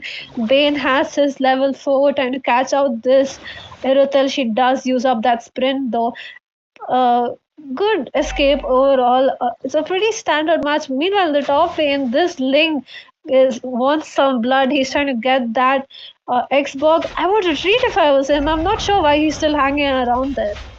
Yeah, you see the Tempest of Blade going up and dropping down at the same time, but the damage, he wasn't able to pick up all 4 of those swords because it was placed a little bit differently. I mean, not really optimal for him to be able to provide all that damage. As you can see, Anna here, providing that bouncing ball CC so that he can do something. And Mad Mythic with zoning out the entire team as he's rendering Ayato completely useless. And the Deadly Catch comes out along with the Searing Torrent, and Ling secures that turtle as he should be diving in right now. First Blood takes down Rushi Uvu, gets a double. Brian goes down as well, and Ayato following up. And this is a 3-for-0 trade along with the turtle. And we can say this early game domination coming out from the side of Single Esports is on point, given the fact that they have a late game mage and a late game jungler. That's true. That's something you want to see with those link picks, right? You want to see him snowball, because if he does not get that early game farm, he's not going to be really helpful towards the mid to late game. And that's exactly what the side of Team Single Esports are doing, right? They're prioritizing that links kills. They're really giving him that farm. They got that total as well. And this is sort of why I love Kagura. I mean, she has everything. She has the Purify. She has those dash. She has the damage as well. So she's a good pick overall. And she did give a 3-man ult there. Atlas going in for that kill. Kagura does not have the umbrella. She is going to be escaping though. I feel this, like the side of Team Made in Heaven, they're playing a bit too passive, and that would be a good ult to use there, but he decided not to. The thing about Atlas is, who is he really going to catch at this point? And because he probably can only catch the Kufra here. Yeah, you want to catch somebody, but with this Atlas, given the fact that he has that big ultimate, that is a big game changer indeed, as you see Tyrant's Revenge going in, but missing out on everybody. And like you said, Jinx, I think this Atlas should focus on catching this Kufra when he dives in rather than diving him himself. Because he's not able to catch anyone out. Once you go in, Kagura is going to free herself using the Rasha umbrella free. You're going to have Irithel using that heavy crossbow to jump out and use the sprint to get away. You have this Ling who can use Tempest of Blaze just to disengage. Speaking of, he might go in on the top lane fight as the Deadly Catch was used, but no team fight brewing there, just waiting for the turtle as it spawns. And I was saying, Jinx, Mad Mythic has this Purify. What you said is absolutely right, because this Atlas needs to catch only this Kufra, wait for him to dive in, and then get these engages going. That would be the perfect plan for them to execute. But only time will tell, as they can't hear me because they're in the game. If they did, that would be the key to victory, my friends. That is true, and if I was this Valor, I would probably be going for some defense as well, because Valor is a pretty good mage. When he builds defense, he's hard to kill, especially with that Link, and Link is farming up now that he's got that second turtle as well. So if I was the Valor, I would be building up defense, because overall you just want him for those stuns and those pushbacks. You don't want him to be dealing the damage, because Bane is there, Curry is there, Xbox is there. So Valor is safe to be going a bit defensive here. That's something I would be expecting, hopefully, if he's getting targeted quite a bit. But the thing about this game though, Kronos, we're not seeing any team fights, are we? I mean, the teams are playing pretty passive. They're not really engaging onto each other. Kufra does miss out his jump here. Atlas though does go in. Not sure if he's going to use his ultimate here. He's trying to go for those 2-man, 3-man ults, but he needs to understand it's tough to catch anyone else at this point. Yeah, you can see both the roamers using the conceal right now. Kufra charging the Tyrant's Revenge, but uses to cancel out. We can see a possible teamfight brewing in the bot lane, but the Atlas and Ryan recalls and doesn't really want to engage at this point, because like Jinx mentioned, he should understand what the game plan is and who he can pick off at this time, because seems like they don't want to fight unless there's an objective up for grabs. And I like this style of gameplay coming in from both the teams. It just goes to show that the high level of game IQ they have will only prove that this game is really about to be a cracker. That is true. And bottom lane, though, Kufra alone to defend that turret, while Irithel and Kagura pushed on that mid lane. Mid lane, though, the most important turret there, that Irithel just get caught out. She is taking a bit of burn damage, but she's able to escape with this 1 HP. Kufra goes through that flicker. He goes for the flicker, but there's the follow-up from the Ling, but the Searing Torrent is there. Tempest of Blaze goes up and he uses the swords, picks him up perfectly as Ryan is taken low. Will he take him down? Super Kaido doesn't really want to go in right now as the team is there for the follow-up. Looks at the Valier and doesn't want to go in. they don't get a single kill out of the entire team fight as the turtle spawns. And like I was saying, Jinx, these teams seemed a little too disciplined. Yes, you can say they're playing passive, but another word for it could be disciplined, because they are not fighting unless there is an objective up for grabs. There was that mid lane objective there at that time, and that flicker being used by Ana, not really up to the mark, because missing out on the Tyrant's Revenge, you want to land that perfect jump with that knock-up. And you can see Rushi Uber finally gets the turtle for free as he missed out on the first one. That is quite easy for him to grab. And Kerry gets that bottom lane inhibitor as well. The goal lead, not only in the favor of anyone, the side of Made in Heaven is lacking just a little bit, but it's not much. Kufra goes into against that Valor.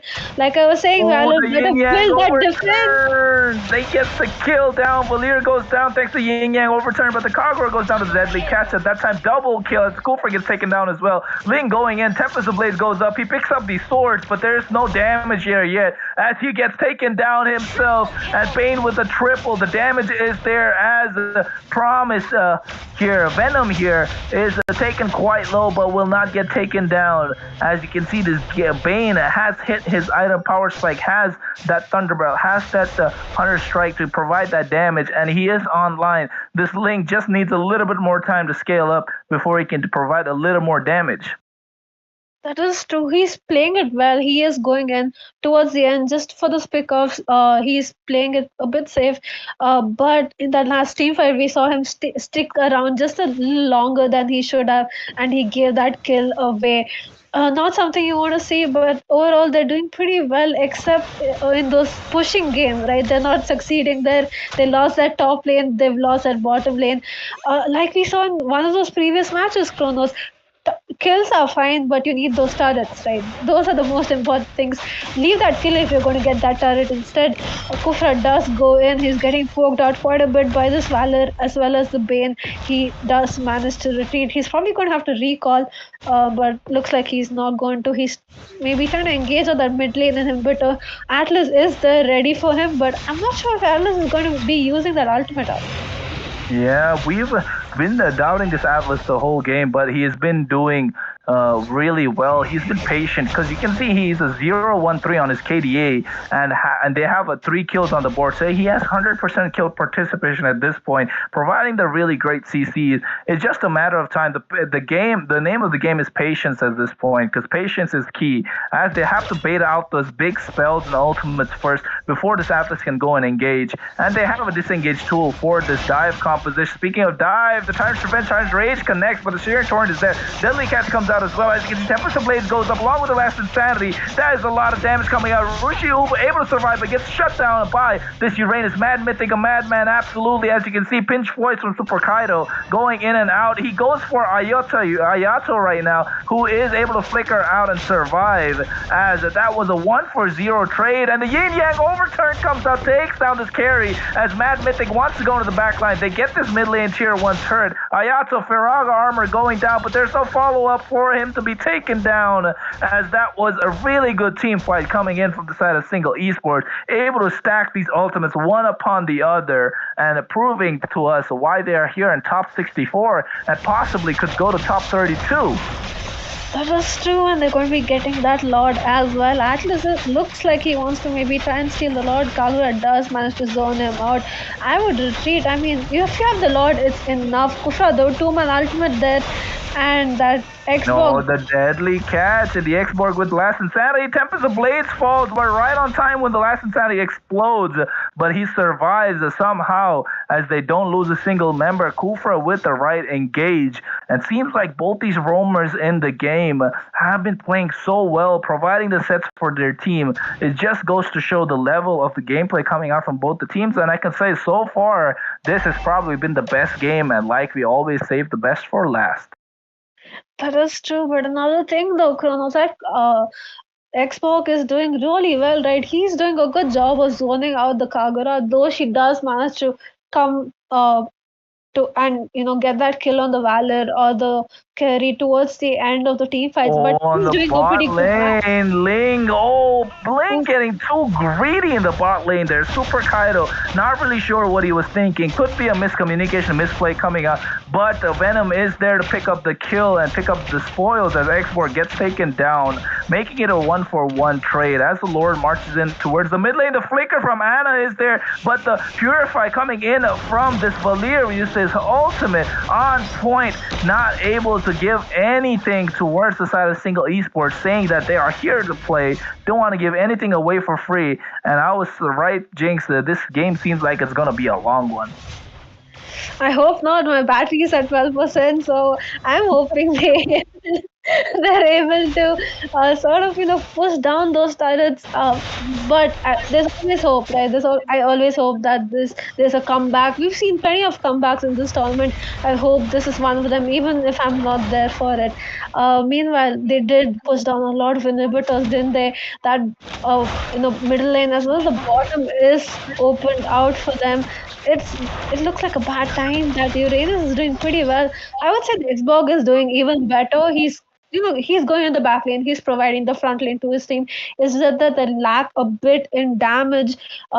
Bane has not really farmed up this match. He really needs to start doing that. But look at that. His jungle has been cleared out by the side of Team Single Esports. Only that one creep remains, and he's going to be taking that too. I mean, beggars can't be choosers, can they?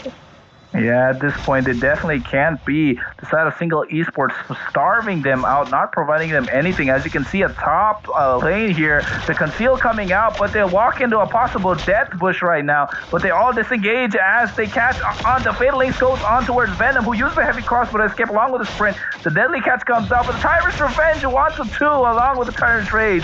Ling goes onto the back line. You can see Tempest and Blades going up and dropping down as there is no damage for the follow-up.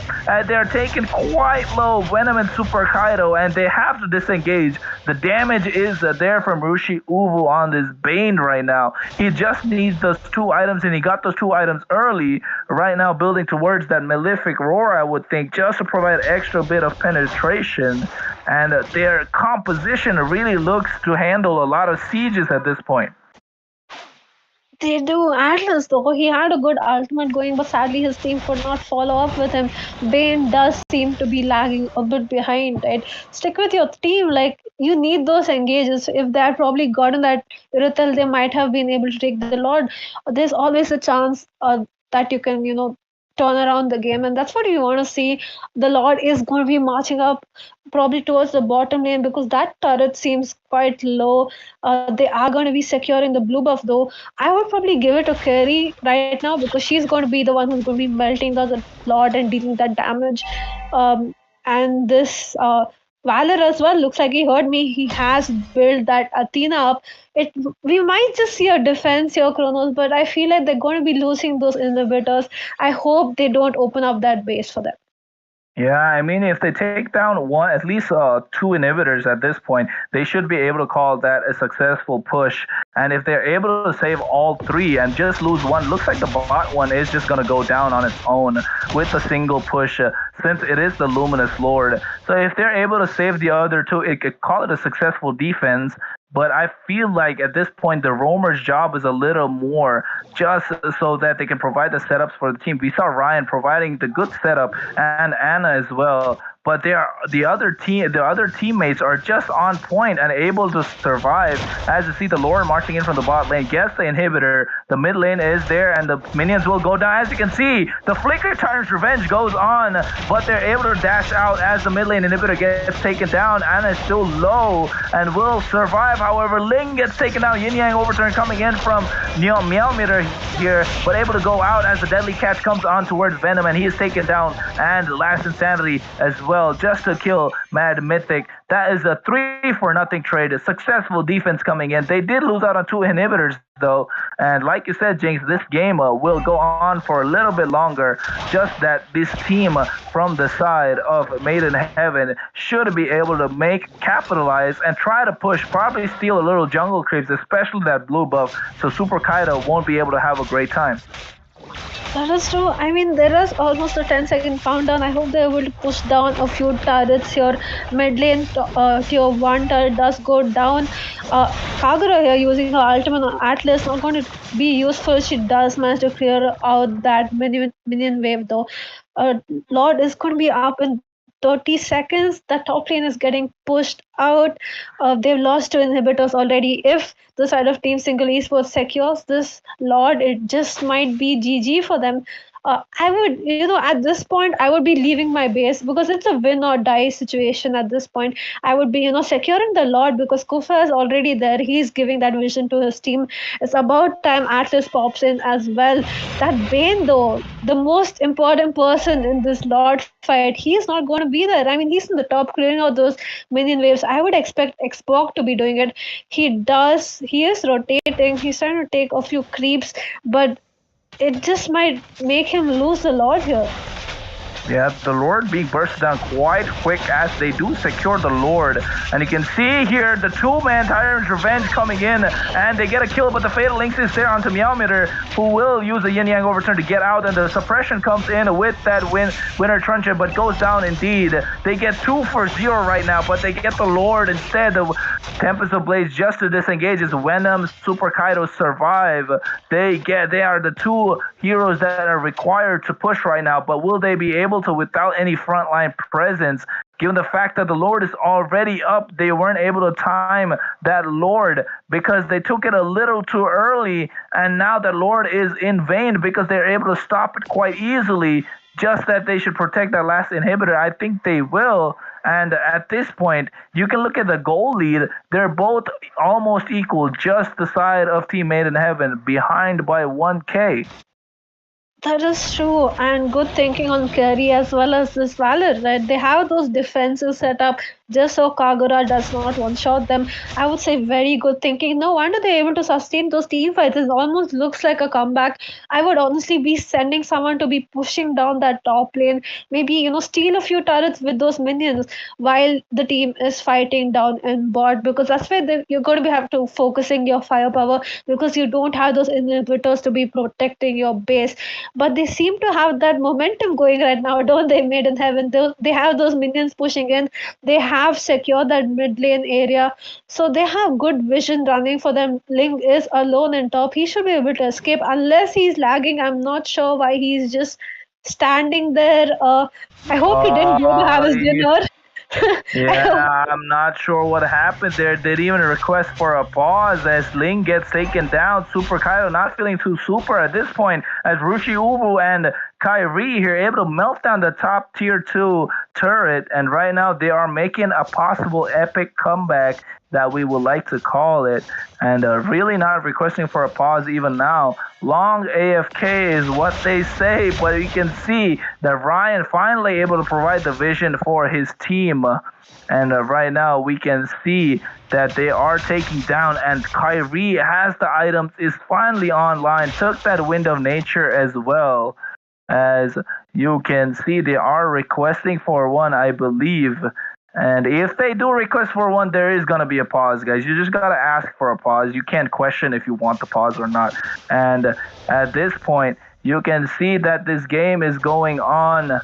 And this Mad Mythic right now. And he's trying to give vision for his team. For now, the Lord is about to spawn in 10 seconds, Jinx. Hey guys, if you want to pause, ask for one. Just type pause in the comment box and we're going to give it to you. There's no, I mean, we're not like, keeping those pauses for ourselves. We do have a pause running. Not sure, someone, okay. It is a pause coming and Lord is up though. But like I talked about, just ask for a pause. I mean, just type in pause. Future teams coming in, type in pause and we'll give it to you. I hope Link does come back though. I hope he's not having his dinner. I hope he is energized enough to play, because we don't, I mean, yeah, if you want to pause, all you got to do is request for a pause, right? I hope he didn't really go off there, just to make sure that they will have a better gameplay coming in for both the teams. You want to make sure they're on equal footing when they go in. As the game is paused, Super Kaido should be able to get back his connection and get it on. And right now, it's just the fact that, like Jinx said, right, if you guys want to pause, all you got to do is ask for one. And right now, I believe Jinx might have been off as well, but here I am, a Kronos, who will be doing this for a while. And we can see that so far this game has been going on well. And it is only a matter of time that both the teams pull out these wombo combos that they should be able to figure something out. Meanwhile, we take a look at see how this game has been going on. Let's analyze a little bit. Mad Mythic here is giving that frontline presence, but not able to provide that split push potential for the game. As you can see, and here able to provide that CC chain that you would like to see from the Kufra, able to give those setups, but on the Valier is not the right target. You want to provide it on Kyrie, and if you are on the side of single esports, you want to bait out this deadly catch first, and then be able to go in and engage, because that is what is required. And I believe Meowmeter here should be able to do that, as Kagura does have that free Purify on her skill too. And if I were on the side of Team Made in Heaven, I would be waiting for the opportunity for them to dive in too deep, because if you look at the side of Team Single Esports, they have about 1, 2, 3, 4 dive heroes that really want to dive in and make use of their skills, so they will be able to give the damage for them to make this game work. And right now, it's just a matter of time until the pause is before we resume into the game. And like I said, it just comes to a point where both the teams will have to make sure they have the right engages coming in. And if I were on the side of single esports, I would bait out the deadly catch first from the Bane and then go in for the engage. If I was on the side of Team Made in Heaven, I would want them to dive in a little too deep, hope for them to make a mistake, and then they'll be able to take this game away as we go back into the Land of Dawn for this match. And you can see Super Kaido here still a little bit AFK, and his team really not requesting for a pause so far. It's just a pause coming in, but the Lord is being burst down by the side of Made in Heaven. As you can see, Ayato just providing the vision and peel for his team as Yushi Ubu secures the Lord. And right now, seems like both the teams are not on equal footing just because Super Kaido is AFK. This team is not really requesting for a pause either. If I was on the side of single esports, I would type pause in the comment box so that everyone can see that, and us casters and the management can provide a possible pause for them. But not requesting do so, so we will not, as we see the Luminous Enhanced Lord level 3 marching down the mid lane. And if this Lord is not being stopped early, it will be all she wrote, as Mad Mythic trying to pull the aggro of the Lord towards himself. He should not be going to the turret, because they will not be able to defend, as the Lord will charge onto the turret, and yes, he does. Takes Ndoba and here gets Tyrant's Revenge and the Tyrant's Rage onto Kyrie, the right target I was talking about, as the Lord being chunked down quite low will get taken down easily. And you see Ryan uses the conceal right now, trying to find the perfect opportunity to get them on, as the top tier inhibitor will get taken down, and Ayato trying to work on his bot lane inhibitor at the same time, as they are choosing to disengage and don't want to go in, because Ryan is not able to find the right engage since all of them are able to go in. Super Kaido finally back online, as at this point you can see that Mad Mythic just trying to provide that extra bit of vision for his team, as Jinx is back as well. And Jinx, that was a successful defense coming in from single esports. Both the teams having only one inhibitor left. It's just a matter of time for them to see what they'll be able to do. I've already said this multiple times. If they want to pause, they got to request for it. If they don't request for it, they don't get it. That is true. I hope I'm not lagging though. So if I am, I apologize in advance. I am on my phone, and earpods don't really work that well with Discord. But I'm surprised it's still going on. I mean, I had a whole tour of taking up my laptop, putting it back in, and then coming with my phone, and it's still going on. It just shows how committed the teams are to those fights, to this tournament, to winning. They're like really doing extremely good, and looks like that Ling lag really helped them quite a bit, because he is just I'm not sure what he's doing. I think he's lagging, or he's offline, or he's AFK. I mean, something's going wrong for the side of team single esports here. Yeah, you can see that last insanity being popped out onto Mad Mythic here, who's able to survive because he has the extra region, but the Yin Yang overturn gets a kill on the Kyrie, who is caught out in this team fight as a Ling here was taken down in Super Kaido quite early as they are on a 4v4 right now. Both the damage dealers not present for either team. Only Ryushi Ubu here from the side of Made in Heaven. He does have that extra, and he has the Deadly Cats to be a really big part in the team fights. And right now it's just a matter of time as this is, I think, the fourth Lord of the game.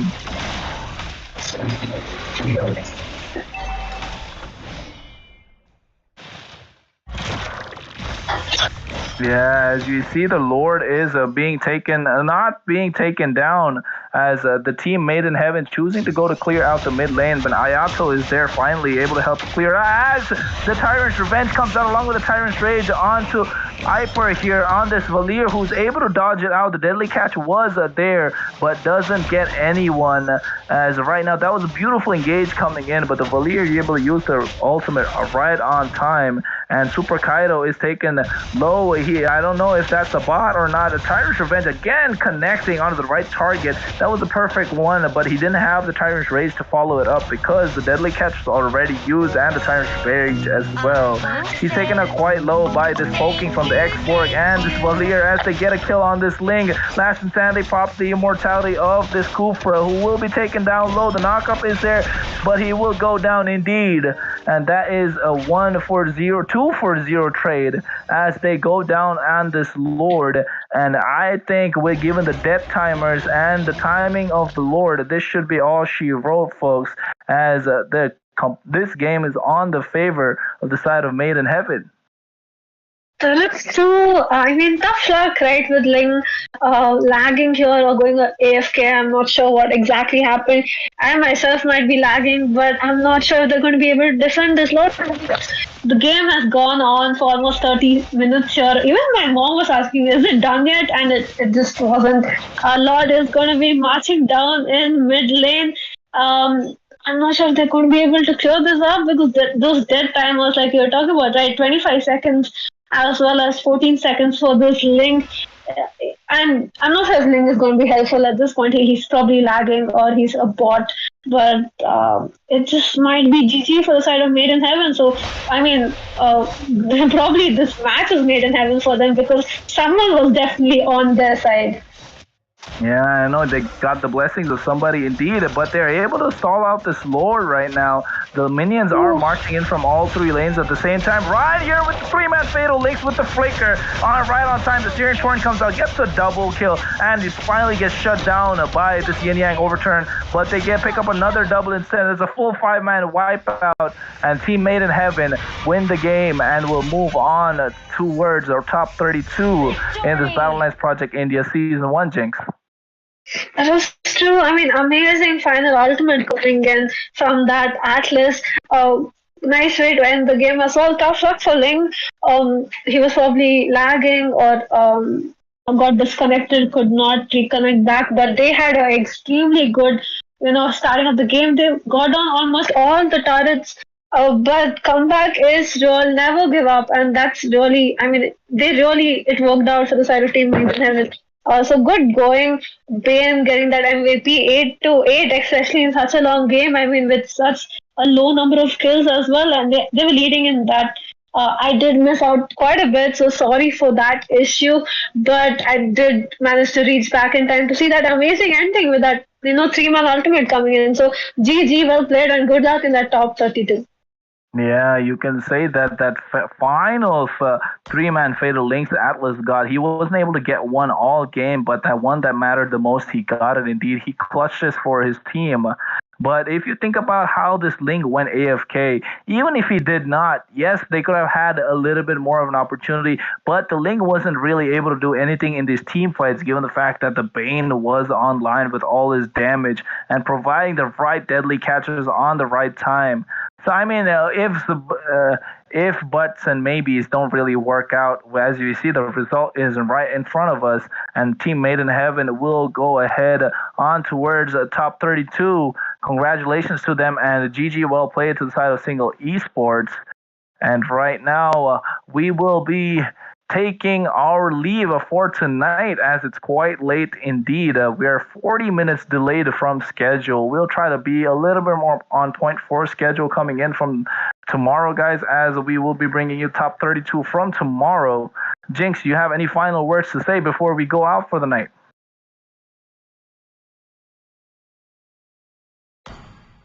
Seems like Jinx is Amazing. I just came back. I was almost done. I'm like, okay, let's relax. Because, I mean, kudos to us as well. We casted 5 matches back to back. So it was tough, but we had an exciting time, didn't we, Carlos? So we're going to be waiting for that top 32, and we're excited for that as well. Yeah, we are excited for that indeed. And don't forget, guys, this tournament was brought to you by Battleknights Esports, powered by Mobile Saiyans, management by Mayura Esports, and let's not forget streamer Bat Tanker the Legend. As we will be off for the night, this is Jinx and Chrono signing off. We will be back tomorrow for more exciting matches. Stay tuned in as we will be here top 32 tomorrow. Don't go anywhere. And have a great night. And hasta la vista.